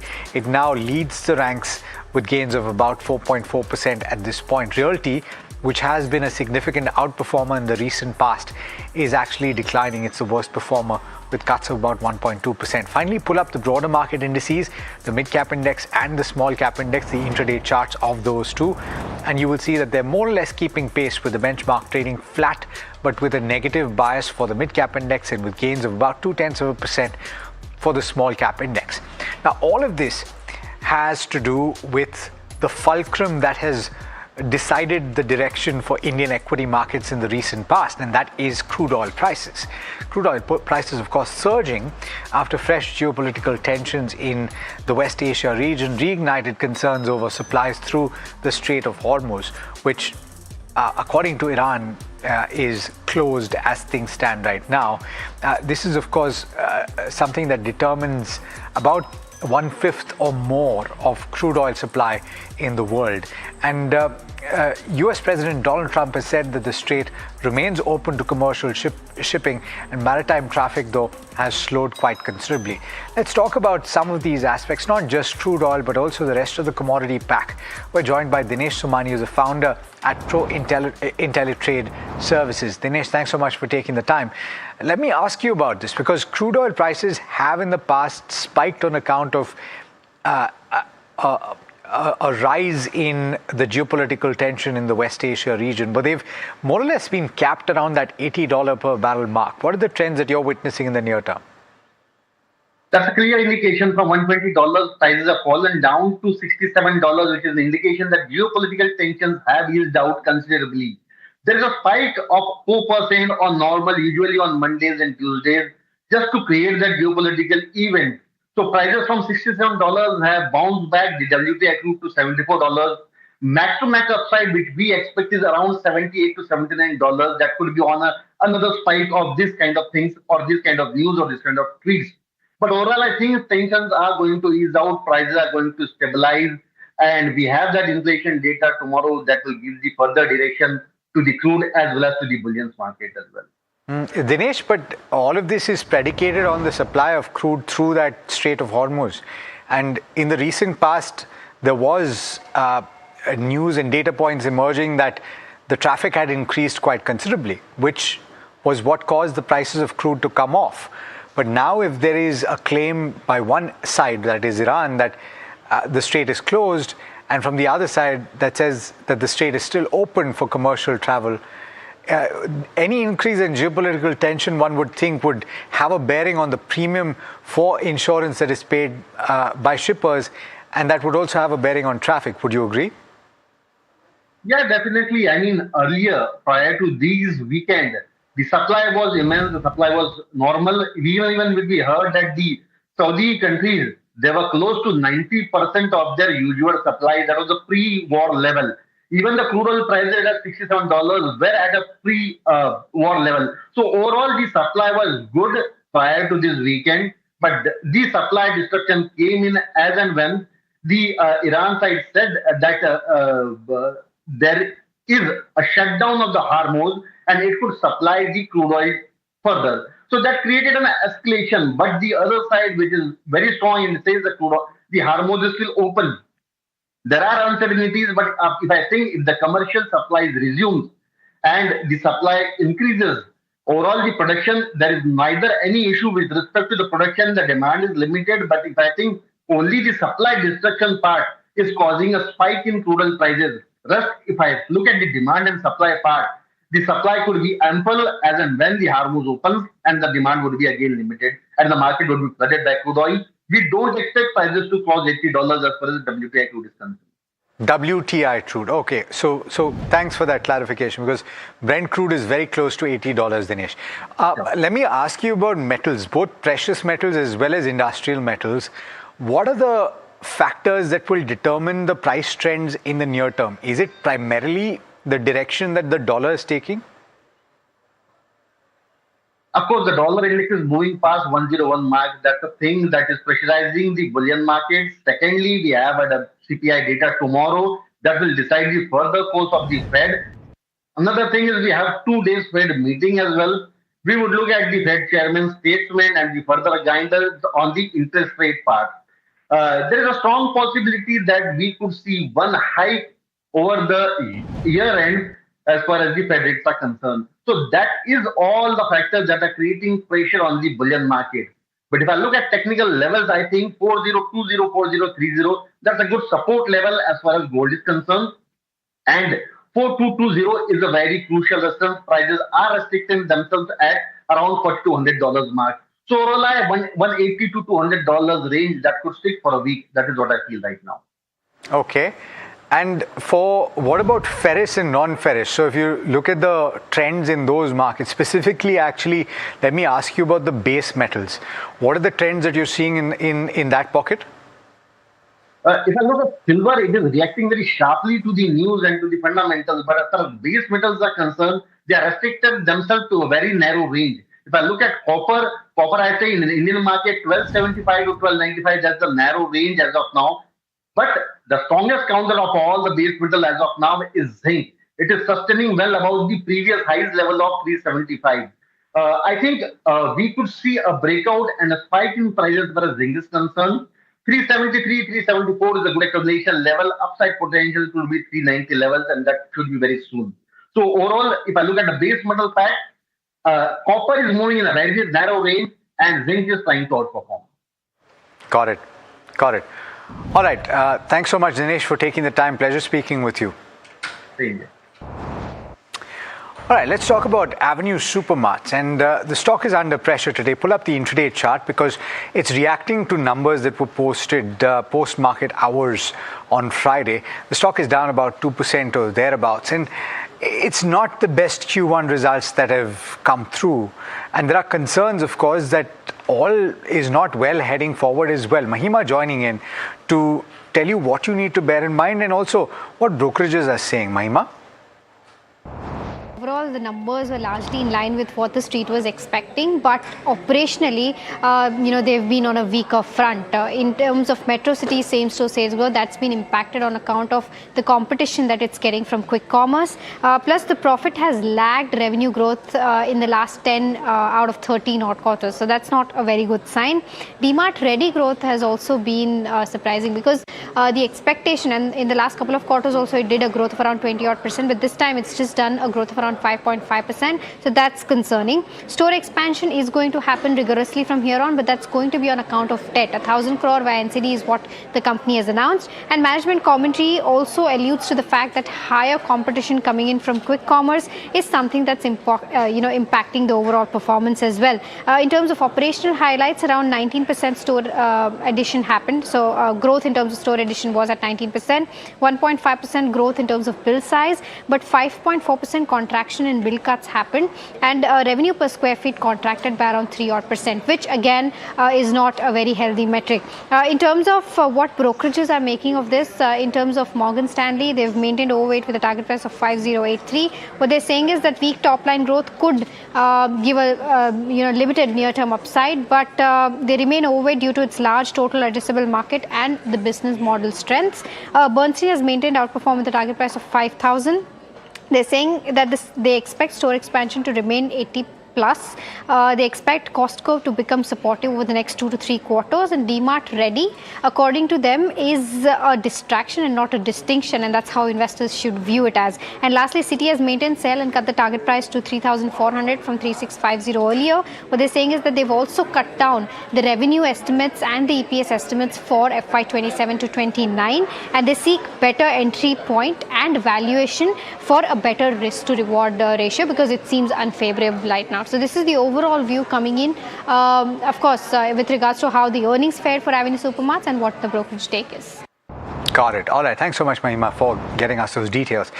News in the legal space, and Zee Entertainment has at least gotten an interim win. That case is still ongoing, but what am I referring to? I'm talking about its copyright battle with Meta. The Delhi High Court has directed Facebook to take down specific URLs that allegedly host pirated Zee content.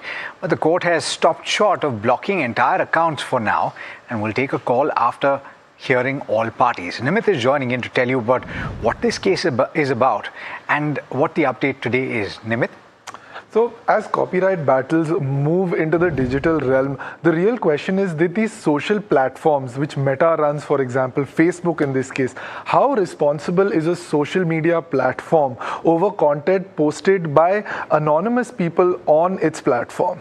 That is the question before the court today, and Zee Media has moved against Meta, saying that there is a certain accounts and a bunch of different accounts which are posting copyrighted material from Zee's portfolio onto their platform, and these are multiple posts, and they've moved Meta, saying that Meta as a platform is liable for this. Now the court has not allowed the blocking of these accounts without hearing Meta and all these other account owners, but the court, as you rightly said, Alex, has shut down these URLs. It's asked Meta to intervene and step up and specific URLs be closed down, and a takedown order has been passed. The case is of course ongoing, and we're going to understand how much Meta is liable for illegal activity being done on its account. That has not yet been decided, but it's a question being run across forums and across these different social media intermediaries. It's in a very interesting space on the legal front. Absolutely, and we'll keep coming back to you to hear what the updates in that case are. All right, let's move on now and talk about HCL Tech, which is gaining as much as 5.8% at this point, ahead of the presentation of its Q1 numbers. It's at the high point of the day and part of the pack really that's ruling the roost on Dalal Street today. But let's bring in Jasmeet to find out what the street is penciling and what could come through. Jasmeet? Well, Alex, thank you for that. We are penciling in a slightly negative to a flattish quarter for HCL Tech. If you look at the revenue, we're expecting the revenue to see an uptick of 1.2%, while overall EBIT margin could expand by almost 40 to 50 BPS. And this expansion of margin is coming on the back of that lower restructuring cost in the Q1 and also low base which we saw in the Q4. When we look at the net profit, that could rise by 2.4%. Now, in terms of the key focus in this particular quarter, the first one is CC growth, which we're estimating between negative 1.5 to a positive 0.8%. The second one is the guidance. The guidance remains a key because a lot of brokerages are penciling in a guidance cut by HCL Tech after Accenture has cut its guidance in the global market. Now, HCL Tech had already given a broad band of guidance between 1 to 4%. So any cut on that would create a serious problem for the company going ahead by the street. Now, the third point would be the deal win. We are penciling in a deal win between 2.2 to 2.5 odd billion. And lastly, the overall focus remains on the AI-based revenue of how that's ramping up for the counter. Now, if you look at the brokerages. Some brokerages like Nuvama is penciling in an unchanged guidance, while JP Morgan is penciling in a slight guidance cut from earlier 1.5 to 4 to now 1 to 3 odd %. All right, so those are numbers to keep in mind. Of course, we'll bring you the updates as and when the company does post its numbers later today. HDFC Bank in focus on account of what's been said in its annual report, and this is actually statements that have been made by both the chairman as well as the chief executive officer. There's been a reiteration of the bank's commitment to high standards of corporate governance. The bank has said that independent external legal firms reviewed allegations made by the former chairman and found them to be unsubstantiated after detailed review. Piyush has this report. That is right. Every year, the bank comes out with its annual report where they talk about the investments being made in tech, the people force that they are building up, the business plans that the bank has. But this time, what caught the eye of us watchers was that there was a separate subhead, corporate event, it was termed as. And under that subhead, Mr. Shashidhar Jagdishan, who's the MD and CEO, reiterated, how the whole process went through after former chairman of the bank, Mr. Atanu Chakraborty, resigned, citing certain differences between the business practices at the bank and his own personal values. HDFC Bank, Mr. Jagdishan said, took immediate note of his action, immediately appointed two external legal firm to assess whether the statement that he has made in his resignation letter were substantiated. The bank also formed a committee of independent directors to assess, to review the overall findings that these external firms give to them. And eventually, when the report came out, the report did not find, that Mr. Chakraborty's allegations were substantiated. This whole process, Mr. Jagdishan said, was meticulous with voluminous minutes that were reviewed. The exchange of information that happened. He himself, along with head of, several departments were interviewed by these law firms. So the whole process was very meticulous, Mr. Jagdishan mentioned. And he, said that the corporate governance standard, like you mentioned, remain highest at HDFC Bank. The former interim chairman, Mr. K.K. Mistry, also alluded to the same, saying that, in his capacity as interim part chair, he can guarantee that the corporate governance level at the bank were the highest. Other few noticeable factors in the annual report. Okay, all right. Well, Aurobindo Pharma is a stock that you should keep an eye on. It may not be doing too much in trade today. In fact, it's down just 0.75%. But it's in the spotlight because Citi and Macquarie have come out with a note with negative commentary on the company post their Lenit deal. These notes have countered management's comments post that deal. But Varsha has broken down both the negatives as well as the positives and what the management is saying about that deal and everything else that you need to know about Aurobindo Pharma. Take a look. I think it's the best time to put a spotlight on Aurobindo Pharma, considering a lot of data revolving around this counter. And we do have, sources which are telling us some of the positive points on Aurobindo as well. But let me start with what brokerages are saying. They're expecting US sales to be stagnant, or rather they say that the US sales have been stagnant despite market share gain. But one point to notice is the other markets to offset US generic pricing pressure, number one. And in fact, Aurobindo has 888 ANDA filings, which is the broadest portfolio when it comes to industry. But again, brokerages are actually pointing out on Lanit sales, which is the key highlighting factor. They say that Lanit sales is down 30% according to IQVIA. But the controlled substance are not fully captured by IQVIA. Now, this is one of the things that sources are telling us. And of course, the injectables, peptides pipeline execution is uneven according to brokerages. But one has to also understand that the growth engines have entered commercialization. When I say this, that means respiratory, injectables, Pen-G, biosimilars and CDMO are all nearing commercializations. But brokerages are also highlighting that biosimilars is a commodity business and is a competition for Aurobindo's pipeline, as many pharma companies are entering into this space. But Aurobindo's growth story is not about only biosimilars. The growth extends beyond biosimilars. Biosimilars are only part of the multi-engine growth story that the Aurobindo has. While brokerages have also highlighted about the respiratory portfolio, which may take time, to contribute meaningfully for the company, but the global partners have been backed respiratory portfolio with $90 million each. That's the key highlighting factor over here. They've also entered into biologics contract manufacturing segment, and hence brokerages say that the Merck CMO is unlikely to fully offset pressure, but the Merck CDMO will actually validate the biologic manufacturing capabilities according to the sources. And historical earnings growth, if you see, remain weak according to brokerages, but 10,000 crore investments have seen nearing monetization, and which will contribute meaningfully. Then also lastly, the new businesses, if you see, are yet to meaningful contribute according to brokerages. But US sales, if you see, are nearing at $2 billion, which is a highlighting point. A company will also see a lower PNG losses.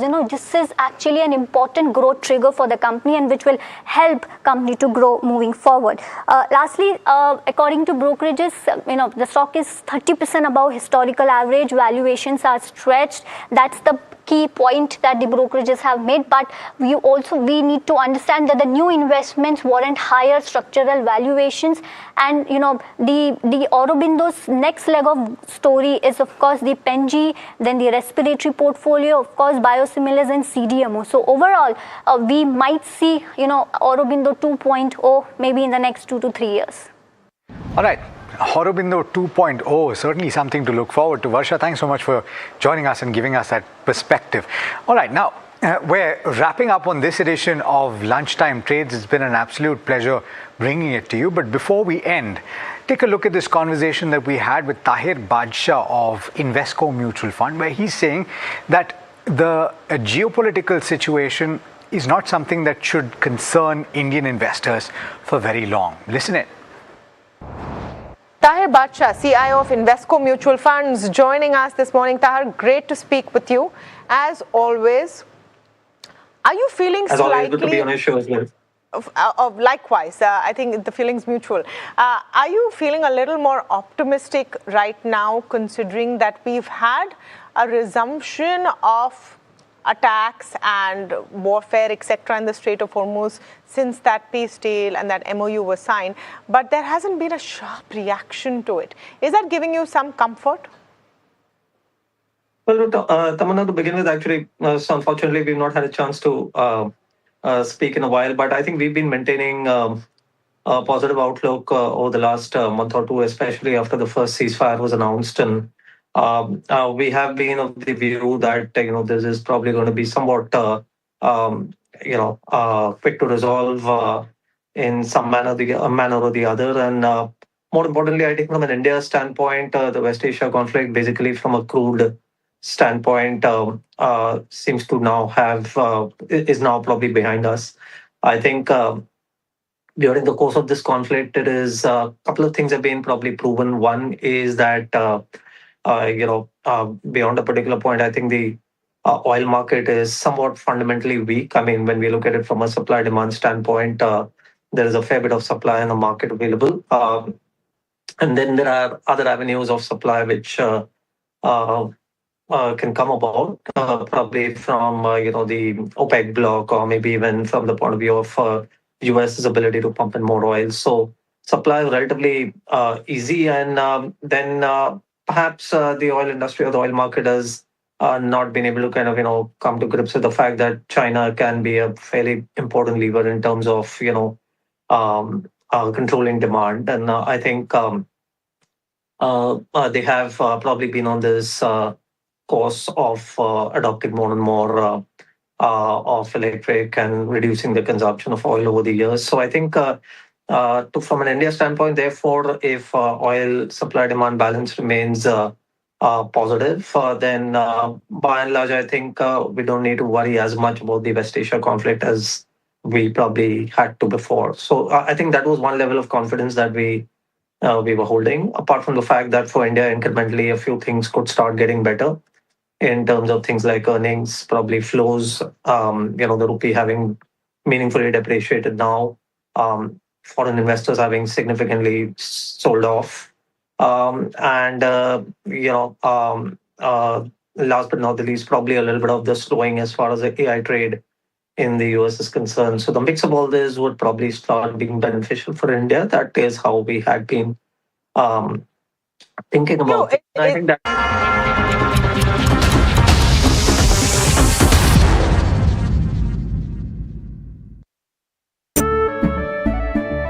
केसरिया से मन जोगी हुआ रे दिल झूमे देखो मतवारा हुआ रे केसरिया से मन जोगी हुआ हर पल मनाओ केसरी त्योहार विमल बोलो जुबान केसरी We are over, Jimmy. Hey, life में स्क्रैचेस तो आएंगे। गाड़ी के स्क्रैचेस को तो कॉस्मो पीपीएफ संभाल लेगा। आप अपना देख लो। Superstar stocks of the day presented by Tata Azura, हर रास्ते का superstar.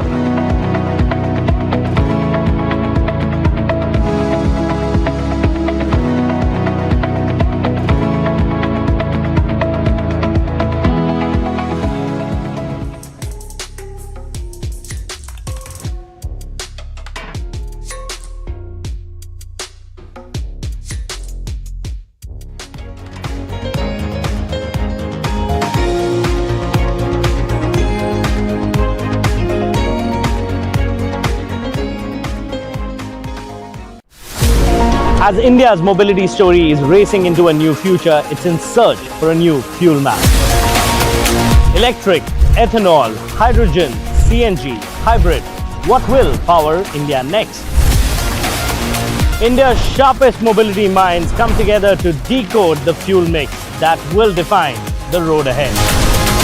The NDTV Automate Fuel and Future Summit 2026 on 15 July only on NDTV Network. India Inc.'s most respected names chose India Inc.'s best and brightest. These kind of awards and jury lineup, you are truly giving it the right weightage. The eminent juries who are here, and that itself speaks for the commitment towards highlighting the advantage which India is having. What I am looking for in this is that we should be awarding companies and individuals who. We are over, Jimmy. Hey, life में scratches तो आएंगे। गाड़ी के scratches को तो Cosmo PPF संभाल लेगा। आप अपना देख लो। आपका पार्सल फिर से हमारे घर पे आया है। कुछ तो बात है इस दिल में। माँ भी हमेशा पीमार्क मस्टर्ड ऑयल में ही खाना बनाती थी। ये आपके लिए। कुछ तो बात है इस दिल में। P-Mark, the mustard specialist since 1933. सरसों से सरसों। As in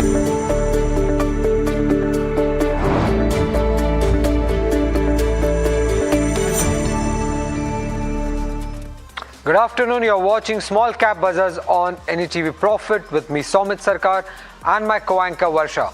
In the next half an hour, we'll take you through the most important small cap stocks that have been buzzing in trade either on the back of price or volumes. So let's see what's on the show today firstly.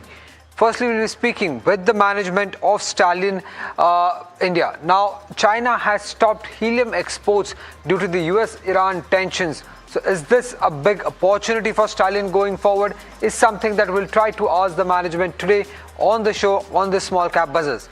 Apart from that, we'll be talking about stocks like Fino Payments. Strong Q1 update clearly reflective on the share price move as well. The disbursements or the loan referral disbursals surged nearly 3.5x on a YY basis for Fino Payments. Apart from that, we'll be also talking about stocks like Hester Bioscience. The stock is trading at its highest level since December 2024 and the volumes are quite strong on this counter. Volumes are highest since April 2025. Then we'll be talking about a counter called Epigral. Now, it's the move that we have seen in the share prices is the largest single-day gains for the counter since May 2026, and volumes are nearly 5 times its 20-day average.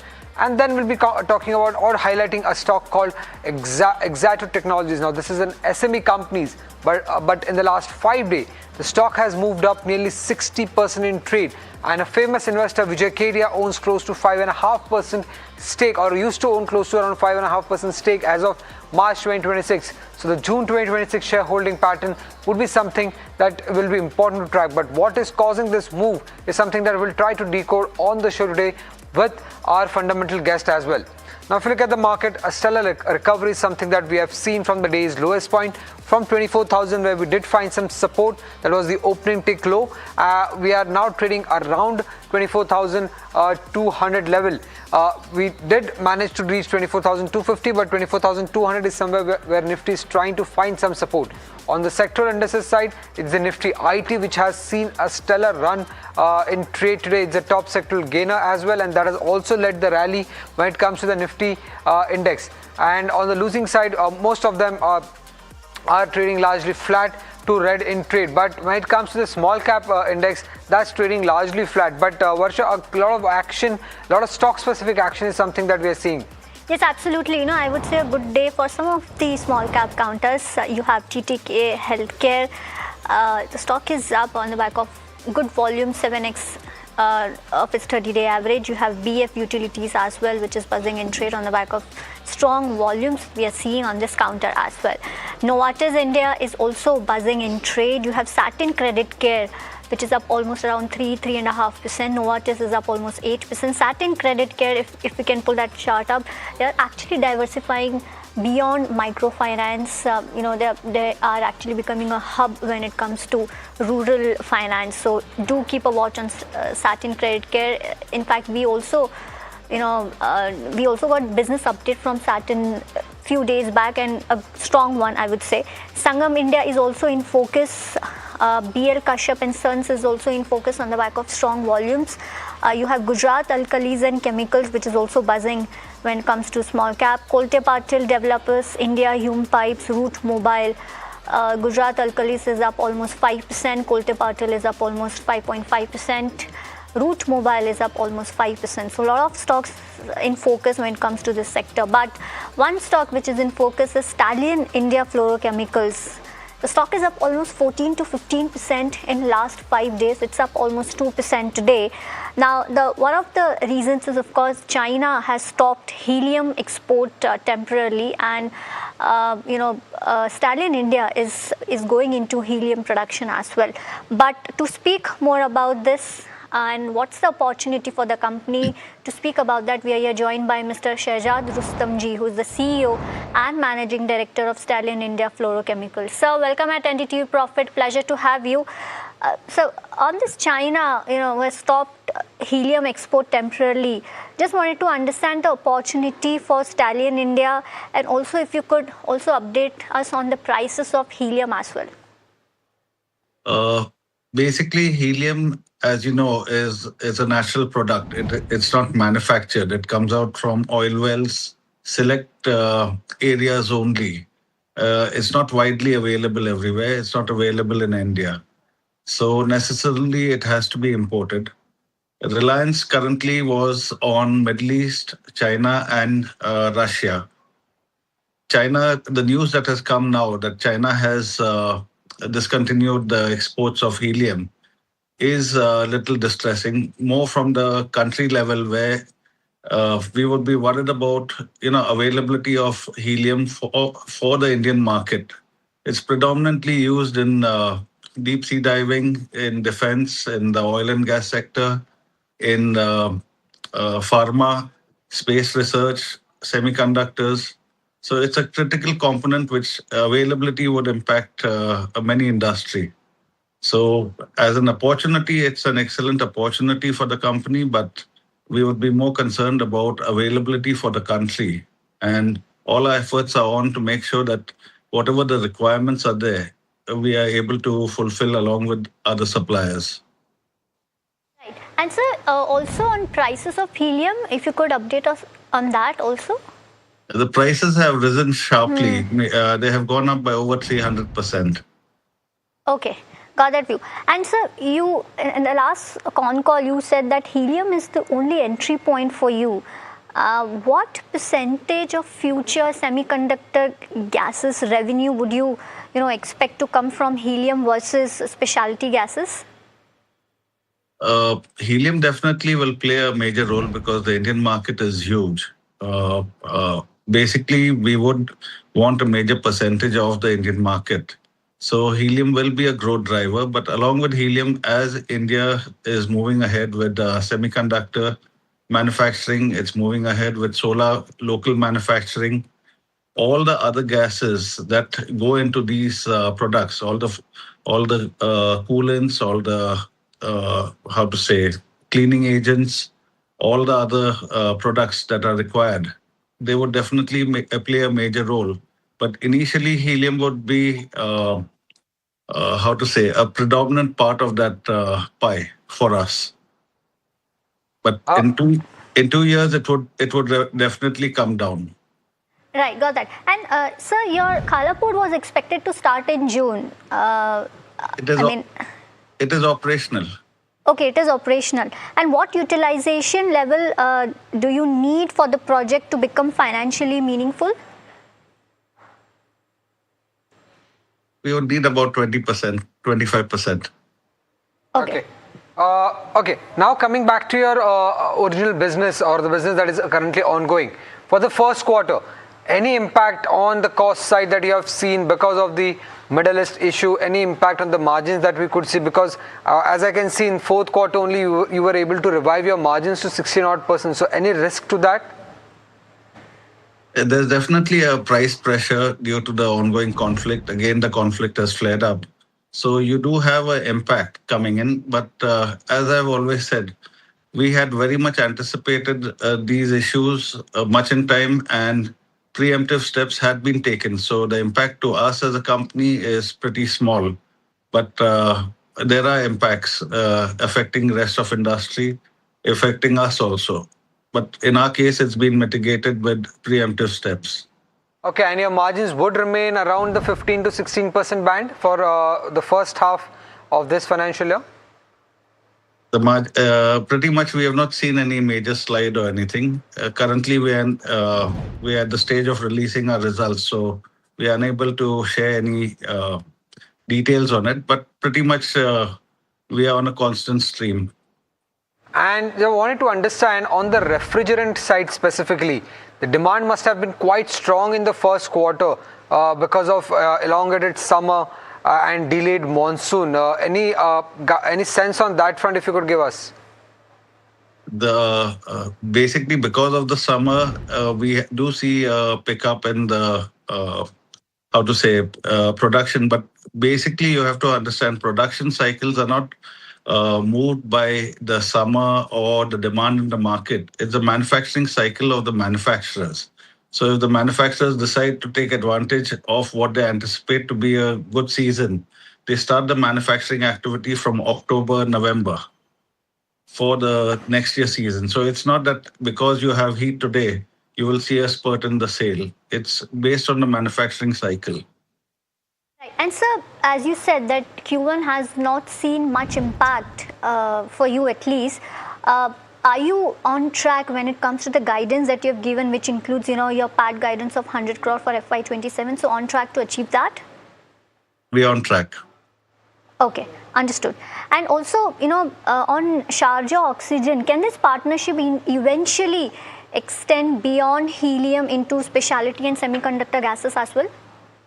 Our purpose of tying up with Sharjah Oxygen is not only to have a reach to all their products also, but also to have the reach to the Middle East using them as a partner. So when our production goes on stream in Bhilwara, they would definitely be a major player for us for accessing the Middle East market. Okay. On the export side, just wanted to understand, I believe exports contribute around 40, 42, 45% of your total revenue.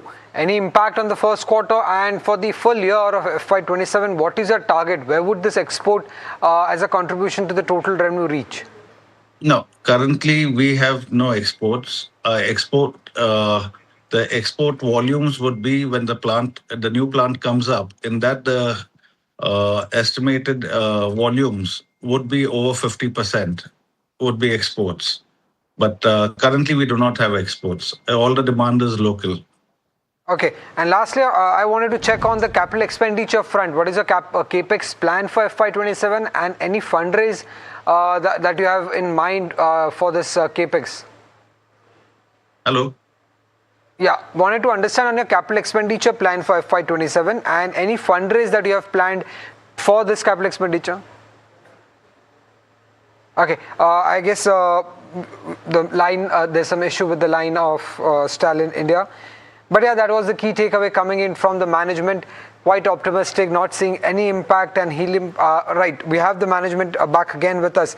So I wanted to check with you on the capital expenditure. What's the plan for FY27 and any fundraise that we can expect for this capex plan? Currently, we should our projected plan to come on stream for the Bhilwara plant is before December we should be on stream and in full production. Thereafter, we would wait 6 months for stabilization. We have 2 more plants in the pipeline. So once this stabilizes, immediately we would start construction of the next plant and thereafter the third plant. Currently, we do not see any further dilution of fundraise because the PAT from the current business and the new business that will come in, the volumes and the turnover that will come in, we expect that should be sufficient for us to take the next plant ahead. Okay.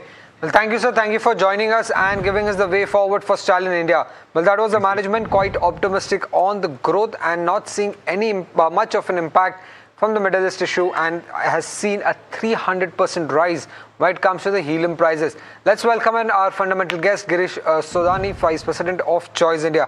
Girish, you heard the management. At the current valuations, do you think it's a good buy that is Stalin India?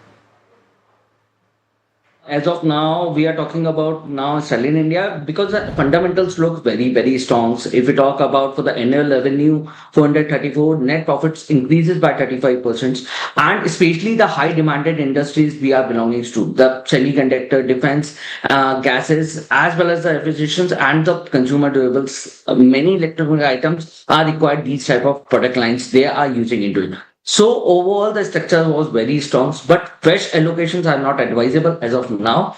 Looking out, just expecting that some reservations should be there in the stock by the level of around 190 or 195. That would be the good points for the entry, especially for the longer period of time, obviously, because I don't think so that this particular counter or this specialization took a early stage of exit propositions. I think this required completely for the longer periods because stallions are the next plants are going to be communes by the before this particular December itself. I'm just expecting that the revenue should be expected by second quarter to third quarter financial year 27-28. So the longer period should be required for the good stakes particularly. All right, got that view. Well, small cap heat continues after this break. Stay tuned to NDTV Profit. Will be shot back.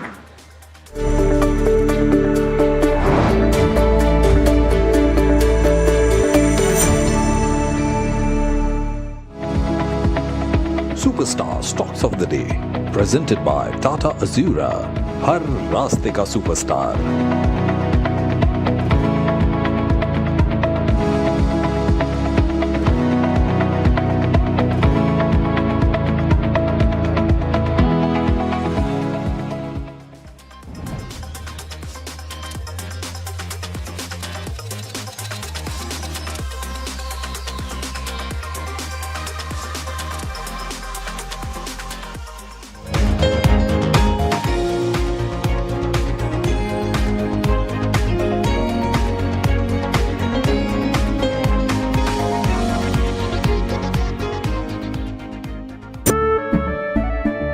केसरिया से मन जोगी हुआ रे दिल झूमे देखो पतवारा हुआ रे केसरिया से मन जोगी हुआ हर पल मनाओ केसरी त्योहार विमल बोलो जुबान केसरी We are over hey, life में स्क्रैचेस तो आएंगे। गाड़ी के स्क्रैचेस को तो कॉस्मो पीपीएफ संभाल लेगा। आप अपना देख लो। माँ भी हमेशा पी मार्क मस्टर्ड ऑयल में ही खाना बनाती थी। कुछ तो बात है इस दिल में। P-Mark, the mustard specialist since 1933. India Inc.'s most respected names chose India Inc.'s best and brightest. These kind of awards and jury lineup, you are truly giving it the right weightage. I think it's heartening to see talent that there is across India Inc. We should be awarding companies and individuals who have focused not only on growth but also on bringing good governance. Be part of jury and vote on the people, the men, the women, the companies in India who have the right stuff is a great opportunity for us. For us, the biggest thing is trust. That's what we provide. We need leaders in India that can help take India being a global superpower. We got a fantastic jury.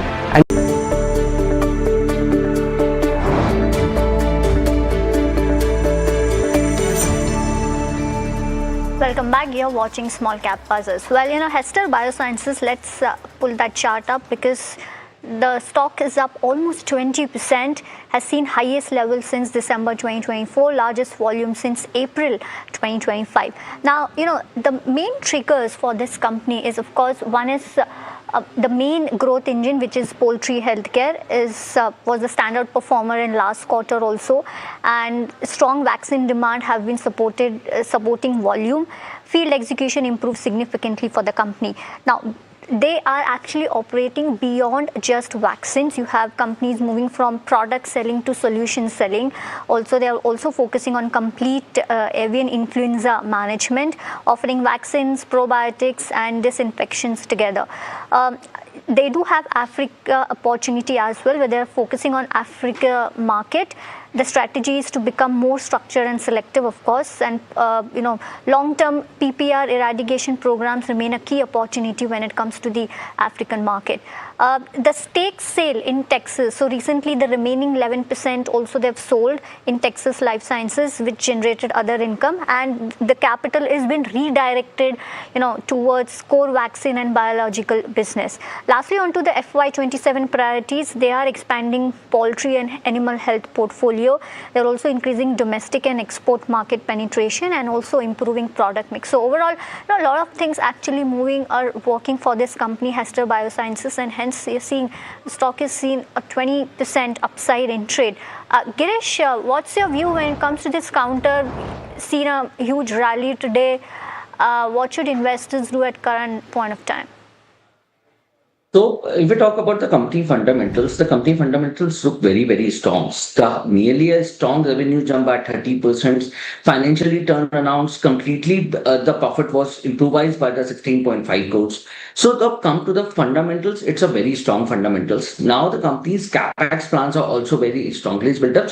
But if we talk about for the investors who are particularly hold for the more than 2 to 3 years, they are getting a very strong returns ROIs in their particularly investments. My suggestion is to just book some of your partial profit from here, but fresh entry is not very much advisable. Let's check it out. If we talk about the fundamentals very strong, but stock is completely run away, heavy from 2100 to 2500. So fresh entry is not. Well, the next stock is Epicral. The stock is up nearly 10% in trade, the biggest move that we have seen in this counter for a very long time. Strong volumes here. What could be the potential reason behind this move? Let's get in part to understand the same.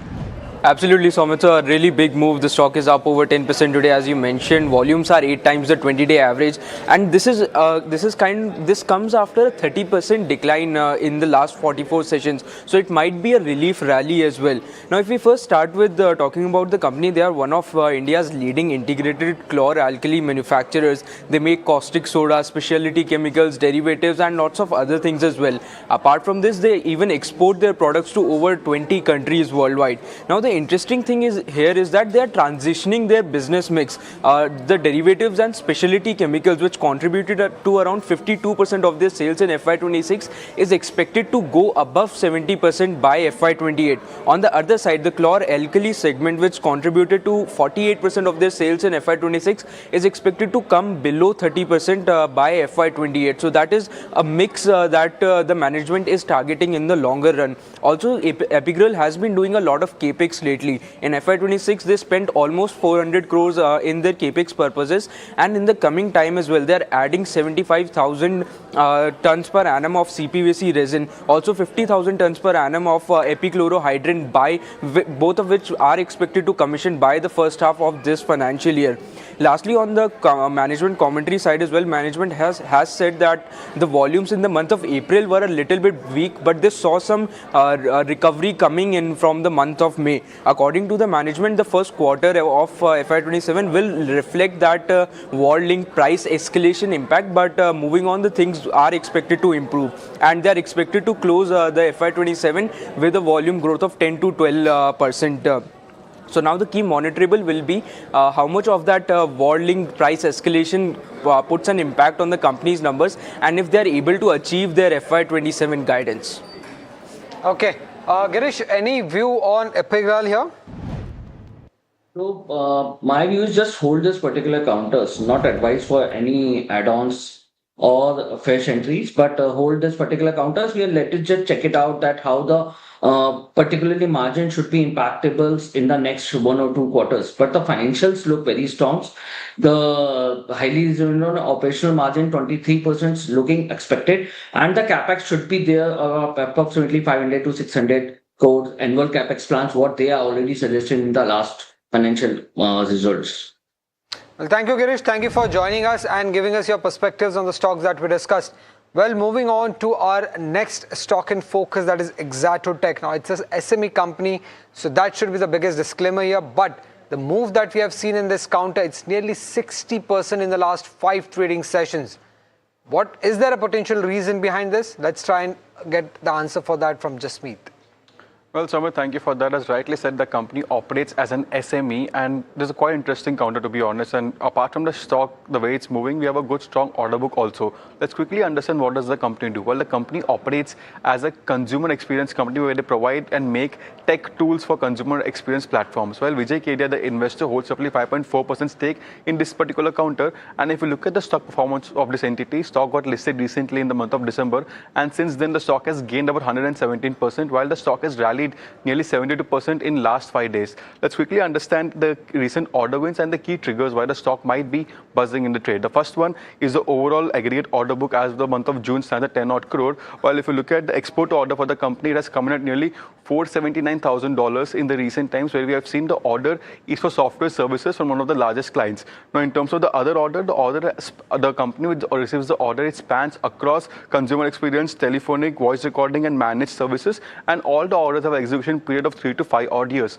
Now, if we look at the FY26 figure for the company, we have seen a strong entire year coming up for the company, given that the revenue is an uptick of nearly 35% and has reached that 168 crore mark, crossing the 150 crore mark, while the PAT is up nearly 67%. If you look at the other key highlights, the company also states that the annual run rate for the company has increased from 60 to 65 crore up until 118 crore in FY26. That's nearly doubling of what they are seeing currently. And secondly, we've also seen that the company has secured billing of 120 to 125 crore over the next 3 years. If you look at the order book as of FY26, stands at 600 odd crores, and an executed order book, unexecuted order book stands at roughly 330, and management expects almost 30% of it to be executed in FY27, and the rest would be in next 2 to 3 years. If you look at the guidance, management has strong set of guidance where they expect 50 to 60% growth in terms of revenue and PAT in the coming years. But they also state that the overall export mix will increase from current levels of 20 to 26% to a targeted level of 50 to 60 odd% going ahead. Further, the consumer segment, the consumer customer count also expected to increase from current levels of 150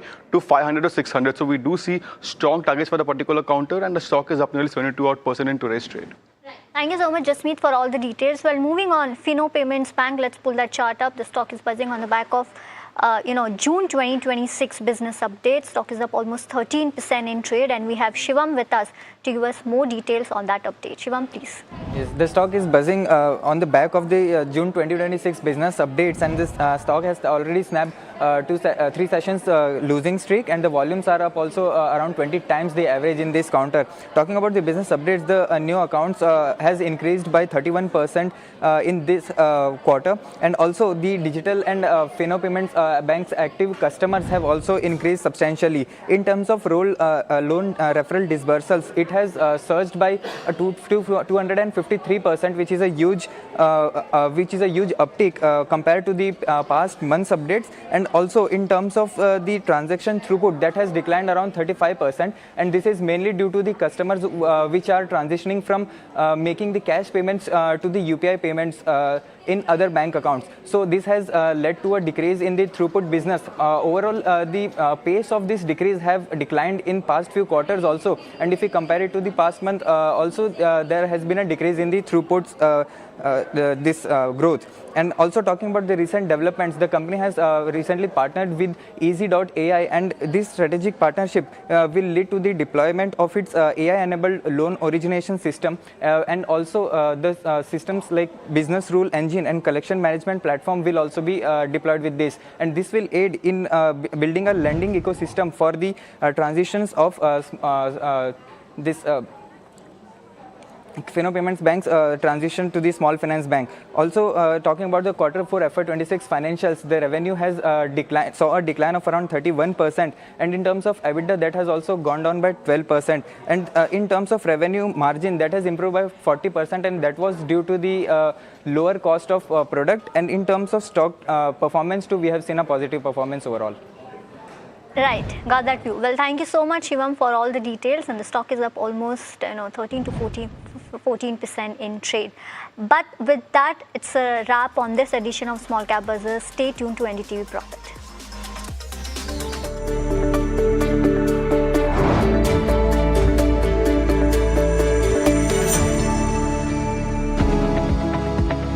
Superstar Stocks of the Day, presented by Tata Azura. हर रास्ते का superstar.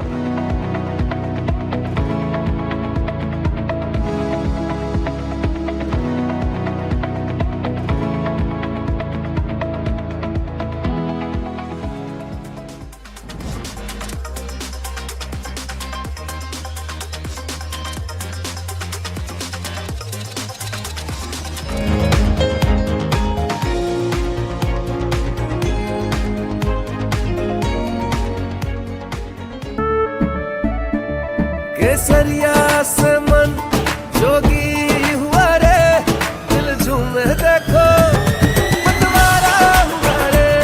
केसरिया से मन जोगी हुआ। हर पल मनाओ केसरी त्योहार। विमल, बोलो जुबान केसरी। We are over, Jimmy. Hey, life में स्क्रैचेस तो आएंगे। गाड़ी के स्क्रैचेस को तो कॉस्मो पीपीएफ संभाल लेगा। आप अपना देख लो। आपका पार्सल फिर से हमारे घर पे आया है। कुछ तो बात है इस दिल में। माँ भी हमेशा पीमाक मस्टर्ड ऑयल में ही खाना बनाती थी, ये आपके लिए। कुछ तो बात है इस दिल में। PMark, the mustard specialist since 1933. As India's mobility story is racing into a new future, it's in search for a new fuel map. Electric, ethanol, hydrogen, CNG, hybrid. What will power India next? India's sharpest mobility minds come together to decode the fuel mix that will define the road ahead. The NDTV Automate Fuel and Future Summit 2026 on 15 July only on NDTV Network. India Inc.'s most respected names chose India Inc. Venu Lambu, who's the CEO and MD of LTM, joins in now. So good to have you on NDTV Profit. Good set of numbers when it comes to the market reaction. And a large part of that really comes in from the artificial intelligence revenue that has been stated for the first time by the company. Give us a sense on how this is going to grow and what is the aspect that the company is focusing on in the artificial intelligence revenue stream. Firstly, thanks for having me here. Good to be here. Yes, our first quarter was a good start for the year. Especially if you look at in the context of two of our large industry segments, have navigated the AI productivity headwind. We were pretty much ahead of that topic. That's behind us now. So both these, large segments of ours reported more than 3% sequential growth. The softness on the other sectors predominantly came in because of the delayed ramp up in India and the impact on the Middle East conflict, that was pretty much there in Q1.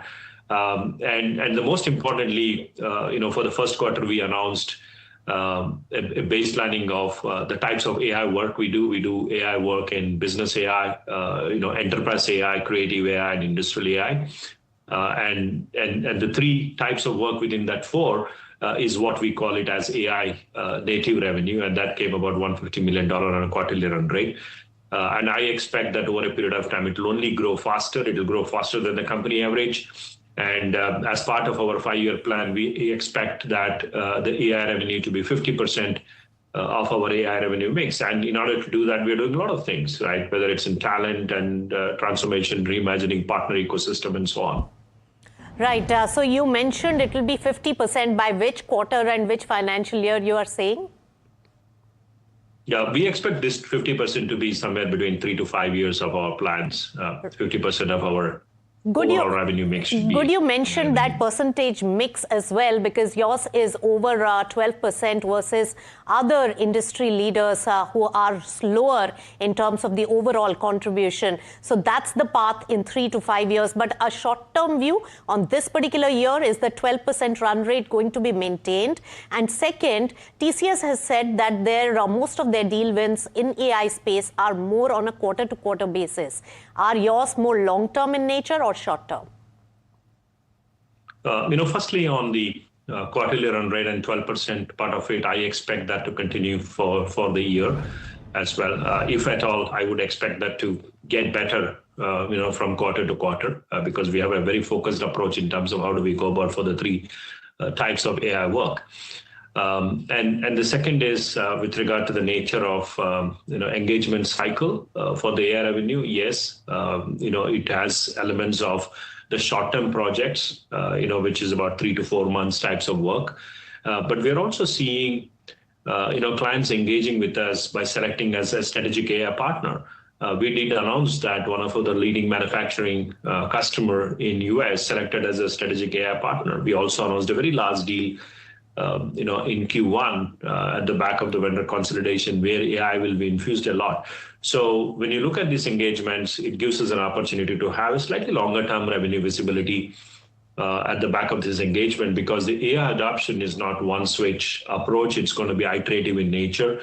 You engage with them as an AI partner, then you keep working on starting with one process, expanding into the second one and third one, and so on. So we're looking for that kind of an approach to accelerate our AI revenue.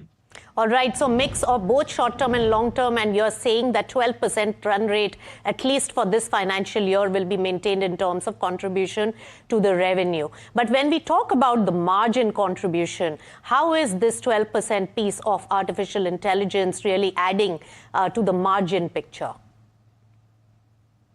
Firstly, we said about that we will continue to have the margin expansion even in Q2 and for the full year, even post the closure of our Randstad acquisition, the technology and consulting business that we announced. Post that as well, we will maintain the margin position as what we had planned at the beginning of this year. So that's the positive news of it. And that's been contributed with the New Horizon program, because we're reimagining quite a few things. We're reimagining how do we manage our overheads. We're reimagining essentially we're redefining what I call as a cost of delivery through a program of New Horizon that we have launched, where it's all about changing the mindset of creating a new horizon for ourselves on the cost of delivery. So that's going to contribute to that. And second is the AI deals will come at a higher gross margin than the traditional IT services as well. But at the same time, it's a business where we are investing a lot more as well. We are investing our Blueverse ecosystem. Yeah, we are investing on the talent transformation. We are investing on our go-to-market capabilities and so on. And today we announced a very strategic partnership with Anthropic as well. So that's also a strategic, focus area for us. That's right. And so lots of areas that you're working on. But you mentioned about that Randstad acquisition. In which particular quarter will it start really impacting? Will be EPS accretive? And what is the percentage that we're looking at in terms of margin expansion once that really kicks in on your books? We expect the closure to happen at the beginning of Q3. So, in Q3 onwards, either partly in Q3 or full of Q3, we will consolidate that post-closure. And as we announced it during the time of sharing this news, that we don't expect any material impact to the margin for this year because we are far ahead in terms of how we have created the buffer to absorb that acquisition. Right. When we talk about the output-based model impact, and this is the first time that you have also onboarded that particular bit, how is it going to impact your revenue, and what will this model really change in terms of numbers? We announced a new pricing model called Blueverse Currency pricing model, which is essentially based on the construct on how do we start delivering services to our customers where they pay us based on the output or the outcome that we deliver. So we already have one engagement that has started, which is measured based on outcome and output that we deliver. So the Blueverse currency is going to be applicable both in our enterprise AI kind of engagements and also on the other three types of AI that I spoke about: business AI, creative AI, and industrial AI, part of the work as well. So it's at the starting stage. We are ready for it as and when the clients start increasing their adoption, and when clients starts being a bit more open in experimenting with the output and outcome-based model, we'll be ready to serve them. All right. So impact is still to be known while this particular model is disruptive in your sector. Now, when we talk about your mainstay business, the tech and BFSI space have really performed. Production segment is a drag. Can you give us an outlook for this quarter on the segments? Well, the production segment is predominantly contributed because of one-off fall off that we had on our revenue, which is essentially related to the one-time revenue we get in Q4 of every year with one of the large Indian customer. That happens for us every year. So this time it was slightly more that contributed towards it. So it's nothing to do with the sectorial trend. It is more to the fact that there was one-off revenue that that did not appear in Q1 with regard to the production segment. But year on year, it grew by 5.3%. So and then we got good demand traction going on both in manufacturing as well as in our energy and utilities part of the segment. All right, so it was one-off impact, not a sector impact when it comes to production segment. Very quickly on the headcount, if you can give us a picture in terms of hiring, the momentum has been towards job losses. So is that attrition outlook as well, and increments, if you can give us a sense very quickly? Last year we hired more than 6,000 freshers. This quarter we had 1,100 freshers. And as we speak today, I have a lot of open demand for different categories of AI skills. So our hiring engine has been reimagined. We are out there in the market to look for very talented engineers who come with a certain degree of AI skills, whether it is about in the AI-led software engineering or in the deployment capabilities or having a domain and contextual context, and also the data skills. We have a lot of demand on the data side that we want to hire. So I actually expect that during the year, you will see us making movements on lateral hiring beyond freshers as well. I can't put a specific number to it because it all depends on how much of talent is available for that particular skill sets. But if I look at the demand from our clients, we have a lot of demand on these category of skill sets. So the challenge for us today is about how do we train our people faster. At the same time, how do we create an ecosystem in India specifically, where we can play a role in enabling those skills for those who are looking for a job. Well, that was the management of LTM and continues to be one of the key ones because you're seeing a very high growth across the stock prices of all the IT companies today. So LTM continuing to be up almost 3%. Let's quickly just look at the Nifty IT also before we start taking all your stock related queries, because it's been a good day for the markets. Recoveries from the bottom end of the spectrum now. Nifty IT up almost 1,000 points. Constituents also very quickly, with TCS as well as HCL Tech actually seeing the biggest moves that we are seeing today. Now, it's been a very long time since we've seen such a roaring interest coming back in the IT space, but continue to monitor all those factors. Let me welcome in our guest to talk about your stock-related queries, Vishnukant Upadhyay, AVP Research at Master Capital Services, and Radharaman Agarwal, Managing Director and CEO of Swayam Advisors. Gentlemen, both of you, thanks so much for joining in.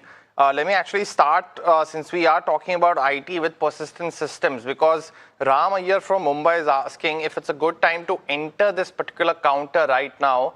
Vishnukant, good afternoon. Would you recommend that? Because after a really long time, seeing a positive uptick on this counter, how are you looking at it? Hi, good afternoon. Yes, definitely. This could be a good time to get enter in the Persistent System. The entire mid-cap IT is doing immensely well.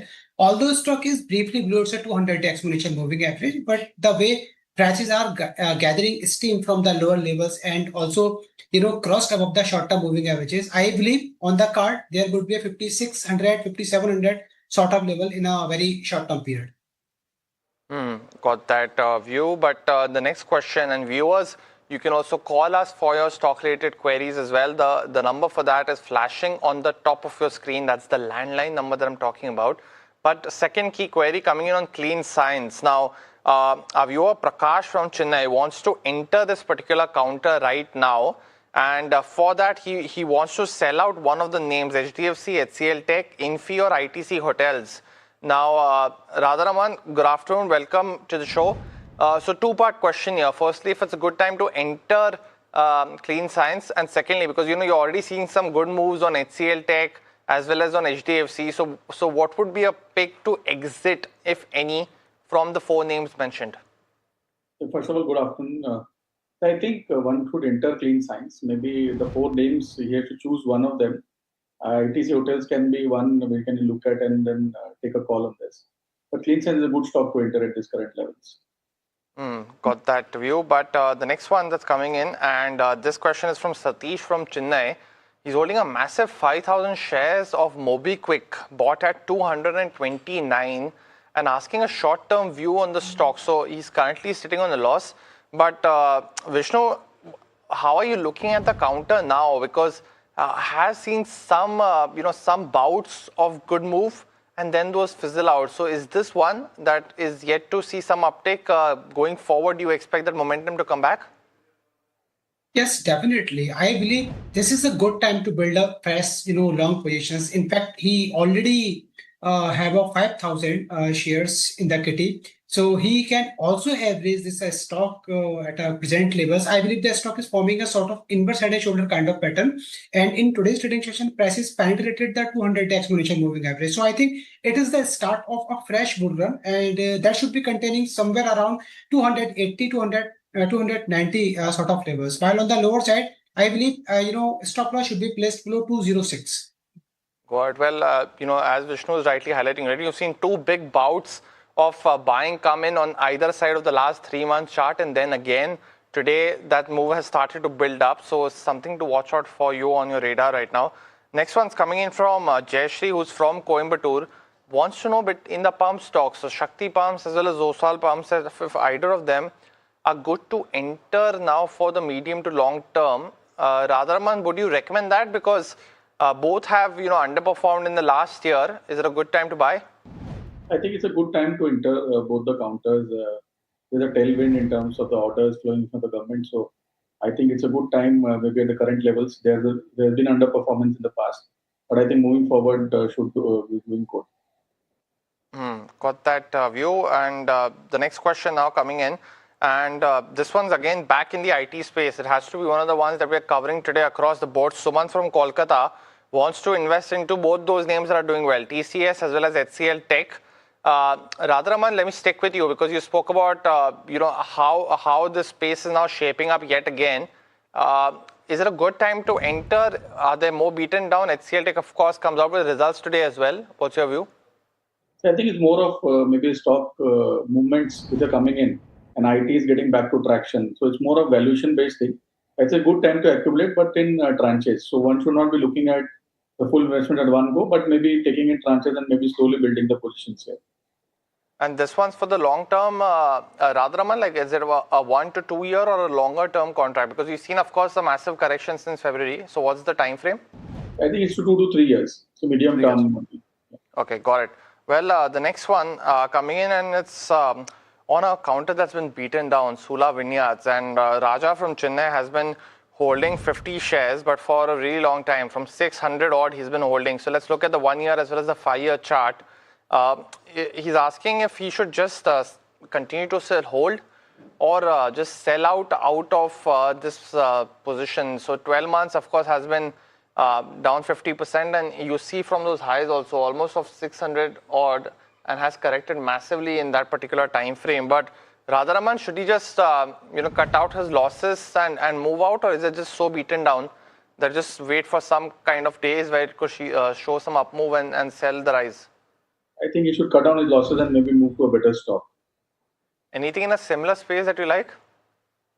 Maybe the spirits segment one should look at, maybe a Radico Khaitan or United Spirits, and maybe move out of this particular piece. Got that view. The next one, this question, it's on ITC Hotels.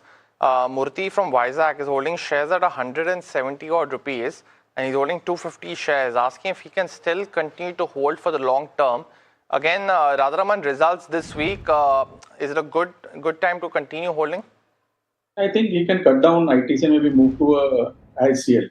So Indian Hotels could be a better bet and more diversified in terms of the product basket. So I think that's a better bet to get into.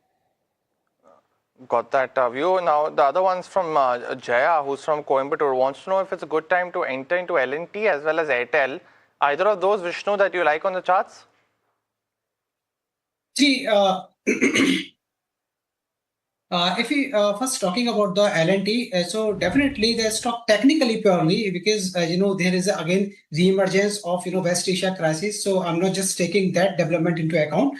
Technically, in fact, the stock is trading in the proximity of very crucial horizontal support that aligns somewhere 3,800 sort of level. So currently prices are taking support in this price zone, and I believe on the higher side prices are all set to extend the gains towards 4,100 and then 4,200. So from technical standpoints, yes, one can go long in L&T, Larsen and Toubro. And second stock you mentioned, which is true? The other one was Airtel, Vishnu. Airtel. Well, so yes, technically Airtel is also looking good. Prices are forming a higher highs, higher lows kind of pattern. And the good thing is that prices are now currently taking support in the cluster of 21 and 200-day exponential moving average. So yes, from better risk reward point of the view, one can go along with keeping the stop loss below 1,840. While on the higher side, I believe 2,000 and 2,100 sort of levels can't be ruled out in short term.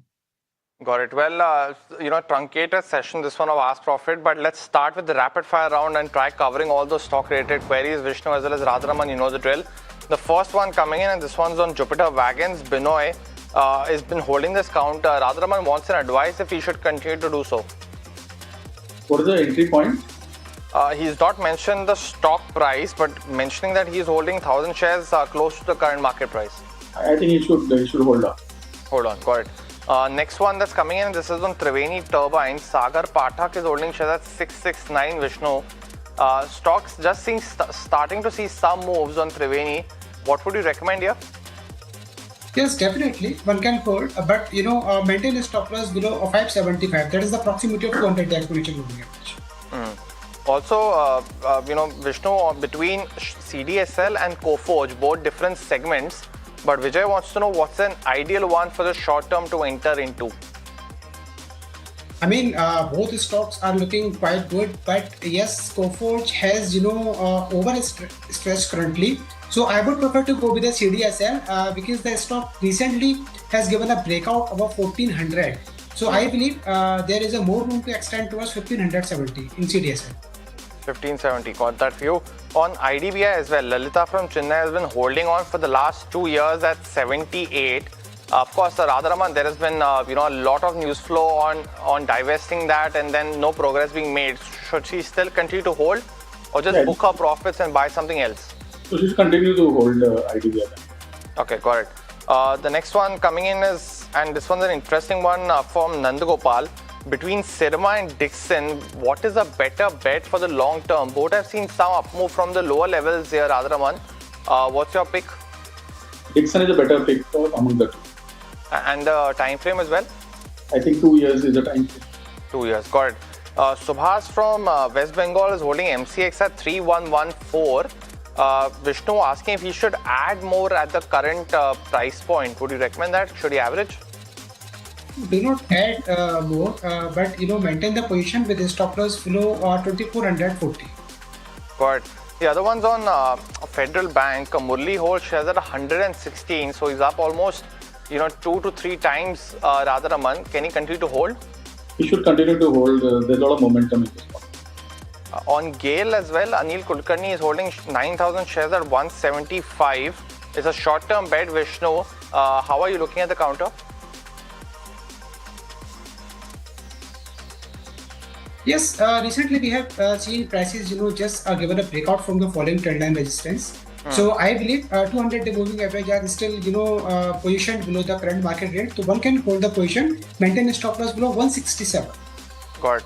And Bharat from Vijayawada is holding on to Bajaj Consumers. I think they came out with results today, Radharaman. Good set of numbers, at least on the face of it. Can he continue to hold? He's bought shares at 676. I think he should continue to hold. Numbers are quite good. Let's hear the commentary in the evening today. And maybe as of now, he should continue to hold. Got it. Well, that was the last question of the rapid fire. Vishnu as well as Radharaman, thanks so much for joining in and helping us solve all these stock-related queries in a truncated Ask Profit. But viewers, out of time on this edition of the show, thank you so much for watching. Stay tuned. India Market Close comes up next.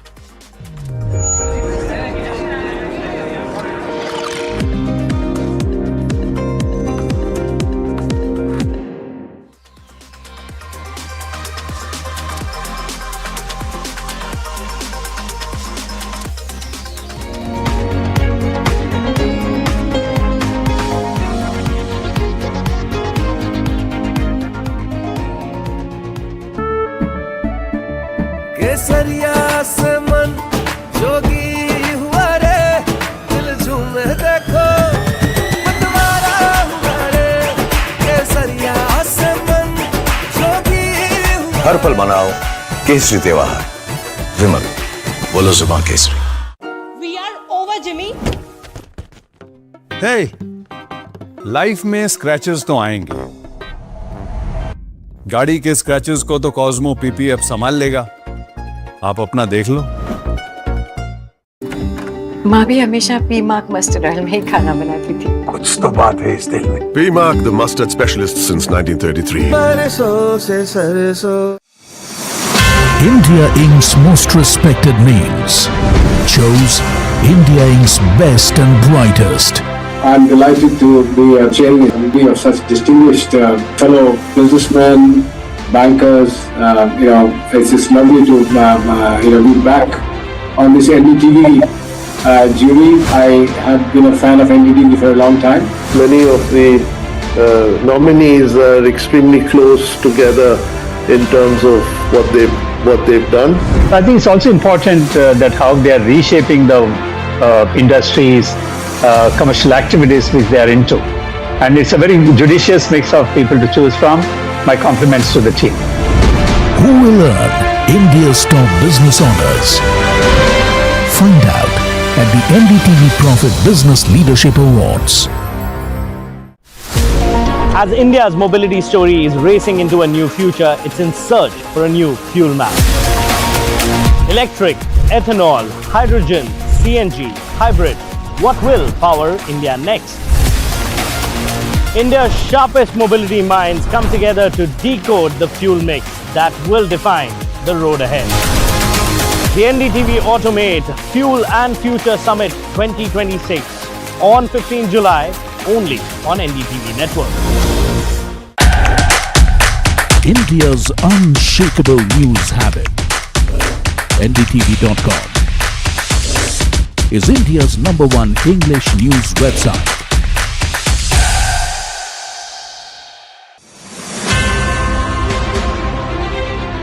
I got to learn a lot because, to get a point of view as to how different jury members were looking at various participants, and the rigor that they brought it to the whole process, I thought was astonishing. Not only was there a lot of trust element in on who they chose, but also that they had consistently delivered on it.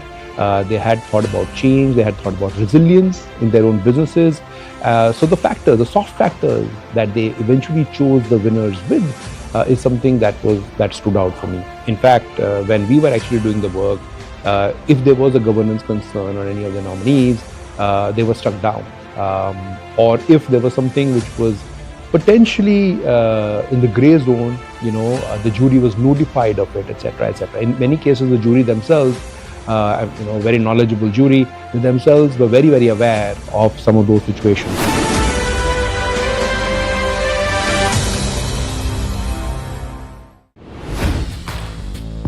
Hi, I'm Tamanna Inamdar. Watch me on NDTV Profit, where I break down the day's biggest business stories. What happened, why it matters, and what it means for your money. Hi, I'm Neeraj Shah. Watch me on NDTV Profit for the most incisive market intelligence and meaningful corporate conversations. And I'm Alex Matthew. Markets, mutual funds, insurance, personal finance. I help you cut through the noise and make smarter financial choices. And here's where you can watch us.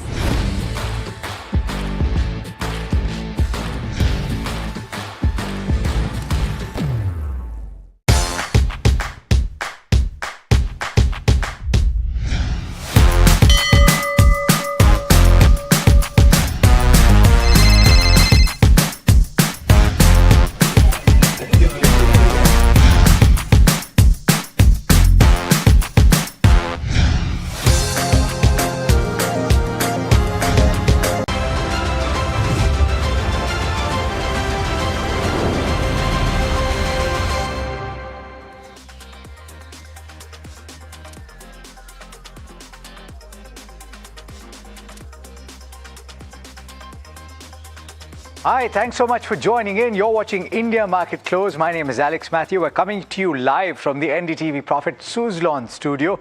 Let's take a check of how the markets are this Monday afternoon. We're at the high point of the day, or very close to it, and look at the ground that we've made up from what was a very wobbly start at the start of trade today, and we've made up quite a bit of ground. We're trading very close to that 24,200 mark, but we're holding above that for now. It's been quite the day for the Nifty 50, recovering as much as 225 points or thereabouts. Let's pull up the Nifty Bank as well. This is a great chart. Pull that up as well. So we're trading with gains of about 0.2%, but if we can pull up a similar gain from lows for the Nifty Bank, that'll be nice to look at, right? 655 odd points. But you know what? This isn't the best sectoral index. And for the next trick, let me pull up the Nifty IT index, because that really is the story of the day. Pull up the Nifty IT. It's trading as much as 1,200 points up from the low point of the day, which was at the start today, and it's trading with gains of well over 3%. Pull up the intraday chart and you will see that about 4% or thereabouts. And you have to talk about some of these frontline companies. We'll come to that in just a bit. 3.6% at this point, off the high point of the day, just a little bit off, but it's clearly by far and away the best performer. Pull up the heat map for the Nifty 50, and the top 5 performers will likely be in the IT space, and indeed 4 of them are certainly TCS, HCLTech, Infi and Tech Mahindra, and not too far behind you have Bajaj Auto that's doing reasonably well.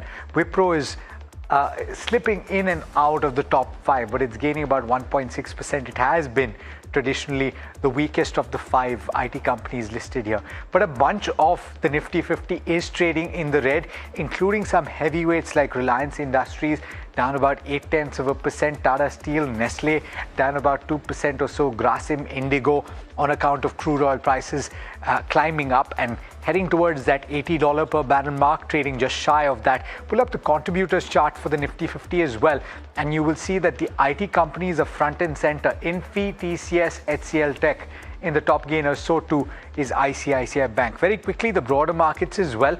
The mid-cap index will be trading flat just about, and the small cap index just marginal gains here, 0.3%, and a pretty nice climb at the end of the session right now. And finally, let's look at the advanced decline ratio, because that's going to show you that it's switched a number of times, once here, once again here, and now with trading with advances leading at this juncture. So what are the fundamental factors that are at play right now? You're seeing a resuscitation or a restart of hostilities in the West Asia region, and of course strong buying seen in the benchmark led by IT names. You have gained close to 200 points from the low point of the day.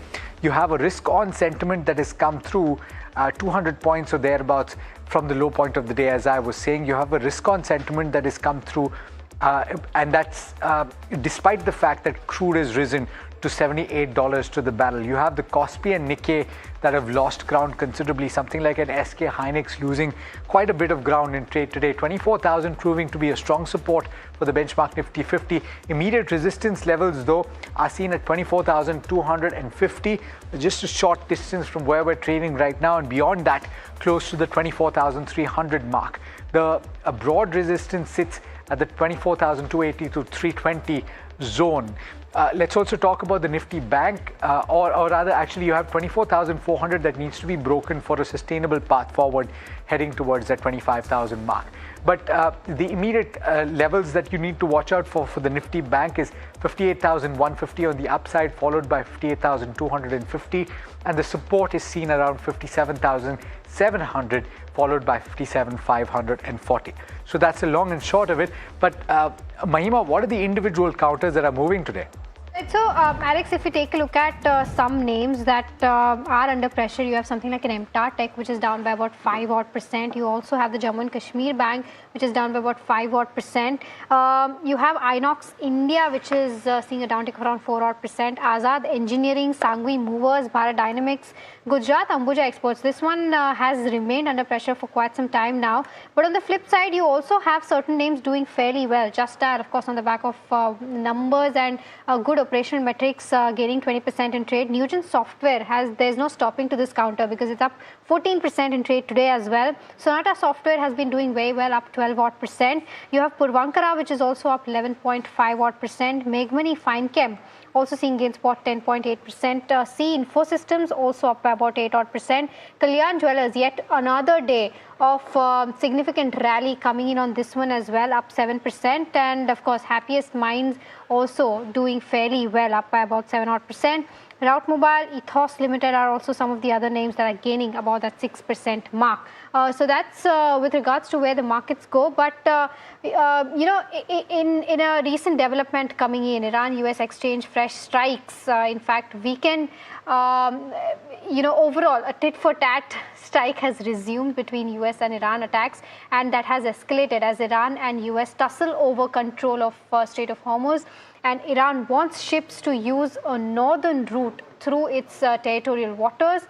US wants ships to use a southern route through Oman's waters. Of course, this is the recent update coming in. Let's also try to take a look at how the crude looks like right now. Let's try to pull up and see as to where it's trading at right now if we can, and see as to what are the levels we are tracking? There you go, the Brent at 78 and you have WTI at 73. So both seeing a spike of around 2.8 and 2.7% each. So that's the recent update coming in, of course, with regards to the West Asia conflict. But let me also welcome in our guest for the day. We're joined by Hemen Kapadia of Choksi FinServe and Pashupati Advani, who's the founder of Global Foray, joining us now. Welcome to both of you, gentlemen, and a very good morning to the good afternoon to the both of you. Hemen, I'll take the first question with you with regards to where the indices go, the Nifty 50 and the Bank Nifty. They've shown resilience throughout the trade today, one thing for sure. VIX, of course, is up, indicating volatility. What is it that you're seeing on the levels for both of these? A very good afternoon to you, Mahima. Thank you for having me on the show. It's always a pleasure. Frankly speaking, we were in a range between 23,800 on the downside, 24,200 on the upside. This range has now expanded a bit, 23,800 and 24,588. So, Mahima, we've been in this range for almost 17 trading sessions or so, approximately. And there is no trending bias yet. One thing is very clear, the swing high of 24,601 posted on 21st April needs to be taken out for a further upside. I believe the bias is more positive than negative. But after so many trading sessions of going nowhere, Mahima, I think a breakout is needed on either side. And I'd say 80% on the upside, 20% on the downside.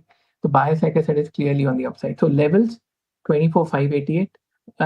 Support, 24,150, 23,800. I think 23,000, we've taken support multiple times.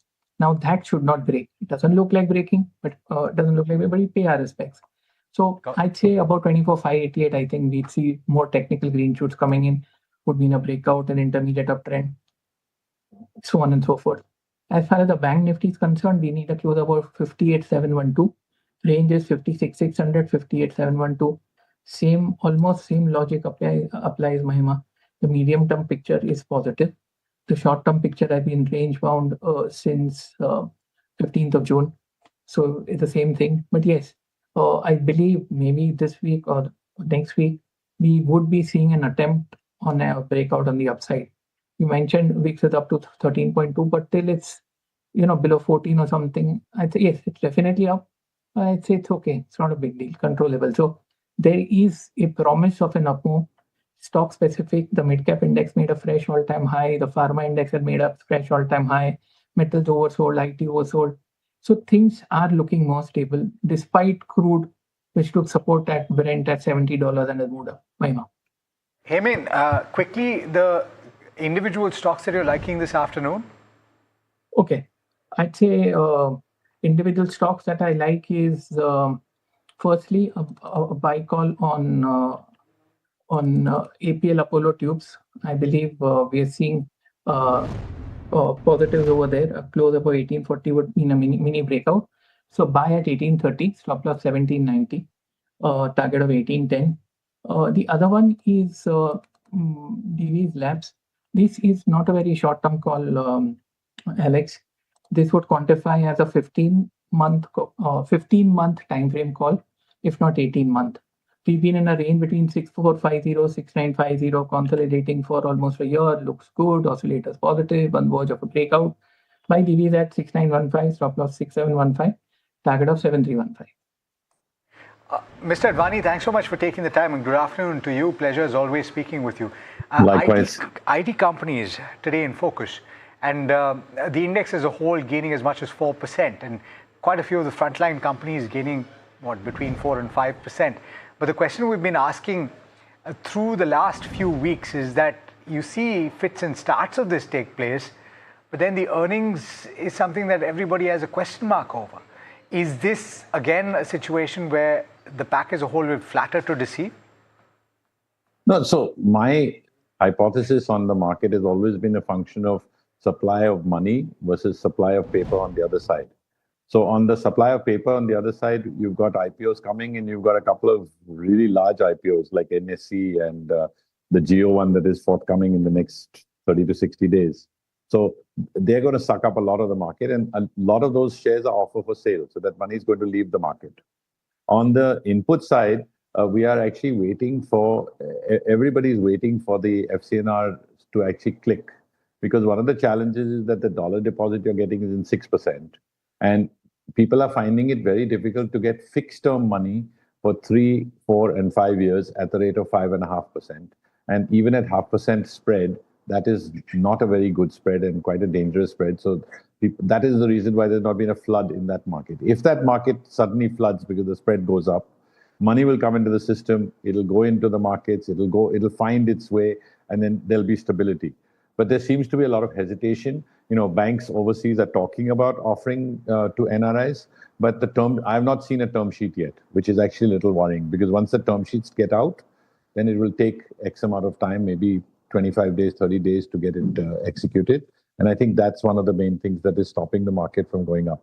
That's why we're floating. We've got uncertainties. That's why things are not moving, because we're waiting for a trigger. And the FCNR trigger is there and the IPO trigger is there. The IPOs are not stopping. They are coming. There's no question about that. But the question, Mr. Advani, specifically is on the IT pack and on the Nifty IT, which is the top sectoral gainer, and the fact that some of these companies are gaining quite considerably. The question to you, though, because you've seen so many of these cycles play through, and you've seen these companies in different avatars over the course of the last 20, 25 years or so, is this a situation where people get in and it could be a value trap? No, so what is happening is that I don't believe our IT companies have actually addressed the issue of whether how much AI is going to actually affect their businesses. They have made all the companies, the guidance seems to be lower, so that's a little bit of a danger. However, they've all got hit quite massively, 25, 30%, and therefore you've got bottom fishers. IT is still about 15, 17% of our indices. So therefore, index players are going to buy. And, so that's what's kind of holding the market up. I mean, Infosys is up $100, for example. I saw it in 3 figures. It's now at 1,100. So as an example. So there is some bottom fishing. I personally do not believe that the IT companies have solved the real problem, which is what products are they going to create now that is going to give them sustainable revenue. And that I've not seen an answer from any of them. All of them are just living off, old contracts, according to me. Fair. So some bottom fishing, but the real problem is yet to be solved for IT. But moving on and trying to focus on HEG, because it's set to split its graphite and green tech business into 2 listed companies. Existing shareholders, of course, will receive shares in both the companies, and Parth joins us with more details on this demerger happening. Parth? That's right. So HEG will be demerging its graphite business and listing it separately. And this is actually an NDTV Profit khabar confirmed from the Herdor Street segment. Now, this demerger has been announced, but the scheme is still awaiting that final NCLT approval to go through. Now, let's understand how will this demerger work. So the current HEG shareholders, as you mentioned, will get shares in both of those businesses. The graphite business will move on to the HEG Graphite, which will later be renamed as HEG Limited. And the current HEG will be renamed as HEG Green Tech, which will have that clean energy and sustainability businesses. Now, let's understand what will each of these companies do. So the first one will be the HEG Limited. It will still keep on manufacturing those graphite electrodes that we have seen HEG gain a leadership in. And the second one will be the HEG Green Tech, which will own those clean energy and sustainability businesses. Now, why is the street excited about this demerger? If we talk about the estimates, then HEG Graphite is valued at around 9,200 crores right now. On the other side, HEG Green Tech is valued at 10,300 crores. So if we combine both the entities, they have a value of over 20,000 crores. Even if we apply a 20% holding discount, the total entity value comes out to be around 16,000 odd crores. Now, according to the current market cap of 11,000 crores, we see a value unlocking potential of almost 55%. So this is the main reason why the street is very excited about this demerger. If we quickly go through the triggers for both of those businesses, starting with the graphite businesses, the first one is that it is a very high entry barrier businesses because of the strict quality requirements and also the high complexity that is needed to build those products. If we quickly move on to the next one, the EAF steel making, which is electric arc furnaces, they are gaining market share because it only uses the 1/4 carbon emission versus the traditional methods. In the next one, HEG operates the world's largest graphite electrodes plants, which gives them a very big advantage. Also the capacity, they have a capacity of 100 kilotons per annum right now, which is expanding to 115 by the 2028 year. Also the next business, that the green tech entity that will be there, they will supply graphite anodes for both EVs and energy storage system. Both of these are very sunrise sectors. Also the battery production increase will be from 3 to 8 TWh by the year of 2035. Also the Chinese players, they hold 95% of the capacity in the world. So there's the scope of diversification as well. The domestic cell capacity will be increasing to 250 gigawatt hours by 2035 as well. Lastly, the company is also investing in graphene-based anodes, which is the strongest material known so far in Earth. So this is the entire story about the HEG demerger and why investors should track it. Okay, Parth, thank you so much for getting us those details on this entire demerger happening. Of course, stock gaining in trade on the back of that, up 5%, almost at the day's high point. But the other one that remains in focus is Lux Industries. Let's try to pull up the chart of the counter. Now, the company is set to invest around 600 odd crores in a manufacturing unit in West Bengal, and this is for the capacity expansion that they're doing. Not just that, I mean, in general, there's a multi-channel expansion that they've seen in terms of the overall growth. Also, FY26 saw an uptick of around 13% in terms of revenue, but margins continue to be under pressure, and so did the EBITDA. To discuss as to how things are shaping up in terms of capacity expansion, what competition is looking like, and what pricing is looking like, and what are the plans going ahead for the company, we are now joined by Saurabh Budolia, who's the Executive Director of Lux Industries, joining us now. Saurabh, a very good afternoon to you, and I hope I'm pronouncing your surname correctly. My first question to you is with regards to this huge expansion that you've planned in West Bengal. 600 crore is what you've planned. What is this going to do for you, one thing? And secondly, in terms of capacity utilizations, where do they stand at right now? And in what time period do you plan to do this capacity expansion in? Is it going to be in different phases, or what is the plan looking like? So thank you and good afternoon to you. The Dankuni plant, anyway, in the existing capacity, if you'll see, we already have a plant in the size of around 8 lakh square feet. And adjacent to that, we are now planning to build another world-class plant, complete integrated plant, having a complete size of around 12 lakh square feet. The Dankuni plant, celebrated as one of Asia's premier automated hosiery facilities, will leverage this expansion to consolidate to manufacturing, eliminate regional processing bottlenecks, and drastically reduce the wastages using the advanced machinery and other stuff. The integration is expected to yield immediate operational efficiencies. Anyway, we are planning to have this manufacturing facilities over a period of next 5 to 6 years. And this facility will come up in definitely in 2 phases. The first phase will start in the operations by end of second year or in between third year. And the second phase should be ready and should be put for the operation by end of 5th year or mid of 6th year. 600 crore that you're planning to put into this investment, how is the funding going to fare like? Because you don't have any long-term borrowing as of now. Will it be completely by internal accruals? No, strategically, we are planning to have a mix of internal accrual as well as the borrowings. We are in discussion with the multiple banker where we are looking forward that how the borrowing should come on the books. Largely, if you'll ask me, the way we are seeing that around 50% of the borrowing, 50% of the funding should happen through the internal accrual and balance should happen through the borrowing. Anyway, as I told you, like this complete funding requirement versus the plant should come in the operations over a period of 5 to 6 years. So every year the funding requirement will be in the range of 50 to 70 years. Towards the end of 5th and the 6th year, the funding requirement will go up in the range of 100 to 120 crore. So I believe the current company's balance sheet is quite healthy. We will start the funding through the internal accrual, and as and when we will progress, we will anyway take the borrowing at the right point of time to reduce the exposure on the interest and the borrowing cost. Must have missed something. Hi, this is Alex joining in. I just want to ensure that I've gotten it correctly. So this the facility is going to be built over a period of 6 years, is what you've said. Right. And this is going to be done in phases. So am I right in assuming that there will be an increase in capacity starting from FY28? When will the first increase in capacity take place? So by end of 28 or mid of 29, we can expect that the phase 1 should be put for the operations. Okay, and what will the quantum of production increase be or capacity increase be? So as of now, we are forecasting that around 5 crore pieces, the additional production we should envisage by the end of the phase 1. The balance 12 to 13 crore of the pieces should start the production once the phase 2 is done. And the phase 2, there'll be how many phases totally?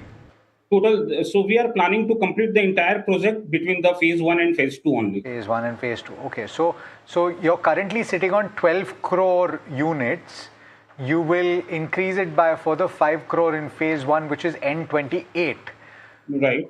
And how much of this capacity is currently catering to export? So see, as of now, if you see from the vertical A side of the company, we are doing an export of around 200 crore rupees. And in the number of pieces, if you see around 4.5 crore of the pieces, we do the export as of now. Okay. Saurabh, the other aspect is that FY26 we saw supply chain disruption because of West Asia conflict. Just want to get a sense as to how much of that has already been penciled in and what is the impact going forward as well.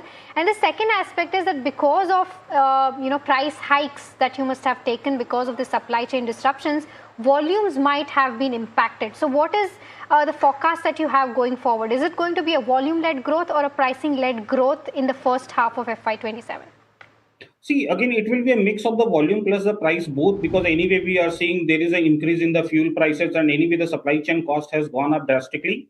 In last couple of quarters, we have faced multiple bottlenecks because of this geopolitical issues. Largely now the issues are settling down. Again, we are seeing for the next couple of years, or let me just give you a short-term view that for the next couple of quarters, the order is coming on time. We are not seeing any kind of major issues to like cater the demand what we are getting from the export. Even for the future, we are very much hopeful that the export will be the another pillar of growth, and export we are seeing a huge potential to grow from here.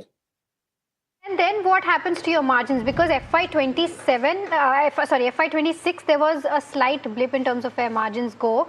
What is the blended margins that you're looking at, let's say, a year down the line?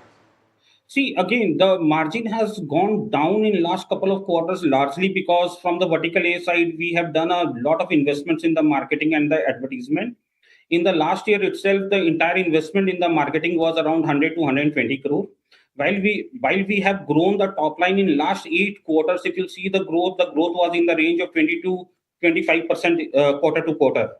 So again, the way we are expecting that for the next couple of quarters, as we see that hosiery market should keep growing in the range of 10 to 12%. Definitely, our entire effort should be to beat the industry and to have a larger growth as compared to the hosiery segment. While the marketing investment largely will remain, the numbers should remain the constant. So definitely, it should add some value to the bottom line, and we are expecting that 100 to 150 basis point of the margin growth should come by keeping a control on the marketing and the advertisement spend. Saurabh, I just want to come back to this facility, right? Because if I understand correctly, 20 crore units is what is going to be the total addition, right? And 5 crore in first phase. So when you're talking about the amount of money that will be spent over the course of 27 and 28, what will that amount be? And therefore, when will you have to raise this debt? So see, again, as I told you, we will start the project with the internal accrual. Company's balance sheet is completely sufficient enough to start funding for this project. In the phase 1, we are expecting around 350 crore of the investment which would be required. And for the phase 2, the larger investment will come as part of the 200 to 250. And by end of year 1 or the start of the year 2, we should be in a position to start having the borrowing in the books of account. Okay. And so therefore, can you give us a sense, based on the debt that you will have to raise, what sort of net debt to equity would you be comfortable with? It will be largely a very comfortable position. So again, as we are talking about currently, my cost of capital or the debt cost is around 6.5 to 7%. And as of now, we are in discussion with the banker. Once the rates are closed, definitely we will come back, and at the right appropriate time, the numbers will come in the picture, or it will be in the public domain. Saurabh, just looking at your financials, overall your 3-year CAGR for top line has been around that 7 to 8 odd %. Considering that you're adding more capacity, there's UK FTA also in place, which is going to definitely benefit you. Do you think you'll be able to do more than that 8% mark in the next 2 to 3 odd years? And if yes, if there's a ballpark figure.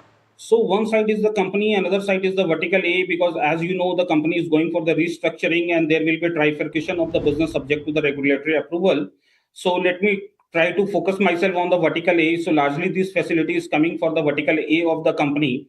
And in the vertical A, since last year, again, we were having a growth of around 25%, out of which around 9% in the quarter has come through the volume, 7% has come through the revenue. Put together, it was around 15 to 17% of the total growth for the quarter for the vertical A of the company. And if you see the growth of last 8 quarters, we were growing at a pace of around 20 to 25%. Again, it's a blended growth between the volume and between the prices. Saurabh, thanks so much for taking the time today. Wish you all the best and speak to you really soon. Thank you. Thanks a lot. Okay, Mr. Advani, I want to come to you on not just necessarily Lux, where there is a massive capacity addition that they're planning, as they've pointed out. They're currently at 12 crore units, and they want to take it to close to 32 crore units over the course of the next 5 to 6 years. But the hosiery space in general, if you were to talk about Page, you talk about certain other players, they're not exactly cheap, particularly Page. How do you treat them? Well, the reality is that India is going through a demographic where the per capita income is going up. So therefore, underwear is one of the things that immediately gets bought as people get richer, and then it flies. So all these guys are perfectly positioned. It's heartening to see that someone is doing capacity expansion in any sector. And of course, this is an easy sector for them because they know the business and they know they're getting short. But, it's that I'm seeing heartening, because I'm not seeing a lot of capacity expansion in our small and medium caps, except a little bit in the defense space. But otherwise, I'm not seeing the capacity expansion that is required for us to actually grow to the next level and for the market to get more mature. Right. Let's try to get in Somit now to tell us as to what's the chatter that he's been hearing in the dealing room today. Somit, what is it that you found out today? Well, firstly, it's a couple of counters on fundraise. It's Bellrise and Ather Energy. Now, there's a buzz of a QIP opening soon in both these counters. For Bellrise, it is expected to open today or max by tomorrow. And for Ather Energy, the street is expecting the QIP will open this week. Bellrise QIP could be around 2,000 odd crore, which will also include the green shoe option. But it would remain to see what actual amount the company finalizes to raise from investors. The second stock on the list is ICRA. There are buy flows on the large HNI desk. There's a buzz of a potential buyback announcement that could come in when it comes to ICRA. For Tata Chemicals, there are buy flows on the PMS desk. Dealing rooms indicate a potential price hike in caustic soda prices. For CDSL, there are buy flows on institutional desks. Both foreign and domestic institutions have been accumulating this counter in trade today, and delivery volumes are expected to be on the higher side. And lastly, when it comes to NetWeb Tech, there are buy flows on the large HNI and PMS desk. Dealers indicate a positive note to come in from a broking firm. Keep an eye out for NetWeb Tech as well. Okay, so quite a few interesting stocks. Hemen, I want to come to you on the IT pack specifically, right? Because this is not something I asked you about. All of the frontline stocks are buzzing in trade. Is this signs that a bottom has been found and that you can buy at this point for further upside? Alex, first, they were deeply oversold. Secondly, there was medium-term positive divergence. If you look at the Nifty IT index, Alex, it's come up from 46,000 to sub 26,000. That's huge. So even if you were to play for a dead cat bounce, I believe that is just beginning. And the level that we've taken support at, Alex, very interesting to know. And let's take 30 seconds more. July 22. We've not closed below this level since April 21. So we've come to multi-year lows, tested very strong supports, precipitous decline, oversold positives, but this is from a short to medium term view. The longer term view still remains gray, not very legible. And interestingly enough, we are also coming close to a resistance level soon. The way I see it, it's more of a trading bounce. Currently, even if it comes off a bit, I believe the next few weeks, it would be a buy on decline. The long-term picture we'll have to look at after this month is over, or probably the next. Too early to take that call. Alex. Okay, the question always remains whether the entire space, IT as a space, will be a dark horse or not. But it's time to slip into a very, very quick break. On the other side, of course, we'll get you top buy today and sell tomorrow picks. So do stay tuned in.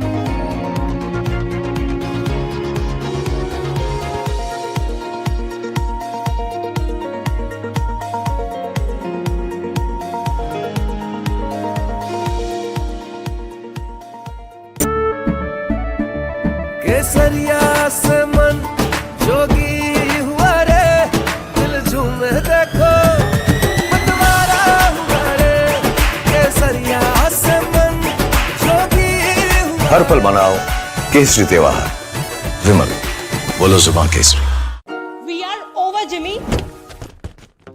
Hey life में scratches तो आएंगे गाड़ी के scratches को तो Cosmo PPF संभाल लेगा आप अपना देख लो आपका पार्सल फिर से हमारे घर पे आया है कुछ तो बात है इस दिल में माँ भी हमेशा पीमाक मस्टर्ड ऑयल में ही खाना बनाती थी, ये आपके लिए। कुछ तो बात है इस दिल में P-Mark, the mustard specialist since 1933. सरसों से सरसों As India's mobility story is racing into a new future, it's in search for a new fuel map. Electric, ethanol, hydrogen, CNG, hybrid. What will power India next? India's sharpest mobility minds come together to decode the fuel mix that will...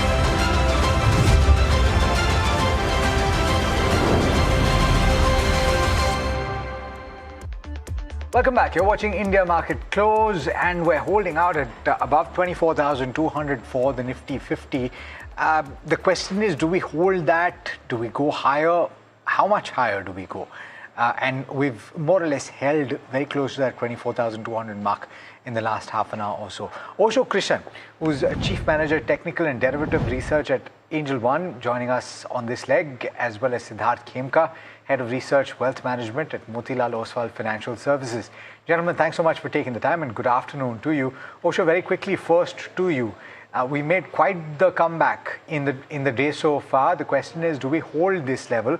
And what are the technical triggers that you're looking at for the benchmark right now? Very good afternoon, Alex. Firstly, thank you for having me at the show.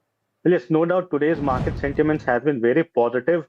Major of the parts from the IT have taken very strong momentum, and because of which we are witnessing a very strong movement in the benchmark index itself. But overall, if I have to quote on the higher end on the technical front, then 24,300, which is the bearish gap, is the first resistance for Nifty. And even the call writers have significant positioning around 24,300. So that should be seen as the first resistance zone for Nifty.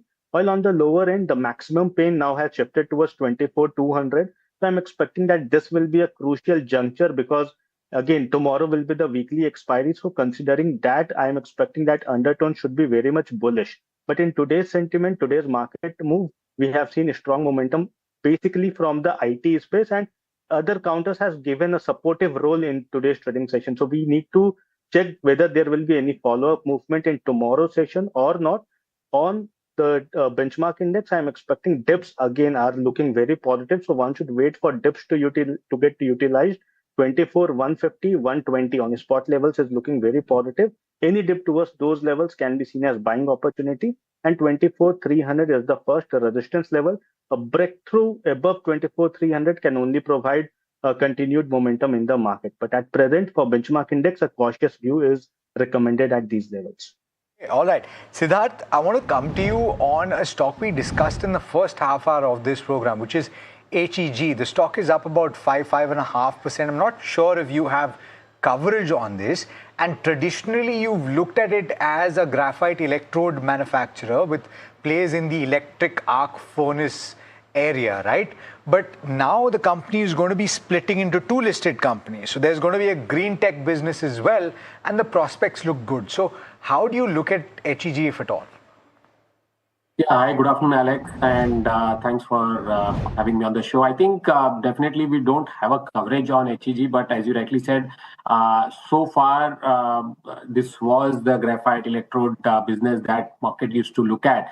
But with the new age businesses coming up, I think with the EVs, battery storage, the green revolution, I think that part of the business is something that will also be more exciting and will be less cyclical compared to the core business, which is largely linked to the metal cycle and hence commodity linked. So I think market should take that as a big positive, with especially the new age growth business, structurally growth business being hyped up separately and giving investors the choice between the electrode business and the green battery storage business. Okay, just wondering, Osho, if you've taken a look at the charts for Bajaj Consumer, because of course it came out with its earnings. It's a strong set of numbers that have come in, but the stock, of course, is seeing a downtick of around 1%. I mean, if you take a look at the numbers, the top line growth of around 28%, EBITDA growth of around 101%, and PAT growth of around 84%. And, operationally also numbers look very good, but seeing a downtick of around 1.2%, is it just profit booking happening because it's seen a significant run-up from its lows in June 25? Definitely, the technical setup for this counter is overheated. The counter has already been into a very strong movement since the zone of 400 has been broken out. And from there onwards, there had been vertical momentum. The counter was hovering above the short-term moving average. So there is some kind of deviation that can be seen in the short-term period. But again, today's reflection is just kind of a profit booking for the counter. The technical setup is still positive, but again, on the higher end at these levels, risk reward is not favorable. So I expect that any kind of correction towards the zone of 610 to 620, which is near to the zone of 20-day exponential moving average, can be seen as a buying opportunity. But again, the counter has seen a very strong vertical rally of nearly 260 odd points. So some kind of respite or some kind of profit booking should not be ruled out. So if someone is already holding a position, 600 will be the advisable stop loss for the counter. Got it. Okay. Pay attention to the news in the bottom of the screen. That is where you're getting exclusive information coming through on the companies, or rather the banks where there could be an offer for sale. This is exclusive information that has been picked up by my colleague Shrimi Chaudhary. The government is set to launch an offer for sale in Indian Overseas Bank soon, and that's not the only bank in which there could be a stake sale. My colleague Shrimi is joining in with those details. Shrimi? Yeah, that's right. What we are gathering exclusively that the government is preparing to launch an offer for sale in the state-owned Indian Overseas Bank very, very soon, perhaps in a day or two, as part of the ongoing efforts to reduce the holding in the public sector banks and meet public float norms. Do note that the centre currently owns 92.44% in IOB, well above the 75% ceiling prescribed under the public shareholding norm. But we don't know yet the offer size, but this is the second round of OFS after the government diluted 2.17% stake in December 2025 in IOB, which, received very strong response at that point. Now, sources indicating that Centre intends to continue stake dilution in select public sector bank in the coming month as it works toward complying the public float requirement. And after IOB, actually, we could expect OFS in Punjab Sind Bank as well as UCO Bank. And of course, both are significantly above the public float threshold. Now, it's important to note that proposed stake sales are expected to support the government disinvestment program. As we know, so far, government mobilized over 20,000 crore through disinvestment. So another 60,000 crore actually to come in to meet the target of 80,000 crore, which is, fixed for the current financial year. Much, Rimi, for that. Siddharth, what's your opinion on this? Because ultimately, this is one way in which the government can bolster its finances. It has kind of taken a bit of a hit, and it was calculated to do so because of the crude oil price spike that took place in the first quarter. So it would have to support that in some fashion, and everybody thought it would be in the form of divestment. What do you think about IOB, though? Yeah, I think, Alex, as you rightly said, government is looking up to shore its financials, especially we have seen a lot of the public sector enterprises, PSCs, witnessing an offer for sale or blocks being offered in the past couple of months. And I think some of these banks, especially the small size banks, there was a lot of chatter on the street that there is more consolidation that is coming up, and government kind of merging some of these smaller banks and even further consolidation to what we have seen in the past. So I think some of these banks, PSU banks, have seen healthy financial growth. Valuations are on you can say have been attractive for the government to look to save off some of the shares stake that they have and raise money in this current financial year, where they are facing a lot of challenge given the high import bill. So I think we could see some more of the sale offer for sale and blocks coming in across several public sector enterprises in some of the months ahead as well. Specifically, very quickly, as a follow-up to that, you saw the Indian Bank results at the end of last week, and the kind of improvement that it showed in asset quality. NIMs also went up. In the pecking order, where does it rank, and what's at the top of your list for public sector banks? So, I think public sector banks, we have a limited coverage among some of the large banks only. So, Indian Overseas Bank, we don't have coverage. Our pecking order, clearly SBI at top, sits clearly at the top, followed by Punjab National Bank, Indian Bank, and Canara Bank. I think these are some of the banks within the PSUs that we like. I was asking about Indian Bank, not IOB. Yeah. Indian Bank posted numbers on Friday. Yeah, so I can quickly comment. Indian Bank, a good set of numbers. There was a strong growth in other income as well. But if you look at the core business, NII grew about 70% and NIMs improved about 6 basis points, so largely stable. And the management has retained its NIM guidance about 3.15 to 3.25%.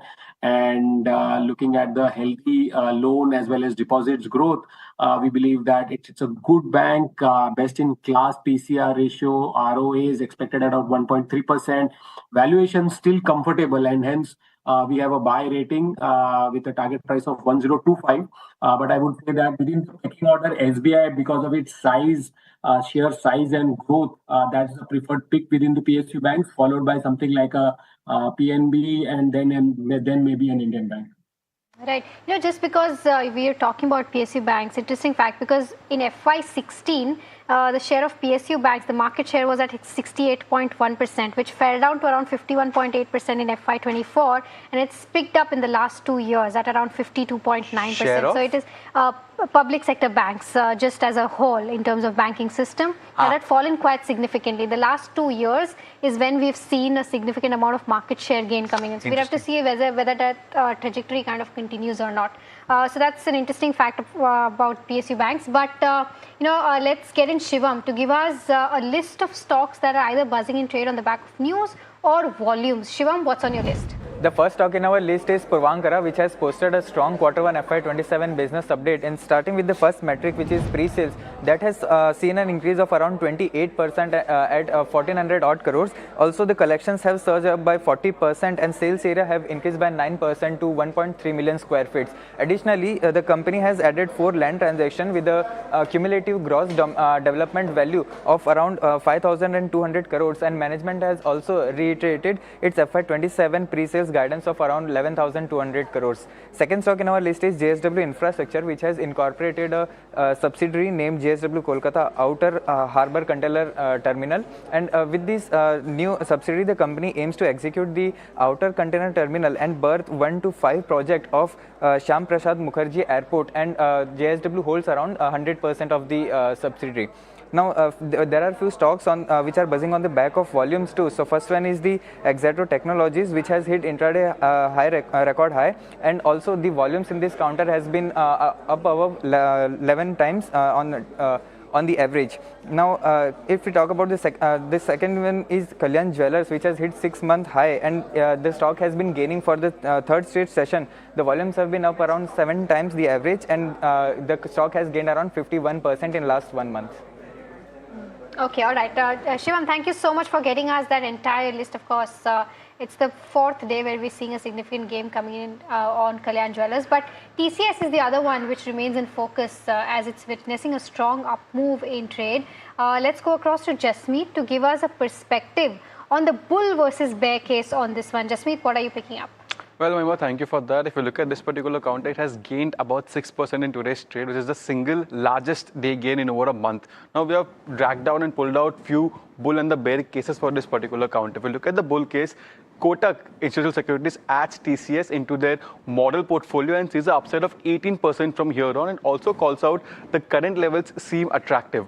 On the other hand, the bear case, Kotak makes sure to add some notes stating that buying TCS is on the back of its underweight on the sector. It's not an endorsement of the overall IT sector, and it still sees a lot of fear around AI impacting the margins and the top line. If we look at the next bull case for this particular counter, we have also that the management expects a strong recovery in the Q2, and they expect the H2 to be better than H1 going ahead, while on the bear case, the AI pricing pressure and the macro is still not clear. Though the management is clocking in the AI revenue, but how much of deflation is that impacting on the top line? That's something which is not very clear. The third bull case is overall manufacturing and life sciences is expected to rebound from the Q2 onwards as per the management. On the other hand, the consumer segment has tanked nearly 4% and management expects consumer to get better as the geopolitical tension eases. Now, if we look at the next bull case, we also see that the hiring has been highest in last 15 quarters for the company. They have hired about 9,000 odd employees in the Q1, as they have noted during the Q1 result. On the other hand, the bear cases, increase in number of headcount will impact the margins again, and we could see some impact on the margins going ahead. As in the Q1, we have seen impact of roughly 130 BPS on the margins on the back of that wage hike. If we look at the next bull case, the overall AI annualized revenue for the company has seen an uptick of 13%. It has been rising and seeing a double-digit growth over last 3 quarters and forms about 2.6 odd billion for the annual revenue. The bear case is the revenue contribution is still small, and management calls out that the AI revenue is lumpy and short term, unlike the traditional revenues is long term. So that's something which will be in focus of how that shapes up going ahead. If you look at the analyst recommendation of this particular counter, we have 30 buy calls. Most of the brokerages remain bullish on this counter, but the target price they have cut, and from current levels, the return potential is about 10 odd %. Okay, Jasmeet, thank you so much for getting us those details. Siddharth, I'll come to you on TCS itself and, IT space as a whole, because I was speaking to an IT analyst, on Friday, and he said that most of these analysts are still looking at the mid caps and the small caps, not the large caps. But there's Kotak, which sees an upside potential of around 18%. Where would your bets be, if at all, you're looking at the space? Definitely, Mahima. I think the TCS results definitely puts the sector in spotlight. I think why? Because if you see the numbers, the results incrementally better than feared. But what it also does not do is that it does not change the broader sector narrative. What it means is basically that the deterioration has stabilized, but meaningful recovery is still elusive and needs some time away. So for example, while the management commentary saying that Q2 demand is likely to improve, but what we also note is that the management has been talking about a pent-up technology backlog for several quarters, and hence investors would really need to wait for the evidence before assigning a higher valuation. Now, AI, 2 fronts. The business on AI, that growth continues, but the AI-led deflation, that is becoming more structural, and hence we believe that growth is still concentrated in certain pockets, for example, BFSI, high-tech, but some of the other sectors like the consumer, retail, North America, parts of North America, that continues to remain under pressure. And key important factor that margins also for TCS fell to 24%. Obviously, there is a wage hike impact. So clearly, I think within IT, things are stabilizing, but we are not yet turning positive or constructive on the sector. Selectively, as you said, yes, some of the mid-cap names do excite us, but that's purely a bottom-up picking. And I think stocks which figure among our top picks is Coforge, consistently strong order deal wins plus execution. And now with the stock price correction, I think valuations also have stabilized. So that is one stock that I would like to pick within the IT space. Any quick view on the space? Anything that you're liking now, attractive on the charts? On the charts, some counters are looking very positive. The first one is HCL Tech. HCL Tech has given a very strong momentum in today's session, approximately 5% higher. That has been backed by volume. So I expect the momentum to be continued on the higher end. 1260 should be the first target as a BTST candidate for the counter. So one can look for buying opportunity in TCS, and 1195 will be the advisable stop loss for HCL Tech. Other counter, Coforge, is also looking very positive on the technical chart, but currently it is hovering at the neckline of breakdown. So 1535 to 1540 is a very crucial juncture. If there will be a follow-up buying traction from current levels, then in the coming period, we can see a very strong momentum in the counter. And in the short-term period, 1640 followed by 1680 is the positional target for Coforge, while on the lower end, 1470, 1460 is a very strong support level. So one should one should keep this counter in the radar list. If there will be a follow-up buying traction in tomorrow's session, one can look for buying in Coforge as well. Yeah, all right. And speaking of HCL Tech, because it's set to announce its Q1 numbers today, and we've Jasmeet joining us to give us as to what the street is penciling in from this particular counter in terms of their earnings go. Jasmeet? Well, Mahima, thank you for that. For HCL Tech, we are penciling in a slight negative to flattish quarter. If you look at the revenue, they expected to take an uptick of nearly 2.2%, while the margins could expand by 40 basis points. And the margin expansion is on the back of that lower restructuring cost we're seeing in the Q1 and lower base in the Q4. Now, if you look at the other key highlights, the net profit could see an uptick of 2.3%.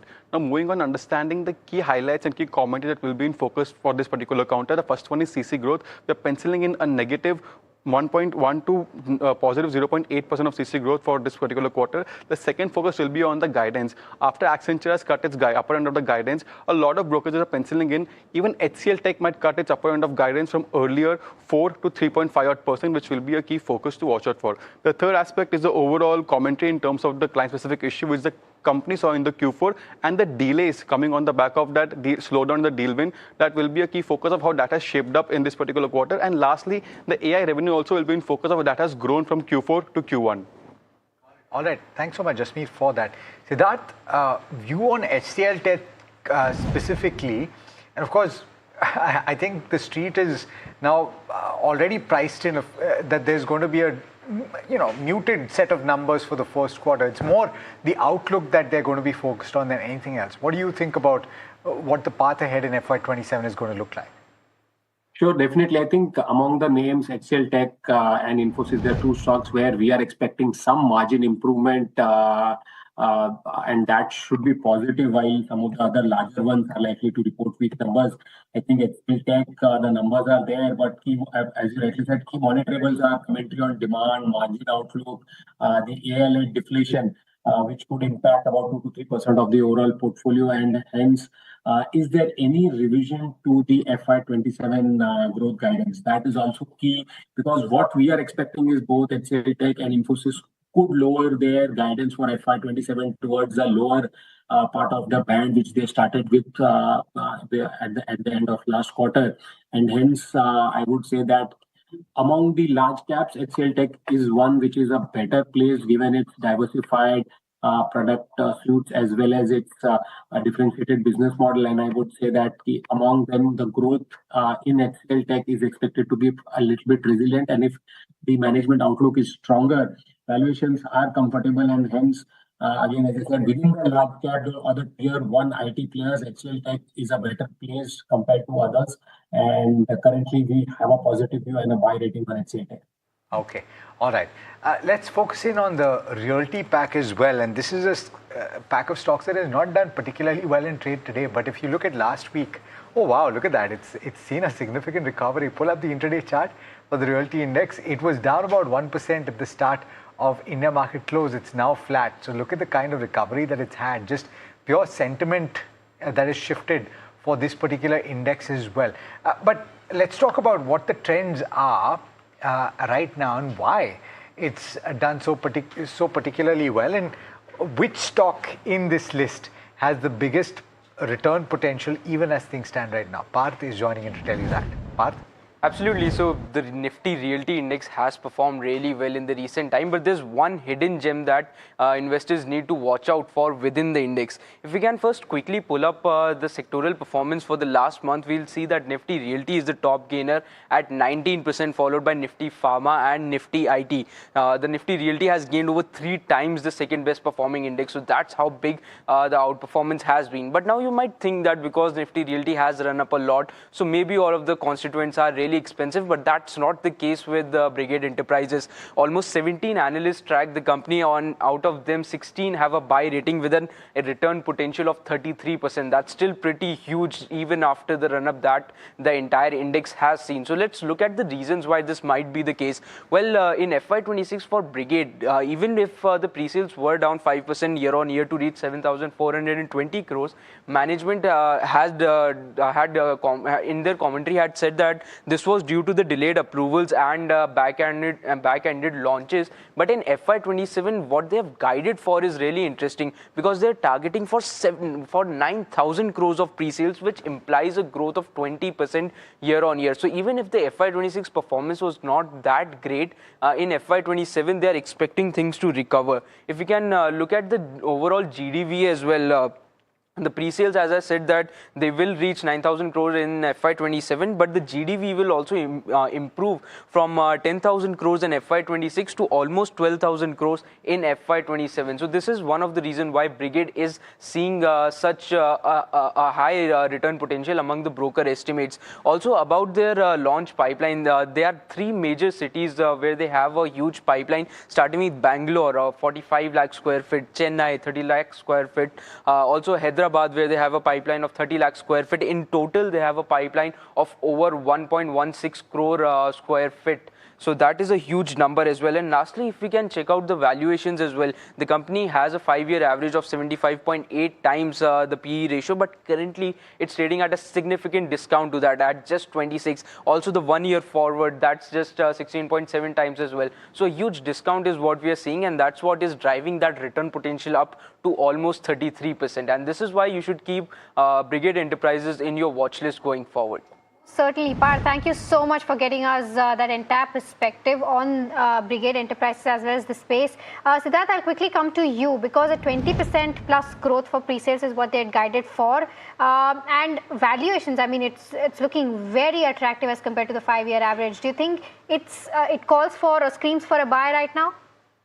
So, Mahima, I think the entire real estate pack definitely looks attractive. We are seeing the demand momentum improving with the pre-sales data for most of the large nationalized players in the real estate space reporting strong numbers.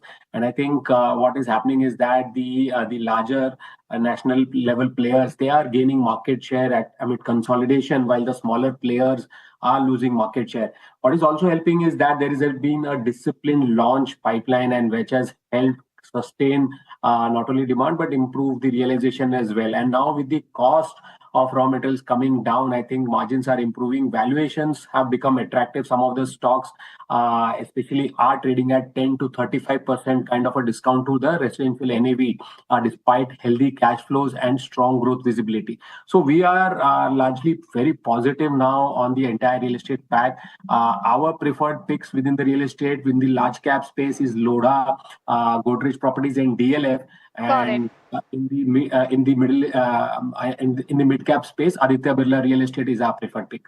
All right, Siddharth and Osho, thank you so much for taking out the time and giving us all those insights on all the stocks that we talked about. But we're just a minute away from markets being closed. Let's try to pull up as to where we're seeing the benchmarks ending at, the Nifty 50 and the Bank Nifty, if we can see on the screen. And then also take a look at how the broader end of spectrum has done throughout the day today. Of course, closing completely flat on the Nifty 50 right now. About the 24, just about the 24,200 levels is what we're seeing. Let's see if we're able to, maintain maintain those 24,200 levels on the benchmarks. But the bank Nifty closing around 0.13% higher, above the 58,100 levels.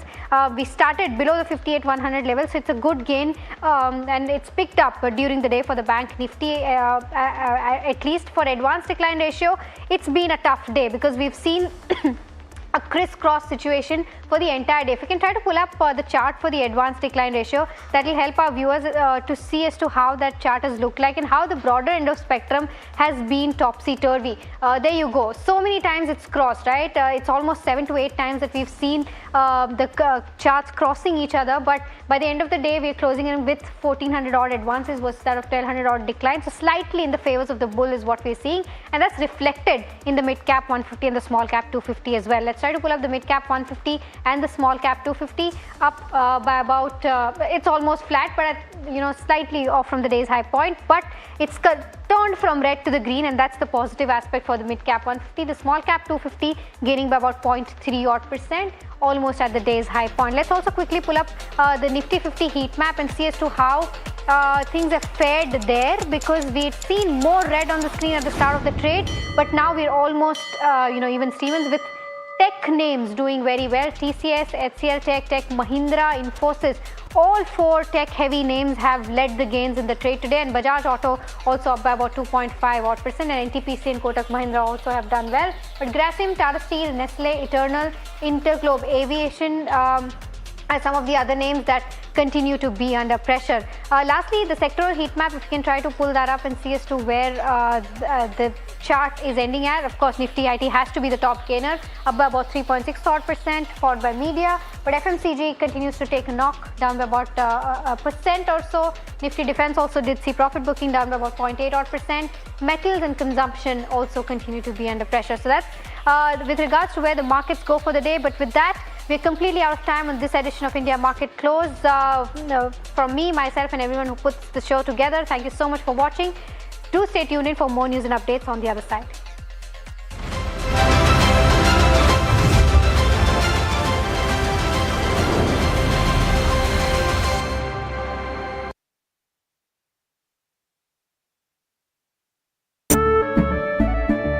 केसरिया से मन जोगी हुआ रे दिल झूम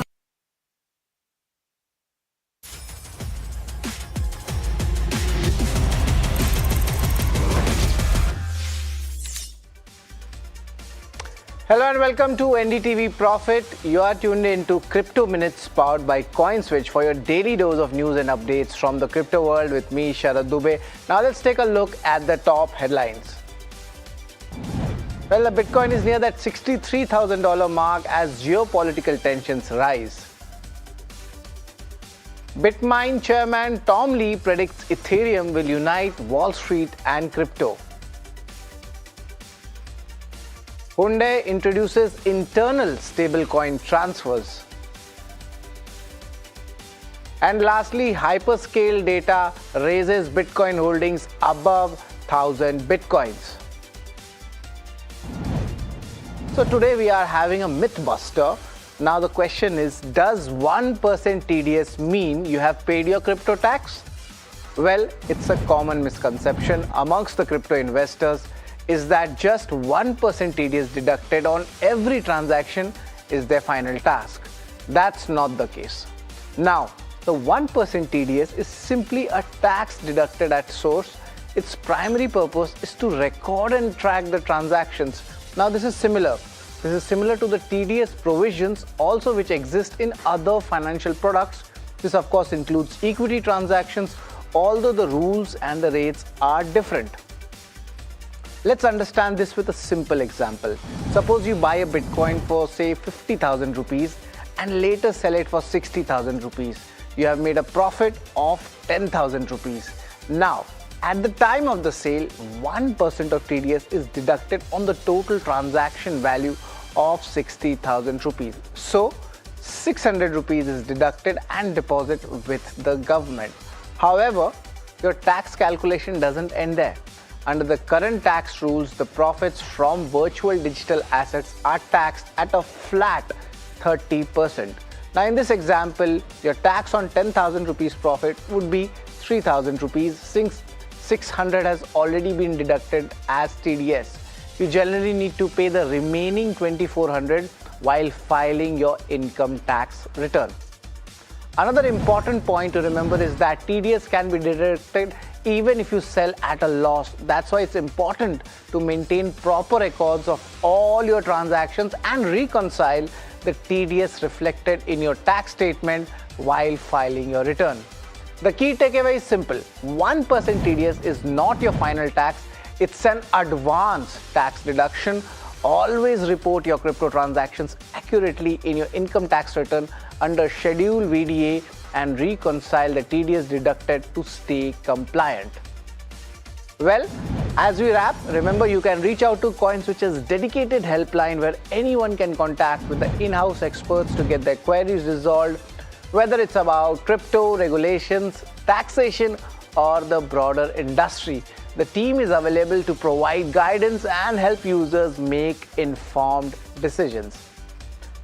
Goodbye. That's all on this edition of Crypto Minutes on CoinSwitch. Thank you so much for tuning in.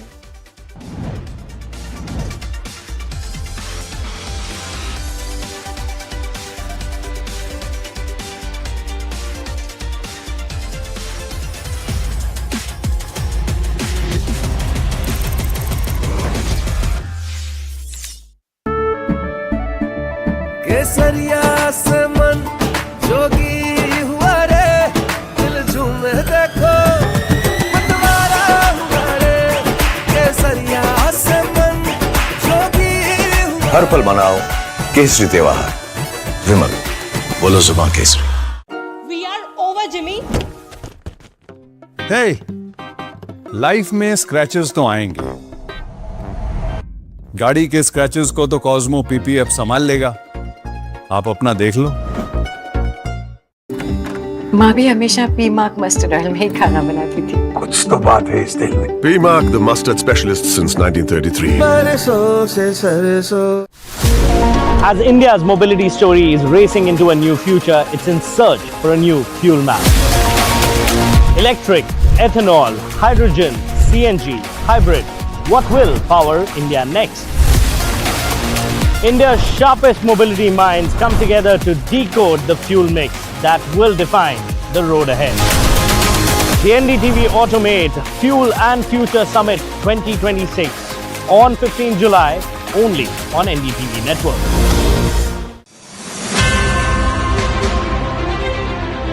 That are propelling India to what we call the Viksit Bharat stage.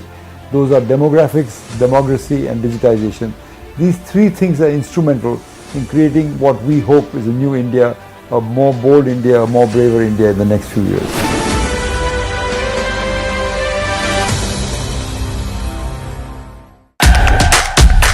India's unshakable news habit.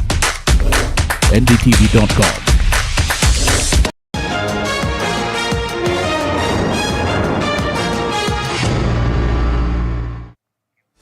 Hello and welcome. You're watching Market Express and I'm Gargi Shetty. Let's get straight into the show. The benchmark indices Sensex and Nifty recovered early losses to trade in the green as investors resorted to buying at lower levels. Nifty rebounded after testing the 24,000 level intraday, while Sensex also recovered near 1,000 points from day's low. And IT stocks extended their rally for a second straight session, with the Nifty IT index gaining over 4%, emerging as the top sectoral performer. PCS surged nearly 6% after expanding its long-standing partnership with ABB through a multi-year global network operations deal. Other major IT names including Infosys, LTM, HCL Tech and Tech Mahindra also posted strong gains, supported by stable June quarter earnings and continued optimism around AI-driven deal momentum. The rally marks a sharp rebound for the sector after recent weakness. LTIMindtree was in focus after reporting a steady set of June quarter numbers. The company's net profit rose 5.9% sequentially to 1,468 crore rupees, supported by stable execution and improved operational performance. Revenue growth remained resilient despite a challenging demand environment, while the company continued to see healthy traction in AI-led and large transformation deals. Avenue Supermarts, the operator of D-Mart, slipped in trade despite reporting a healthy rise in June quarter earnings. Investors were disappointed by flat like-for-like growth at its metro stores, raising concerns over demand in key urban markets. Now, while the company continued to expand its store network and delivered steady revenue growth, the muted performance at mature stores weighed on sentiment. Deal-making in India's automobile sector has slowed to its lowest level in 3 years, reflecting a cautious investment environment.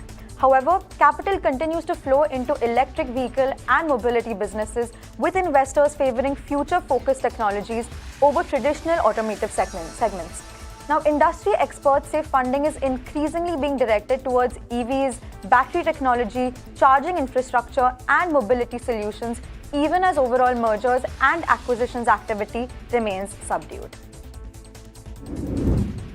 Kalyan Jewellers extended its rally for a fourth straight session, with the stock gaining nearly 47% over the period after a strong June quarter business update.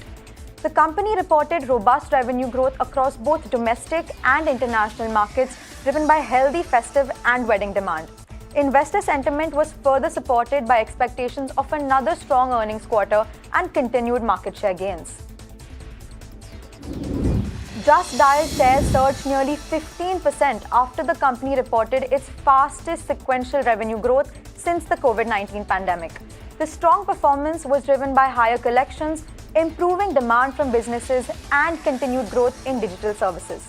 The company also delivered healthy profit growth and margin expansion, reinforcing confidence in its turnaround strategy. Oracle Financial Services Software has been on a remarkable run, with the stock surging 92% from its March low to hit a fresh record high. The rally has been driven by strong investor interest in the IT sector, optimism around AI-led spending by global banks, and expectations of healthy earnings growth. Analysts also point to the company's strong cash flows, high margins, and robust order pipeline as key positives. Oil marketing companies came under pressure after a sharp rise in global crude prices renewed concerns over margin pressures. Shares of HPCL and IOC fell more than 2%, while BPCL also traded lower as investors assessed the impact of higher input costs. Crude prices climbed on fears of supply disruptions in the Middle East, raising concerns that state-run fuel retailers could see marketing margins come under strain if retail fuel prices remain unchanged. Interglobe Aviation, the parent of Indigo, came under pressure after the stock slipped nearly 3% amid a sharp spike in global crude oil prices. Aviation turbine fuel is the airline's single largest operating expense, and higher crude prices could weigh on margins if the rally persists. Now, analysts said the recent surge in oil, driven by concerns over Middle East supply disruptions, has raised near-term cost pressures for airlines. Despite the decline, most brokerages remain constructive on Indigo, citing stronger passenger demand, healthy capacity growth, and its market leadership. Bharat Heavy Electricals extended its winning streak, rising for a fourth consecutive session and gaining around 4% in trade. The rally has been driven by strong order inflows, improving execution, and optimism around the government's continued focus on power and infrastructure spending. Investor sentiment has also been supported by expectations of healthy earnings growth, backed by a robust order book and strong demand for power equipment. The stock has outperformed the broader market in recent sessions. The Laser Power and Infrastructure IPO closes for subscription today, with strong demand from non-institutional investors leading the response. The issue has seen healthy interest across investor categories, while the grey market premium indicates a potential listing gain of around 13%. The company plans to use the proceeds to support business expansion and meet working capital requirements. Investors will now watch the final subscription numbers and allotment timeline ahead of the expected market debut. And the Delhi High Court has directed Meta to take down specific Facebook URLs that allegedly host pirated content owned by Zee Entertainment. Zee had approached the court claiming its content was being used and monetized illegally on several Facebook pages without authorization. Now, while the court ordered the removal of the identified URLs, it declined Zee's request to block the Facebook accounts at this stage, saying that the account blocking plea will be considered only after hearing Meta's response. India's trade picture showed a mixed trend in June, with exports rising 15.5%, but the trade deficit widening to $30.43 billion. The increase in the deficit came as import pressures remained elevated even as outbound shipments showed improvement. The data highlights the challenge of sustaining export momentum while managing higher import costs. Analysts say global demand conditions, commodity prices, and ongoing trade negotiations will remain key factors shaping India's external sector outlook. The Maharashtra government has removed over 92 lakh beneficiaries from the Mukhyamantri Majhi Ladki Bahin Yojana following a statewide verification drive. Government records show the beneficiary list has shrunk by nearly 38%, with the largest number of deletions linked to incomplete eKYC verification. Other reasons include income exceeding eligibility limits, duplicate entries, government employees, and beneficiaries receiving overlapping welfare benefits. The exercise is aimed at ensuring the financial assistance reaches only eligible women and improving transparency in the scheme. On to some international news now. Tensions in the Middle East have escalated sharply after the United States launched fresh strikes on Iranian targets, raising fears of a wider regional conflict.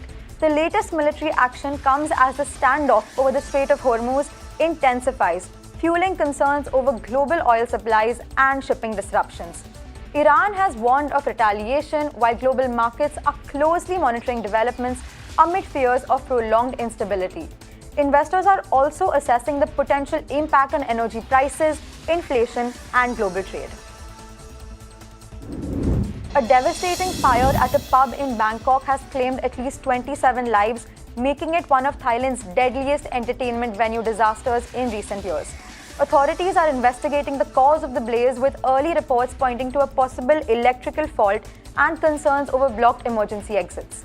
The tragedy has once again put the spotlight on fire safety standards at public venues. It also revives memories of some of the world's worst nightclub fires, where overcrowding, flammable materials, and inadequate escape routes led to heavy loss of life. The Maldives is looking at deeper economic ties with India, with free trade agreement talks expected to open new opportunities for its marine industry. Maldives Economy Minister Mohammed Saeed said the pact could boost sectors including fisheries, marine products, and local businesses by improving market access and reducing trade barriers. The agreement is also expected to support wider cooperation in areas such as tourism, logistics, and investment. Both countries are working towards strengthening economic engagement through greater trade and business activity. On to some sports news now. Yannick Sinner has successfully defended his Wimbledon crown, beating Alexander Zverev in a gripping 4-set final. The world number one recovered after losing the opening set to win the rest of the sets, claiming his second straight Wimbledon title and fifth Grand Slam crown. Sinner's powerful serving and composure under pressure proved decisive as he took control from the second set, the break onwards. The victory further cements the Italian's place at the top of men's tennis and extends his dominance on the biggest stage. Aston Villa have reportedly hijacked Newcastle United's move for Freiburg's midfielder Johan Manzambi, dealing a setback to Eddie Howe's side in the transfer window. Villa have moved quickly to secure the highly rated Swiss youngster, who has attracted interest after an impressive breakthrough season in Germany. The 20-year-old midfielder is seen as a player with significant potential, with clubs across Europe monitoring his progress. Newcastle will now have to explore alternatives as they look to strengthen their squad ahead of the new season. In some sad news, veteran actor Sir Sam Neill, best known for his iconic role as Dr. Alan Grant in the Jurassic Park franchise, has passed away at the age of 78. His family said the actor died suddenly and unexpectedly in Sydney, surrounded by his loved ones. Neill had recently revealed he was cancer-free after undergoing treatment for a rare blood cancer. Over a career spanning more than 5 decades, he starred in acclaimed films including The Piano, The Hunt for Red October, and the Jurassic Park series, earning global admiration for his versatile performances. And as we wrap up today's edition of Market Express, let's leave you with a conversation with Tahir Badshah, CIO of Invesco Mutual Fund. He believes investors need not be overly concerned about the US-Iran conflict at this stage and says the focus should remain on fundamentals. Let's take a listen. Tahir Badshah, CIO of Invesco Mutual Funds, joining us this morning. Tahir, great to speak with you. As always, are you feeling As always, good to be on your show as well. Likewise, I think the feeling's mutual. Are you feeling a little more optimistic right now, considering that we've had a resumption of attacks and warfare, etc., in the Strait of Hormuz since that peace deal and that MOU was signed, but there hasn't been a sharp reaction to it? Is that giving you some comfort? Well, Tamanna, to begin with, actually, so unfortunately, we've not had a chance to speak in a while, but I think we've been maintaining a positive outlook over the last month or two, especially after the first ceasefire was announced. And we have been of the view that this is probably going to be somewhat quick to resolve in some manner or the other. And more importantly, I think from an India standpoint, the West Asia conflict, basically from a crude standpoint, seems to now is now probably behind us. I think during the course of this conflict, it is a couple of things have been probably proven. One is that beyond a particular point, I think the oil market is somewhat fundamentally weak. I mean, when we look at it from a supply-demand standpoint, there is a fair bit of supply in the market available, and then there are other avenues of supply which can come about, probably from the OPEC bloc, or maybe even from the point of view of US's ability to pump in more oil. So supply is relatively easy, and then perhaps the oil industry or the oil market has not been able to kind of come to grips with the fact that China can be a fairly important lever in terms of controlling demand. And I think they have probably been on this course of adopting more and more of electric and reducing the consumption of oil over the years. So I think from an India standpoint, therefore, if oil supply-demand balance remains positive, then by and large, I think we don't need to worry as much about the West Asia conflict as we probably had to before. So I think that was one level of confidence that we were holding, apart from the fact that for India, incrementally, a few things could start getting better in terms of things like earnings, probably flows, the rupee having meaningfully depreciated now, foreign investors having significantly sold off. And last but not the least, probably a little bit of the slowing as far as the AI trade in the US is concerned. So the mix of all this would probably start being beneficial for India. That is how we had been thinking about things, and I think that is how it has panned out. Is it giving you confidence to deploy? Have you been a buyer in recent dips, Tahir? And where has that interest come? Which sectors have you found most exciting? Yes. So I think we've been amongst the flows.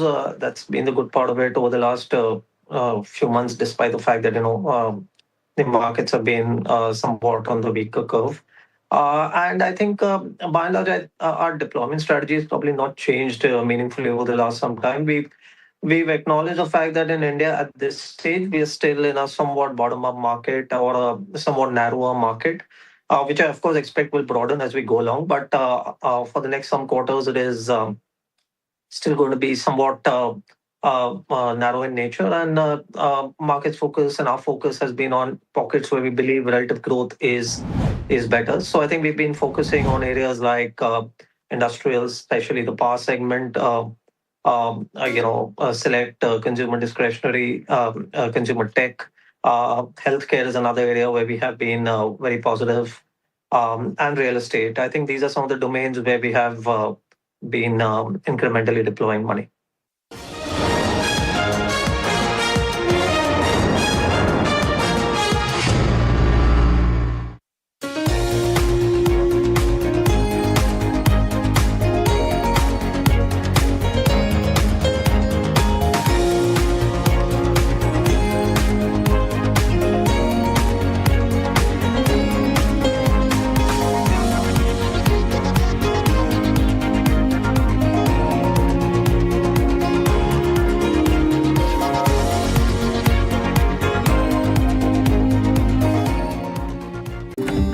माँ भी हमेशा P mark mustard oil में ही खाना बनाती थी। कुछ तो बात है इस दिल में। P-Mark, the mustard specialist since 1933. बरसों से सरसों।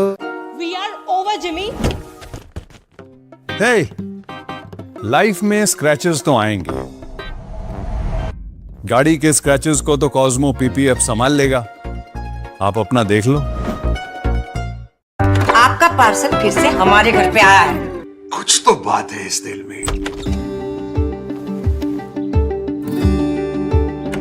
माँ भी हमेशा पी मार्क मस्टर्ड ऑयल में ही खाना बनाती थी। ये आपके लिए। कुछ तो बात है इस दिल में। P-Mark, the mustard specialist since 1933. बरसों से सरसों। As India's mobility story is racing into a new future, it's in search for a new fuel map. Electric, ethanol, hydrogen, CNG, hybrid. What will power India next? India's sharpest mobility minds come together to decode the fuel mix that will.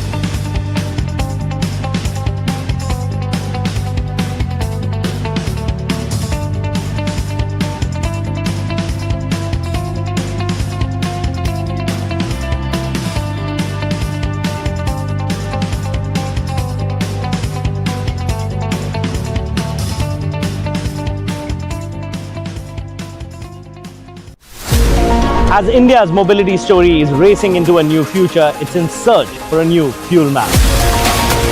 Electric, ethanol, hydrogen, CNG, hybrid. What will power India next? India's sharpest mobility minds come together to decode the fuel mix that will define the road ahead. The NDTV Automate Fuel and Future Summit 2026 on 15 July only on NDTV Network.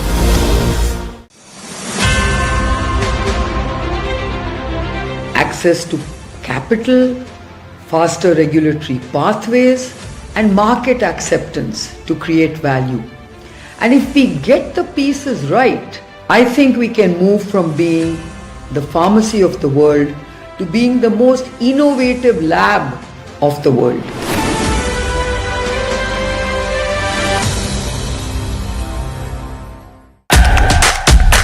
India's unshakable news habit. NDTV.com is India's #1 English news website.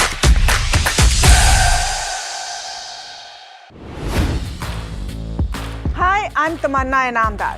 Watch me on NDTV Profit, where I break down the day's biggest business stories. What happened, why it matters, and what it means for your money. Hi, I'm Neeraj Shah. Watch me on NDTV Profit for the most incisive market intelligence and meaningful corporate conversations. And I'm Alex Matthew. Markets, mutual funds, insurance, personal finance. I help you cut through the noise and make smarter financial choices. And here's where you can watch us.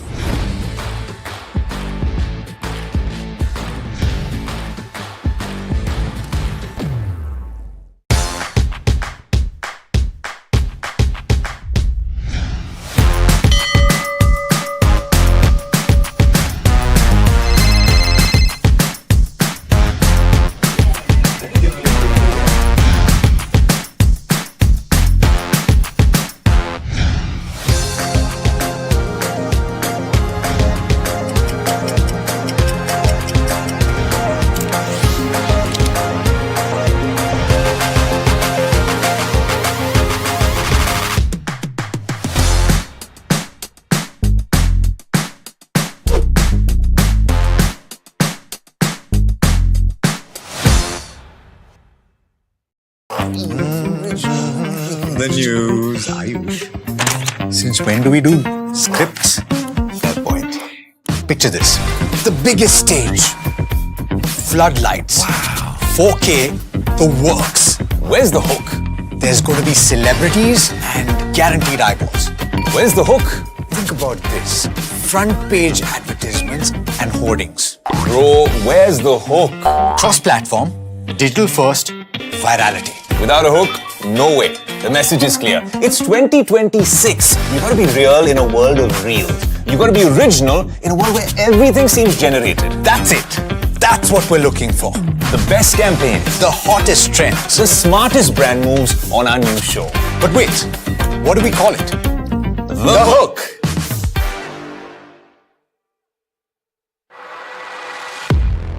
He has been tracking markets for over a decade, spots the trends before they hit the screen. And he is now bringing his analysis to the show that the market watches. Watch Sharad Dubey on Know Your Company, a show that puts the most traded stocks under the scanner. We dissect the company so that you, the investor, don't have to get the management to answer questions relevant to you. Watch Know Your Company weekdays at 11:30 a.m. to understand your next big bet.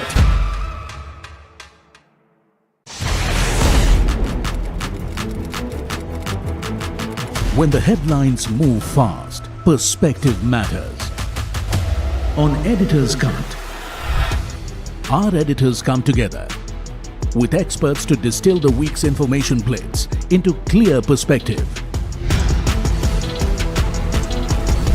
Down the stories shaping the world, from markets and the economy to global conflicts and what lies ahead.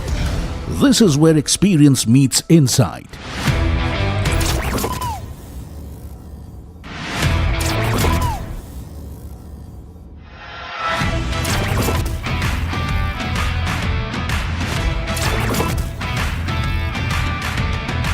No noise, no hype, just sharp takes on what to watch next.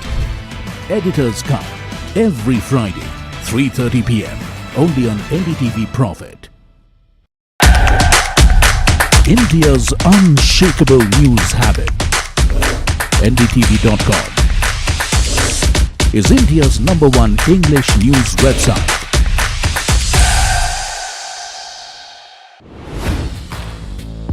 Hi, I'm Tamanna Inamdar. Watch me on NDTV Profit, where I break down the day's biggest business stories. What happened, why it matters, and what it means for your. Markets ended with modest gains today after a volatile session, extending their winning streak to 3 days. IT stocks lifted the market today. The rupee weakened 0.3% to settle at 95 rupees 62 paise against the US dollar. IT stocks jump led by TCS after strong earnings and AI-infused growth plans. Focus on HCL Tech's Q1 results, with the sector hoping for another strong performance. Commerce Secretary Rajesh Agarwal says that trade negotiations with the US are progressing well and it will be signed at the right time, but clarifies that under trade deal, all aspects will be taken care of. Government examines WhatsApp signal response on username feature. Meanwhile, Methi says access to Mythos is a priority, but government is planning to build a sandbox model offering nearly 60 to 70% of Mythos capabilities. Sources tell NDTV Profit that government will soon launch OFS for Indian Overseas Bank. Government likely to continue PSU bank stake sales to meet public float norms. Zee Entertainment scores an interim win in its copyright battle with Meta. Delhi High Court directs Facebook to take down specific URLs that allegedly host pirated Zee content. Oil prices jumped nearly 2% as tensions between US and Iran intensifies over Strait of Hormuz, and US CENTCOM confirms it hit Iranian military targets.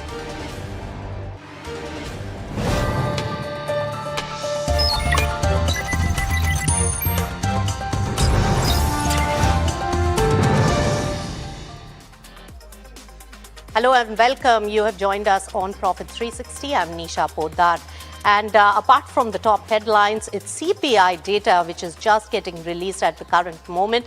Let's take you through the important numbers coming in those inflation figures. For the month of June, They are out and they are at 4.38%. Now, may remember CPI was at 3.93%. In fact, we have to take a look at the internals on such a big jump that has been seen on a month-on-month basis when we talk about the CPI numbers. But of course, needless to say that the crude prices were on the higher side on account of the crisis between the US and Iran, and that had inflated the prices for crude for us and therefore the intermediaries as well. And therefore, that could be one of the big push really coming in. Now, let's take it across to an expert joining in on to talk about the CPI numbers. Garima Kapoor, who's the Deputy Head and Research and Economist at Elara Securities, joins in. Garima, good to have you on NDTV Profit. First to the headline number of the CPI data, and looking at above 4%, not just that, elevated at 4.38%. How do you assess these numbers?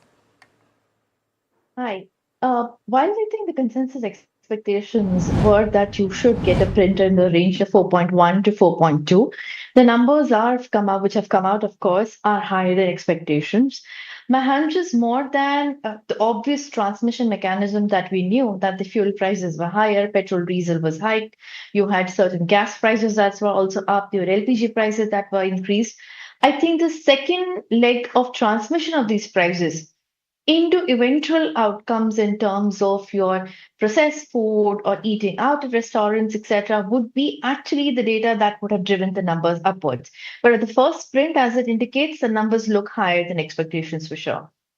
Right. If we really take a look at the food inflation data, that has seen a strong escalation on a month-on-month basis. What could be the reasons, and is it here to continue? Food itself was going up even before the month of June. Now, normally, if you see the seasonality for food is very strong during this period, so the summer months are normally see an increase in food inflation. So there's a seasonality aspect. The second aspect is that when your fuel prices tend to increase, your energy prices tend to increase, it automatically tends to create a second leg of impact in terms of food prices, especially the food that is in terms of cost of transportation, processed food, and where energy is an input area. The third element that happened is that because of the US-Iran conflict globally, you had started to see increase in commodity prices, including that of food. You started to see increase in palm oil prices. You started to see increase in prices of sugar and so on and so forth. So there was an element that was also global led. So there was an expectation the footprint in the month of June will also see a significant hike. All right. So in the month of June, we have seen that hike come in food and beverages, actually over 5%. Now, Garima, with the crude oil prices reducing at the moment when the US-Iran tensions had really ebbed and had become much more peaceful in the middle, the crude oil prices had really substantially reduced. Do you think that that translation on the ground on our overall inflation numbers will already be visible in the month of July? And it's also going to be a mix of the higher and lower numbers, and the average could be higher than what we had anticipated because of the flare-up of the war again. See, there's one element to the fact that your wholesale prices, which indicate or reflect a significant part of our importables, will certainly start to show a significant dip. But when we talk about consumer price indices, the transmission from WPI to CPI takes a lag, number one. Number two, the increase in commodity prices and hence the transmission to consumer prices of the previous hikes has yet not got completed. So you will actually continue to see the impact of previous hikes continuing well into another July and August before you start to see some bit of moderation kick in. And more importantly, realize that when demand is robust in the economy, any increase in price that has been taken is normally not likely to get reversed back. So while you will see some elements where importables, etc., will see a correction, I don't see a widespread correction in commodity prices or inflation for commodities where hikes were taken. Also, remember with regards to fuel, that is petrol and diesel, the oil marketing companies have to still recover the losses that they made in quarter one. So it's unlikely that until there is a foreseeable decline in price of Indian basket of crude, which is in the range of 70 to 75, at least for a foreseeable future, you do not see or should not anticipate any reduction in pump prices. Also, remember, in all of this, government has also cut excise duty. They also need to recoup that kind of losses. Garima, in fact, it will take a lot of time for the crude-led inflation to go out of the system. So looking at a higher than estimated CPI inflation figure of 4.38% in the month of June itself, what is the projection coming in for July and August where the high prices may trickle down, and will it be comfortable levels when it comes to the RBI's numbers as well? Going forward, clearly the CPI inflation will continue to inch upwards. Remember, Q1 will be the lowest that you will see in the entire financial year. However, if the price correction that is taking place globally continues, and notwithstanding the recent skirmishes and recent flare-up between US and Iran, we do revert back to a more moderate price level globally in terms of commodity prices, you're likely to see a peak out somewhere towards the end of the third quarter and early fourth quarter of the current financial year, where I think the inflation will be in the vicinity of 5.6 to about 6%. But the full year numbers, in my estimates, if the correction that is taking place ever since the truce has been announced continues, then I do think the full year inflation estimate for CPI should be in the handle of 4.9 to 5%, which in my view should be something that RBI should be comfortable with. All right, Garima Kapoor, thank you so much for your insights on the CPI data. Thank you so much for joining us on NDTV Profit. All right, moving on to the markets. The Indian market shrugged off the early losses to end marginally higher for a third straight session today, led by the gains seen in the IT sector. IT heavyweights like TCS and Infosys were the ones which gained the most, and the Nifty really closed above 24,200 levels, while the Sensex added 44 points. Meanwhile, the rupee weakened 0.3% today to close at 95 rupees 62 paise against the US dollar. In fact, Parth joins in for a complete roundup of what really transpired in the market today. Parth, tell us. So Nifty has closed flat today with TCS and HCL Technologies being the top gainers, both seeing an uptick of over 5%. On the other side, Tata Steel and Nestle India were the top losers of the index, both seeing a downtick of over 2% for the day. On the broader market side, we saw Nifty Midcap 150 ending flat as well, with Kalyan Jewellers and JSW Infra being the top gainers, gaining over 7%, while with Kalyan gaining over 7%, while JSW Infra saw an uptick of over 6%. On the bottom side, we saw NLC India and Indian Bank both were the top losers of Nifty Midcap 150 for the day, both seeing a downtick of over 3%. On the other broader market index, which is Nifty Small Cap 250, we saw it outperforming the benchmark as well as Nifty Midcap 150. Nifty Small Cap 250 gained over 0.3% today, and this was mainly led by Newgen Software Technologies and Sonata Software, both of which were the top gainers, with Newgen gaining almost 15% for the day and Sonata Software gaining over 10% for the day. On the sectoral side, all of the sectors have ended on a mixed note, with Nifty FMCG being the top losing sector, seeing a downtick of almost 1%, and this was led by Nestle India and Varun Beverages, both of which were the top losers in the index, both seeing a downtick of over 2%. On the other side, Nifty IT was the top gaining sector, up over 3.5% today, led by TCS and HCL Technologies, both of which saw an uptick of over 5%. On the trend side, we saw Nifty IT and Nifty Auto being ending in green for the second day in a row, while indices like Nifty Bank, Nifty Financial Services and Nifty PSU Bank were up for the third consecutive day as well. Also, Nifty Oil and Gas, Nifty Realty, Nifty Pharma and Nifty Metal have snapped their two-day gaining streak, while Nifty FMCG has closed in red for the second day in a row. All right, thanks so much, Parth, for getting us all the highlights coming in from the equity market trades today. HCL Tech is set to announce its Q1 numbers today. Jasmeet is here on what the street is really penciling in from the company. Jasmeet, tell us, what are we looking at? And of course, AI push by most of the IT companies has really given fillip to this sector today. Nothing short is expected from HCL Tech as well. Well, Nisha's rightly said, but thank you for that firstly. And if you look at the result, we're expecting slightly negative to flattish quarter for the company. Though we have seen the Q4 was a weak quarter, and we're expecting similar trends continuing in the Q1 as well. In terms of the key numbers, we're estimating the revenue to rise by 2.2%, while margins could see an uptick of nearly 40 basis points. In terms of net profit, even that could see an uptick of nearly 2.6%. While the key things which will be in focus is the CC growth, where we are estimating a CC growth between negative 1.5 to a positive 0.8% for the quarter. Now, secondly, the margins. Though the margins had a low base in the previous quarter, but margins for the Q1 will see an impact coming in due to lower restructuring costs, which will be a tailwind for the margins. And also on the back of that Forex tailwind, which we are seeing, will also be a tailwind for the margins. The second thing which will be in focus is the guidance, where a few brokerages are penciling in a guidance cut on the upper end, given the Accenture had cut its guidance on the back of that weak commentary. So even brokerages are dividing. Some feel there will be a margin cut, while some other feel that there won't be any unchanged guidance for this particular quarter. If you look at the last aspect, the deal wins, we're estimating a deal win between 2.2 to 2.6 billion for the quarter. Apart from that, the key focus remains on the AI revenue, of how much of that has increased from the Q4 to Q1.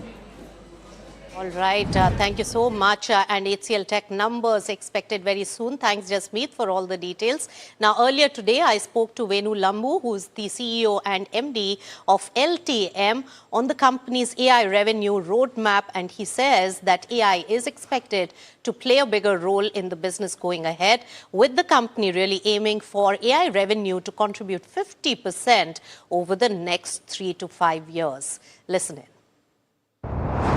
Of our 5-year plan, we expect that the AI revenue to be 50% of our AI revenue mix. And in order to do that, we're doing a lot of things, right? Whether it's in talent and transformation, reimagining partner ecosystem, and so on. Right. So you mentioned it will be 50% by which quarter and which financial year you are saying? Yeah, we expect this 50% to be somewhere between 3 to 5 years of our plans. SBI Mutual Fund MD and CEO Debashish Mishra has spoken about the company's distribution strategy and the government's push for banks to really focus on core banking products. He also says that there is no risk of mis-selling with products going through internal approvals processes. He also highlighted SBI Mutual Fund's wide distribution network ahead of its IPO. Listen in. So we have largely 5 to 6 distribution channels. SBI is the banker channel. Then we have got mutual fund distributors, whose number is 130,000. We also have national distributors. We also have robo, like all the fintech partners. We also have other banks who are our distributors of products. So SBI as a channel is, as Mr. Singh already mentioned, is 20-25%, but will largely depend on other channels also. All right. Remember, that's a big IPO that is set to launch for the public markets very soon. $1 billion to be garnered from the market. Now, India's trade deficit has really widened to $30.4 billion in the month of June, as merchandise imports really outpaced the exports, even as the country's total exports during the April to June quarter really touched a record high. In fact, Commerce Secretary Rajesh Agarwal also said that the US-India trade talks are progressing well and will be really signed at the right time. My colleague Rishabh explains the trade data dynamics and what really transpired. Tell us, Rishabh. Well, absolutely. The trade data for the month of June is out, and what we're picking up is that healthy growth has been recorded for India's exports, roughly 15%, both in the quarter one, that is the April to June quarter for the current financial year, as well as the month of June is what we're seeing, roughly 16% growth when it comes to India's exports. What we're picking up is the fact that for June, India's merchandise exports are at roughly $40.4 billion. Services exports are roughly at $33 billion. But what is also interesting is that India's merchandise imports have really gone up. That's about 70.8 billion for the month of June. That is up about 31%, and that's a very high increase that we're seeing. The ministry has explained this as well, and it is largely due to the imports of petroleum products as well as electronics parts that come into India and then are essentially used as components, and then those parts are then sent across to various countries in the form of a finished good. So those are the ones that are contributing largely to this trade deficit that has widened. What we're picking up very interestingly on the US trade deal is, of course, that a framework deal is ready. That's what the Commerce Secretary has said. Earlier, you've had various officials state that about 99% of the deal is done, but now Rajesh Agarwal has said that the framework deal is ready, and what the two countries are waiting for is the correct time to sign off on this deal, and that is something that the work is on both sides of this particular trade table. What we're seeing is that you already have the two investigations that the US is conducting when it comes to forced labor as well as overcapacity. Forced labor, that investigation is nearly done. The draft report is expected shortly. On the overcapacity front, there's still some time that the US will take to finalize the draft report on that. So that's where we are at. What the Commerce Secretary has also said is the fact that once this trade deal comes in, it will take care of all the other challenges that India and the US have been having on the trade front. That means that there will be no new tariffs that will be coming in. There will be assurance that there will be no new tariffs. What this essentially means is that there will be a pathway for every challenge that comes up in terms of trade between both the countries. So that's what you have coming in when it comes to the India-US trade deal. All right, Trade in Focus. Thanks, Rishabh, for all the details. Now to an NDTV Profit exclusive. Well, the government is set to launch an offer for sale in Indian Overseas Bank soon, according to official sources. After IOB, Punjab and Sindh Bank and UCO Bank could also see stake dilution as the centre really looks to meet the minimum public shareholding norms while also accelerating its divestment program. Let me bring in my colleague Shrimi, who's getting us all the exclusive details. Tell us, Shrimi. Yeah, that's right. What we are gathering exclusively that the government is preparing to launch an offer for sale in the state-owned Indian Overseas Bank very, very soon, perhaps in a day or two, as part of the ongoing efforts to reduce the holding in the public sector banks and meet public float norms. Do note that the centre currently owns 92.44% in IOB, well above the 75% ceiling prescribed under the public shareholding norm. But we don't know yet the offer size, but this is the second round of OFS after the government diluted 2.17% stake in December 2025 in IOB, which, received very strong response at that point. Now, sources indicating that centre intends to continue stake dilution in select public sector bank in the coming month as it works toward complying the public float requirement. And after IOB, actually, we could expect OFS in Punjab Sindh Bank as well as UCO Bank. And of course, both are significantly above the public float threshold. Now, it's important to note that proposed stake sales are expected to support the government disinvestment program. As we know, so far, government mobilized over 20,000 crore through disinvestment. So another 60,000 crore actually to come in to meet the target of 80,000 crore, which is, fixed for the current financial year. All right, thanks, Shrimi, for that. More bank papers to be really coming into the equity markets as stake sale. All right, moving on, the Indian banking story in spotlight as the big bank CEOs are not just billing accounts, but also some big fat paychecks as well. Now, to understand who tops the list of the highest paid banker, we have Piyush giving us the entire list and the lowdown. Piyush. Ashok Vaswani, the MD and CEO of Kotak Mahindra Bank, continued being the highest paying domestic banker for the second year in a row.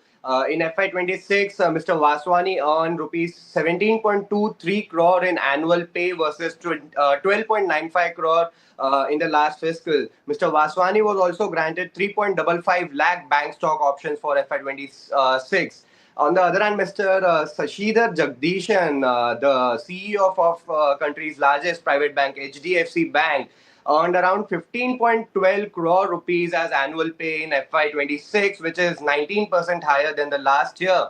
Jagdishan also got around 4.28 lakh bank stock option, Very interestingly, Deputy MD of HDFC Bank, Mr. Kaizad Barucha, actually ended up earning more than Mr. Jagdishan. He took home around 17.13 crore rupees for FY26 and was granted around 6.5 lakh bank stock options. Axis Bank MD and CEO Mr. Amitabh Chaudhary, on the other hand, earned around 8.5 crore rupees in FY26, excluding, of course, the bonuses. Among the PSU banks, country's largest,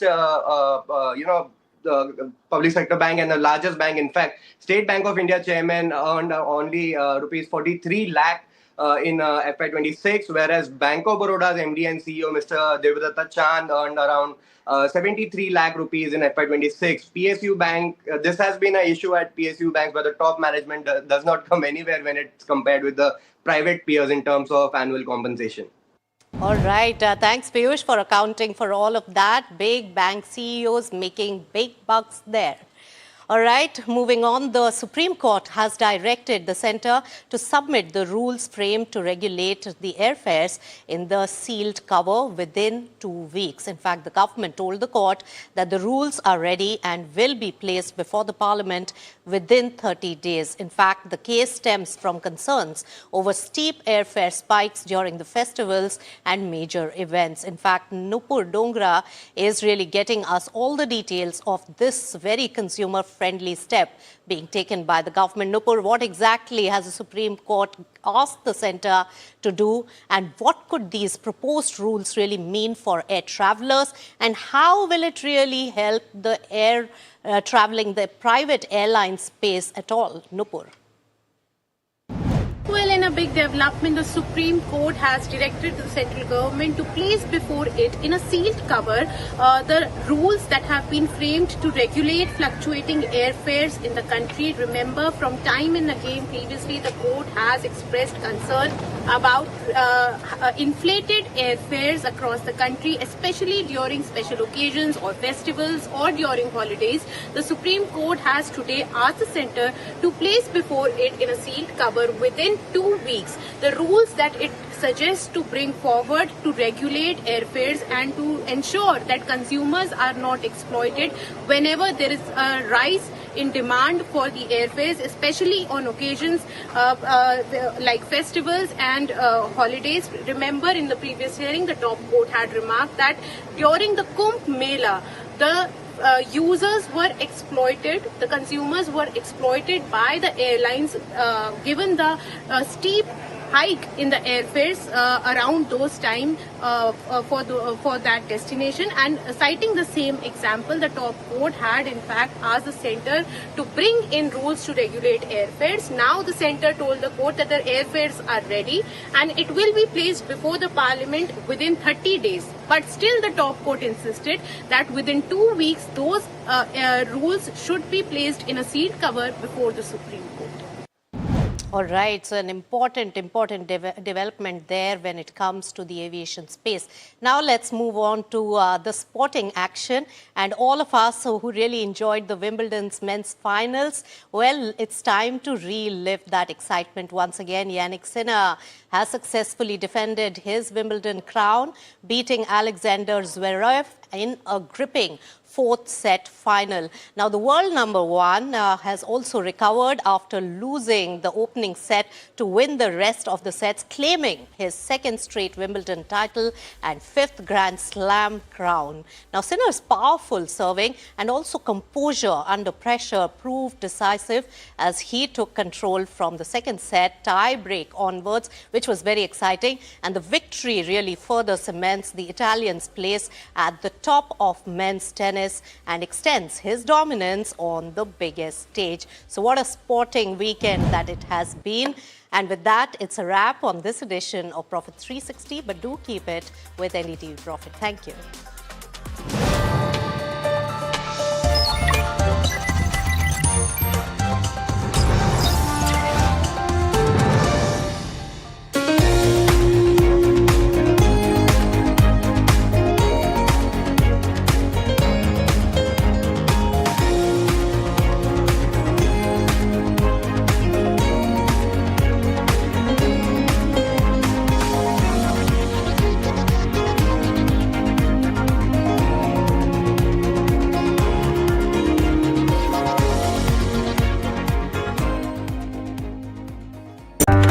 parcel फिर से हमारे घर पे आया है। कुछ तो बात है इस दिल में। माँ भी हमेशा पीमाक मस्टर्ड ऑयल में ही खाना बनाती थी, ये आपके लिए। कुछ तो बात है इस दिल में। P-Mark, the mustard specialist since 1933. India Inc.'s most respected names chose India Inc.'s best and brightest. I'm delighted to be chairing a committee of such distinguished fellow businessmen, bankers. It's lovely to be back on this NDTV jury. I have been a fan of NDTV for a long time. Many of the nominees are extremely close together in terms of what they've done. I think it's also important that how they are reshaping the industries, commercial activities which they are into. And it's a very judicious mix of people to choose from. My compliments to the team. Who will earn India's top business honors? Find out at the NDTV Profit Business Leadership Awards. माँ भी हमेशा पीमाक mustard oil में ही खाना बनाती थी। कुछ तो बात है इस दिल में। P-Mark, the mustard specialist since 1933. As India's mobility story is racing into a new future, it's in search for a new fuel map. Electric, ethanol, hydrogen, CNG, hybrid. What will power India next? India's sharpest mobility minds come together to decode the fuel mix that will define the road ahead. The NDTV Automate Fuel and Future Summit 2026 on 15 July only on NDTV Network.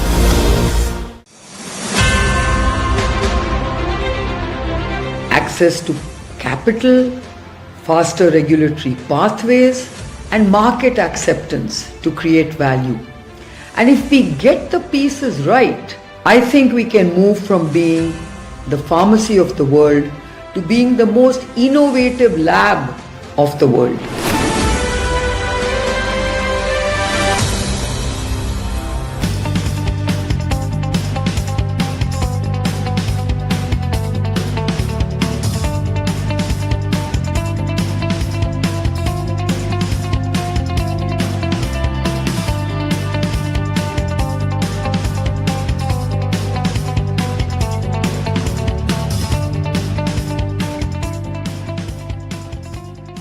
क्या search engine के चक्कर में पड़े हो दोनों? अब कोई confusion नहीं। Call 9300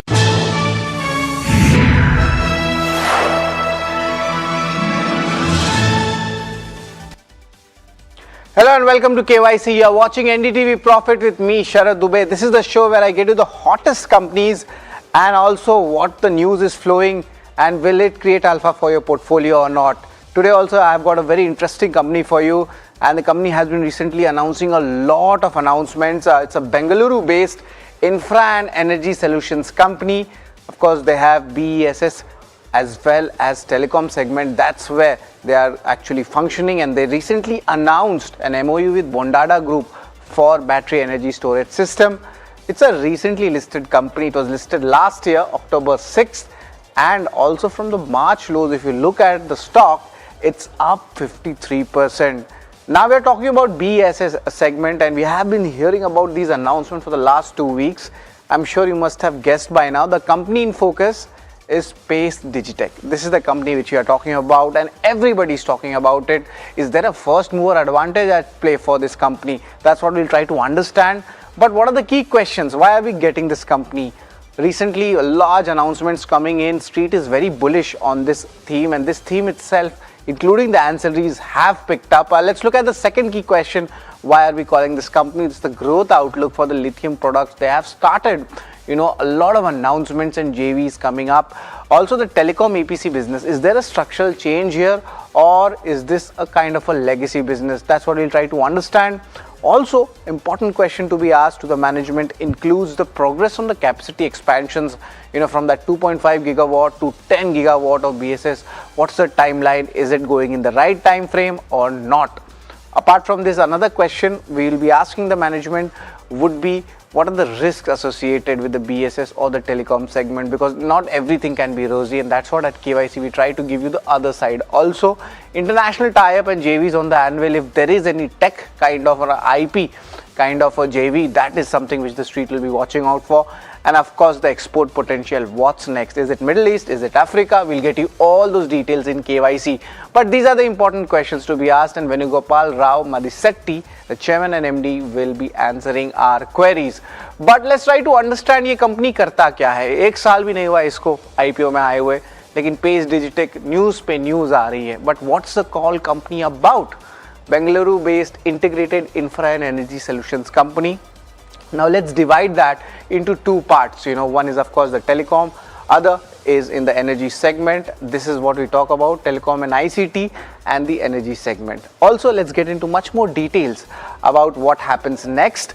They undertake BESS, battery energy storage systems, design, integration and this deployment. यानी कि पूरे ecosystem पे जो है इनका काम होता है. They have an arm for it. It's called Lineage Power that has made over 260 BSS containers in the last 1 year. That was the recent filing which I picked up. And the telecom segment, they manufacture the telecom power systems, EPC services and O&M. O&M is operation and maintenance for telecom infra. And yes, India's telecom infra is on a big uprise. But for India, let's look at the industry. Kitna bada hai. BSS additions to scale from 7 gigawatt in FY27 to almost 47 gigawatt by FY32. This is India's overall data, which we getting it from the reports. And also 90% decline is expected in the battery storage costs, which are driven by solar and BSS adoption. So you can understand how big this opportunity is in India. But of course, the company, if you look at the expansion plans, there are 3 important expansion plans. 2 BSS से हैं और एक जो है it's on the container. It's like a fabrication, basically backward integration, and these are the date lines. So FY27 is very much important. Q2, Q3, a lot of things are happening when it comes to Pace Digitech. How does the order book look like? 11,400 odd crore rupees is the order book. 78% comes from the energy segment, and the remaining 22% talk about it comes from the telecom and the ICT segment. Let's get to more details. Recent announcement, 3 of them coming in. MOU with Bondada Group for BSS, that's what we have been talking about.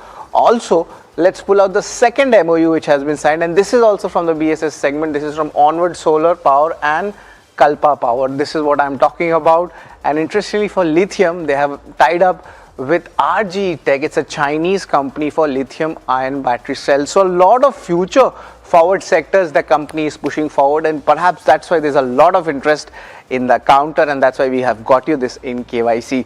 But moving on from the recent announcements, what are their key customers? Telecom के धंधे में देखिए BSNL है, Industar है, Bharti Airtel है, and we have all the major players also coming in. We have Reliance Jio, we have BL and Tata Teleservices as well. So one side telecom, other side energy. Look at the larger names. NTPC is there, L&T is there, Bondada Group is there. And if you look at the other key sectors or the companies, this includes Advait Energy, NLC India and Mahagenco as well, and these are large customers. So yeah, revenue visibility or order book visibility ज़्यादा दिखती है यहाँ से.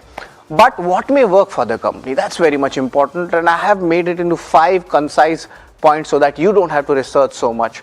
10 gigawatt BSS manufacturing capacity they're expanding, and that is where Street is quite bullish on. Large order wins are expected, and it's a strong executable order book. Third important point should be in your radar: Saudi Arabia, Kenya and other African markets. That's where they're trying to expand, and this is of course having a big market potential if you talk about it. They are positioning themselves as a renewable energy platform, and remember, platforms at times do have premium valuations from the market perspective, and the structural demand coming in from renewables, grid, rail and digital infra. These are the key reasons what it may work for Pace Digitech. But what may not work? Return ratios might be suppressed because you are expanding. तो आपके ROC number में गिरावट देखने वाली है, and I'm going to get you those numbers also in a while. The balance sheet may remain stressed despite IPO coming in. They're reducing their little bit of debt, but nevertheless the execution risk, खास करके EPC business में, that remains there. And of course, if that happens, the receivables might be rising. So that's a little bit of concern in my analysis for Pace Digitech. But nevertheless, right now the street is awarding this counter. But let's understand the KYC ratings on which we'll be judging Pace Digitech. Of course, this includes income statement, balance sheet, cash flow. These are the basics. Return ratio, we'll try to understand what's happening. Remember, companies under expansion, and shareholding street cred just from October 6 till now, एक साल के नीचे इनका time period है, so take things with a pinch of salt. Valuation, we'll try to compare, is it cheap right now also, and the outlook, we'll try to understand what are the important guidances which the company is giving. Let's start with income statement to show you the entire picture, what's happening here, and very strong CAGR growth coming in for revenue, EBITDA, PAT, and this is what you can see on my left hand side, a good growth coming in. Q4 numbers also, if you pull it out, we see a good set of jump coming in, and remember, compare these numbers on a year-on-year basis. Let's look at the margin profile also. Is there any kind of moderation? And yes, there seems to be a little bit of moderation coming in. खर्चा बढ़ रहा है, finance cost भी थोड़ा है, और company expand कर रही है. That is why we are seeing that margins actually getting compressed. So this is income statement, largely net I'll still give it positive if I'm looking at a long term basis. But let's talk about the balance sheet also to give you the entire picture. And a little bit of concern for me definitely comes. Why? I'll tell you that because the borrowing levels, the way company is expanding into BSS, and also a lot of working capital is being used, and that is why a little bit of concern is coming in. So yes, the numbers might look stretched for a couple of years because the way they are expanding, there will be a little bit of stress on the balance sheet, but they try to negate it from the IPO proceeds. So it's a neutral rating right now. And let's move on to the cash flow segment. And remember, these type of businesses, at times the cash flows are lumpiness. There's a B2G exposure also, and that is why you need to take things with a pinch of salt. A big cash flow outflow coming in FY26, a cash flow from net operations 920 crores.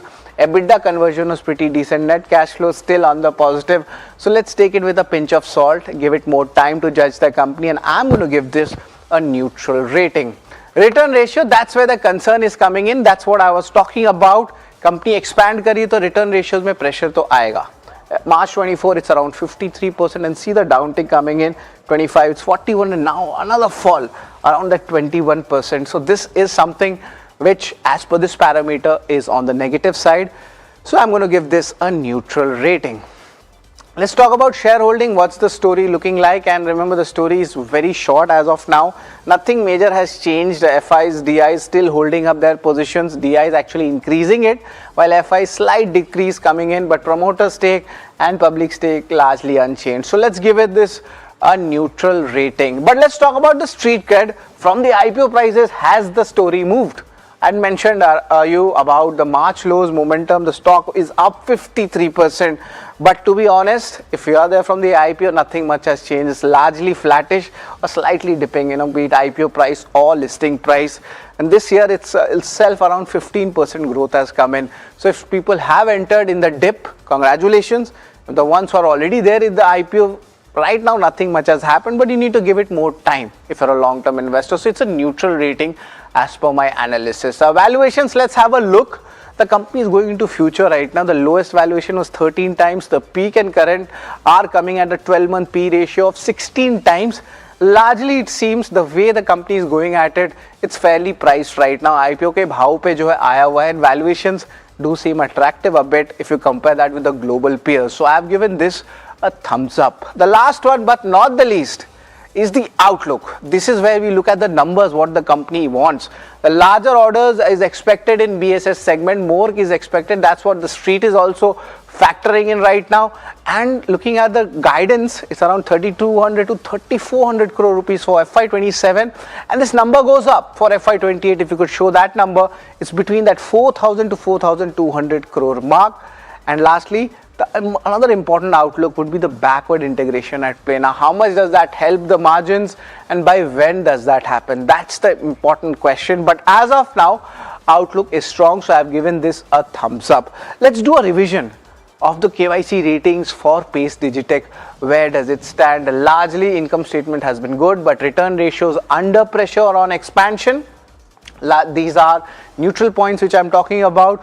On the other hand, if you look at the shareholding and street cred, it's neutral, but the valuations and outlook seem strong. So a total KYC rating finally comes to 5 out of 8. It's largely in line to slight positive for the average numbers which we generally give in KYC.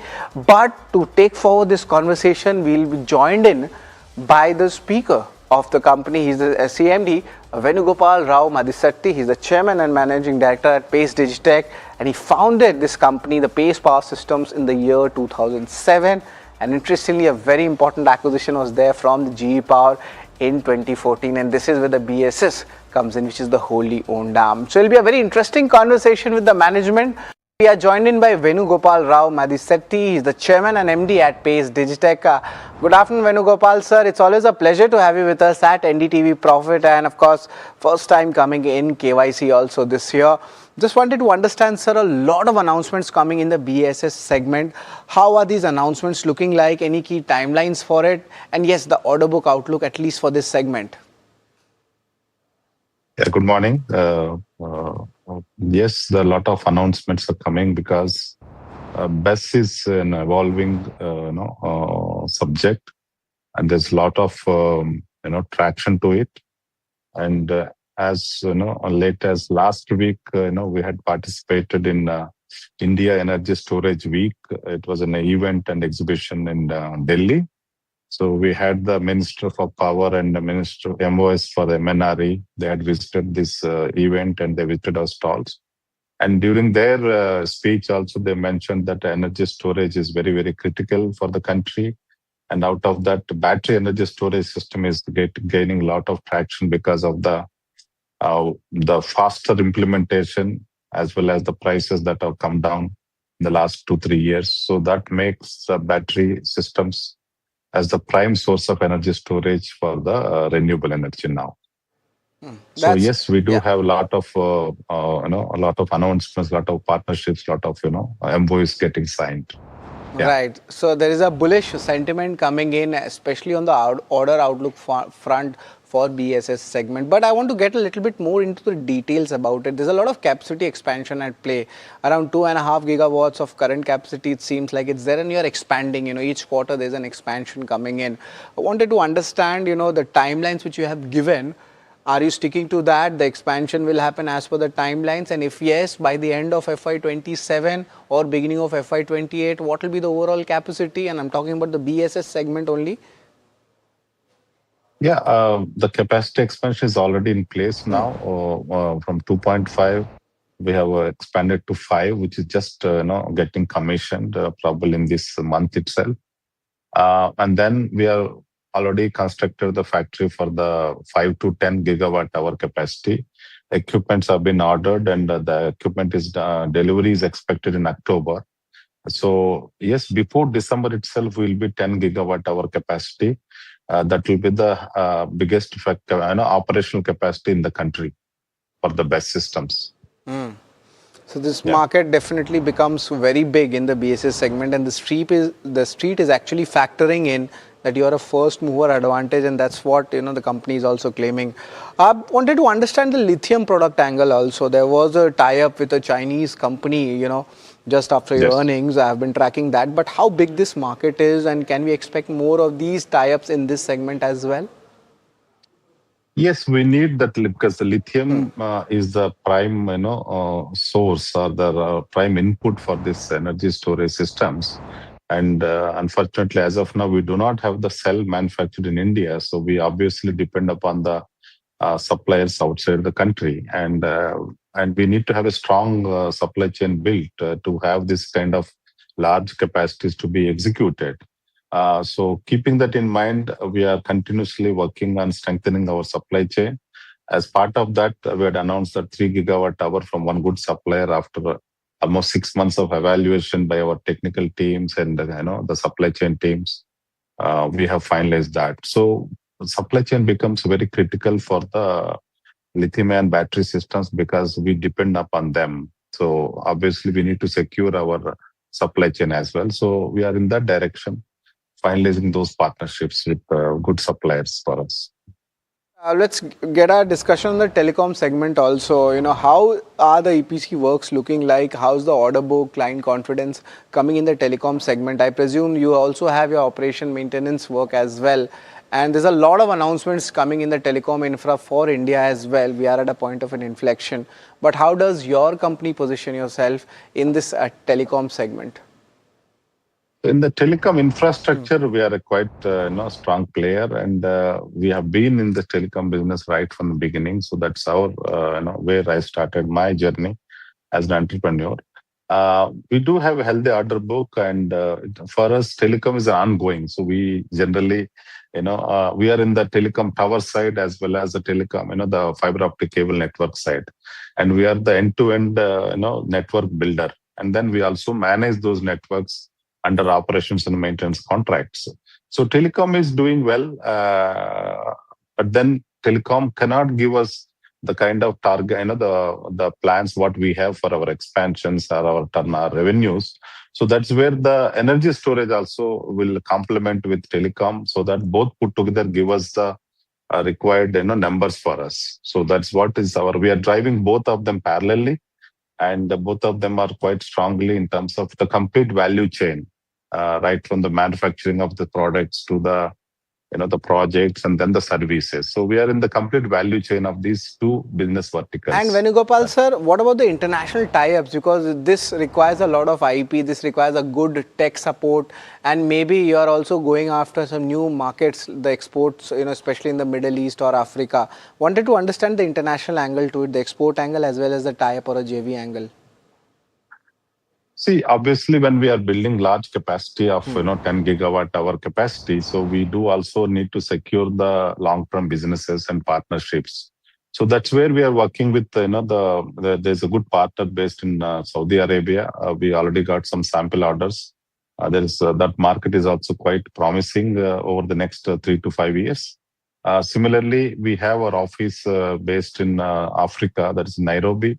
So Africa also needs a lot of energy storage because it's again a power-starved continent. So we do look for these areas where we have been already there. The good thing about us is that we have already tasted these markets over the last 15 odd years because of the telecom.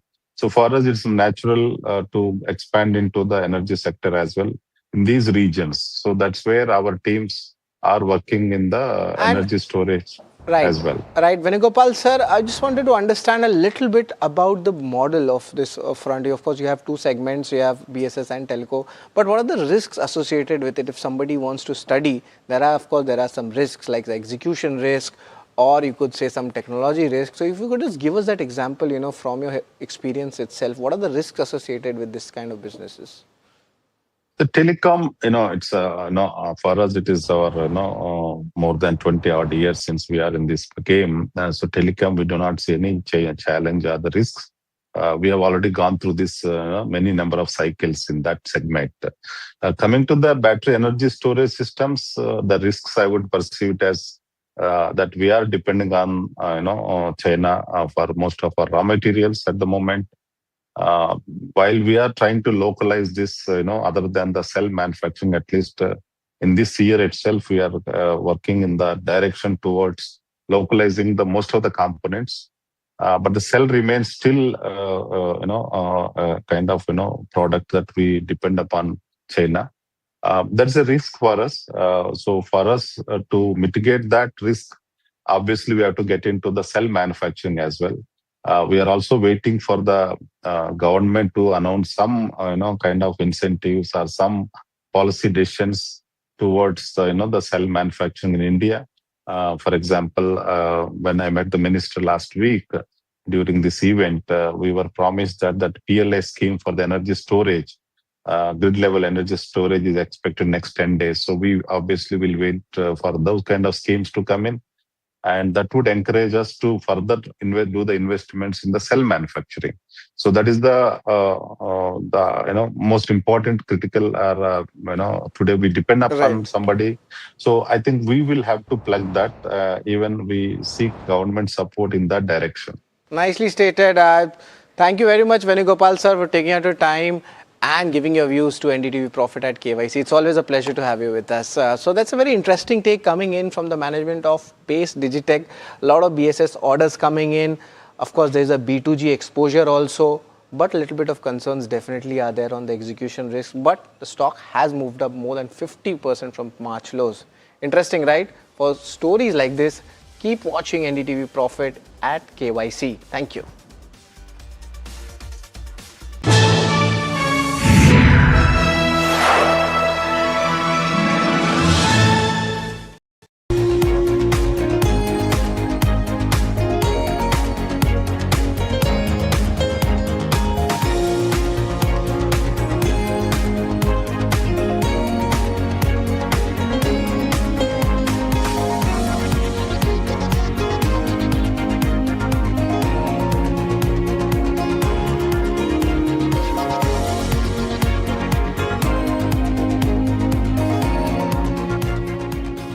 आपका parcel फिर से हमारे घर पे आया है। कुछ तो बात है इस दिल में। माँ भी हमेशा पीमाक मस्टर्ड ऑयल में ही खाना बनाती थी, ये आपके लिए।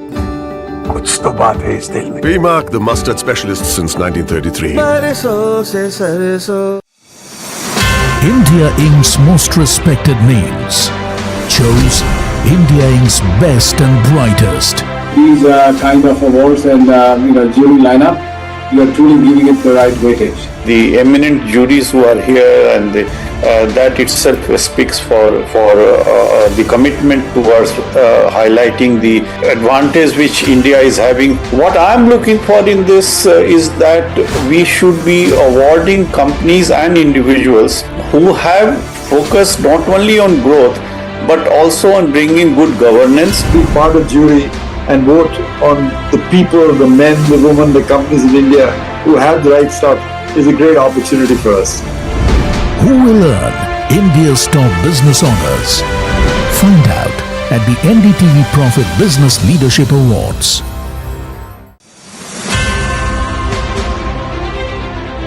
Technology is driving huge amounts of innovation, whether it is deep tech, whether it is biotech, whether it is climate tech, agri-tech, you name it.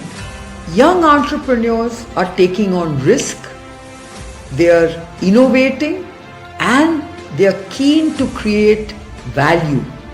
And to me, that gives me the optimism of what India can become.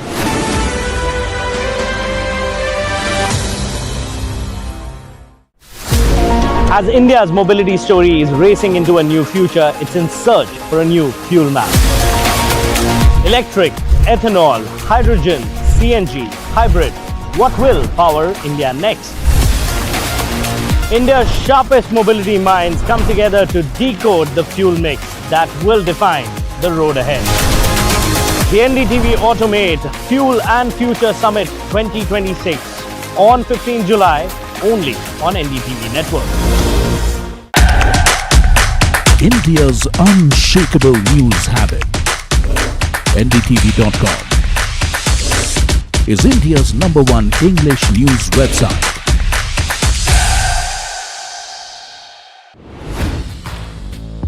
Hi, I'm Tamanna Inamdar. Watch me on NDTV Profit, where I break down the day's biggest business stories. What happened, why it matters, and what it means for your money. Hi, I'm Neeraj Shah. Watch me on NDTV Profit for the most incisive market intelligence and meaningful corporate conversations. And I'm Alex Matthew. Markets, mutual funds, insurance, personal finance. I help you cut through the noise and make smarter financial choices. And here's where you can watch us.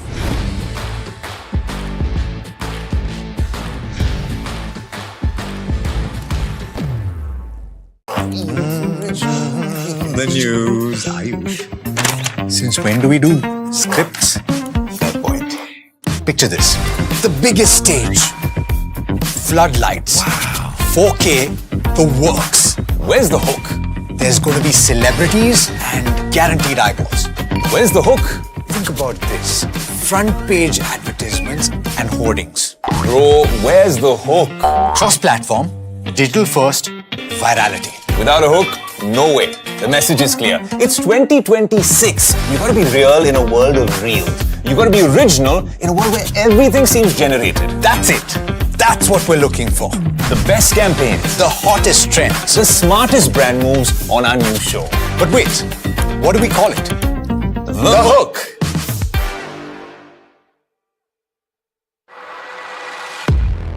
He has been tracking markets for over a decade, spots the trends before they hit the screen.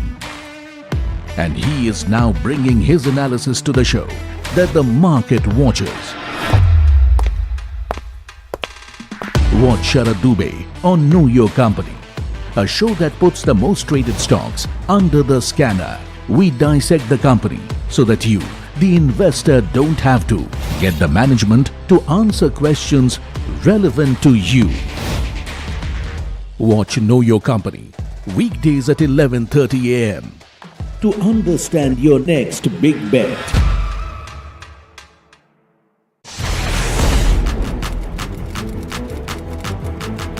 When the headlines move fast, perspective matters. On Editor's Cut, our editors come together with experts to distill the week's information blitz into clear perspective. Down the stories shaping the world, from markets and the economy to global conflicts and what lies ahead. This is where experience meets insight.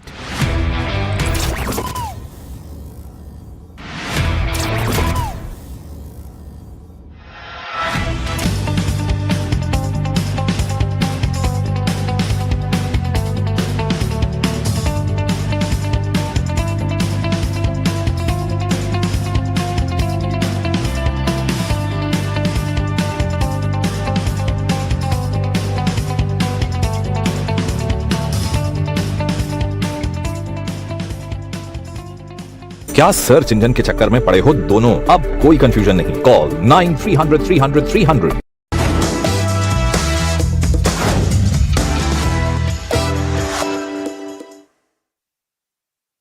Welcome, you're watching Your Money Matters here at NDTV Profit. I'm Mahima Vajrajani, and this is a show that talks about personal finance. Today, I think we've chosen two very interesting topics. The first one that we're going to talk about is going to be about who safeguards your mutual funds, who is a trustee, who's a custodian, what should you consider while transferring a mutual fund, and all of those things combined together. And I think it's important to understand the concept of safeguarding your mutual funds and who actually safeguards your mutual fund. To discuss all of this, we are now joined by Himanshu Kohli, who's the co-founder of Client Associates, joining us now. Himanshu, thank you so much, first of all, for taking out the time, and always a pleasure speaking with you. I think I'll start with a very basic question first. For a viewer who does not know as to how your mutual funds are safeguarded, what should he or she know about it? So first of all, Mahima, it's very important to understand when we select a mutual fund, we are paying the money directly into the mutual fund scheme. Correct. We are not giving it to the asset management company. So it's money which is going into the mutual fund scheme. Scheme basically purchases securities as per the investment objective or the mandate of the mutual fund. Those units basically gives the proportionate ownership to the investor in the scheme's assets. So the AMC is only managing the portfolio on behalf of the investors. So investors own the assets and AMC manages them. So this is how actually this entire mutual fund industry works. There are various safeguards. Regulations are very, very good. And I think Indian regulators have done a phenomenally good job because there are 4 different entities besides the mutual fund scheme. So there's an AMC, there is a trustee, there is a custodian, and there is a registrar. So all these are playing a very, very important role just to ensure that investors' money is safeguarded. Fair. The other aspect is, Himanshu, that while transferring a mutual fund, what are the things that one needs to keep in mind? Because a lot of times there are certain mistakes that repeatedly happen. So what are the things that one needs to keep in mind from safeguard point of view? So I would say basically the safeguards are as follows. So AMC is just taking the investment decisions, but cannot use the investors' money for its own business. so let's say HDFC Asset Management Company, is managing the money but cannot use it for their own balance sheet purposes. Trustees over here, they represent the investors and oversees the AMC's compliance with regulations and the scheme mandate. Custodian also plays a very, very important role, that they are holding the securities and ensure settlement and safekeeping happens. And registrars, basically they are playing a very important role in terms of regular updating, NAV, all those things which are being communication with the clients or the investors per se. That is something which is there. From an investor's point of view, they just need to see what is the mandate of the scheme which they are investing. What is the stability of the house? What is the performance or the rolling performance of the schemes which they are selecting? So that is what they need to take into consideration, and they should not worry too much what will happen to the money in case they have just gone ahead with the mandate of the scheme per se. Okay. The other concept that a lot of people are confused about is trustees and custodians. What are these two terms? What should one exactly know about this? And what role does it generally play, in protecting an investor? So very simply, custodian is actually independently holding the securities and ensures that settlement and safekeeping is happening. So typically a bank could be a custodian of the securities. Trustees are basically, there is a trust which is created and trustees are appointed to represent the investor's interest and oversee whether the AMC's compliance with regulations and whether they are following the scheme mandate or not. So they play a very, very important role over there. And as I mentioned, registrar and transfer agents, they maintain investors' records, process purchases, redemptions, and servicing to them and give them a regular update. So this is something where I would say one is not dependent on one particular entity. There are multiple entities. That also brings a lot of checks and balances and safeguards for the investor's money. Got it. So then Himanshu, I think the natural question that comes to my mind and probably our viewers' mind as well, that if an AMC shuts down, then what is the recourse available? What happens to the holdings of the investor? So first of all, investors' holdings are in the mutual fund. They are holding the units over there. So first of all, they are very, very safe. Right. Because AMC's balance sheet is not linked to the investors' units or investors' investment in the particular scheme. So schemes remain separate from the AMC's balance sheet. I would also say creditors of the AMC cannot claim any investor securities. Trustees, they play a very important role as they see everything is followed as per the regulation. They may appoint another AMC to manage the schemes. So investors' interest is fairly well taken care of. So there is a myth, if an AMC closes down, would you lose your investments? Answer is no. They are just managing the investment. Some other manager will come into picture over there. Okay. The other aspect is that if, let's say, two AMCs are merging, then what should one keep in mind in terms of knowing as to once the investment is either transferred or being merged, what are the key things that one needs to keep in mind? So first of all, I would say, Mahima, investors' interest is taken care of, so their money is safe. Now they need to see whether after the merger, who is going to be the fund manager, what's the track record of the fund manager, what's the stability of the fund management team over there. They need to see all those things, and are they comfortable being with the new manager or not. So if they are not, there is also a window which is provided that investors can take out the money without any exit penalties over there. So they can also redeem the money in case something like that happens. So I would say investors' interest is taken care of. Regulators have done a fantastic job over here. And investors do not need to be too much concerned. If it happens, then one can always take a call. Am I willing to continue or can I move out? And if I'm moving out, is there any penalty over there?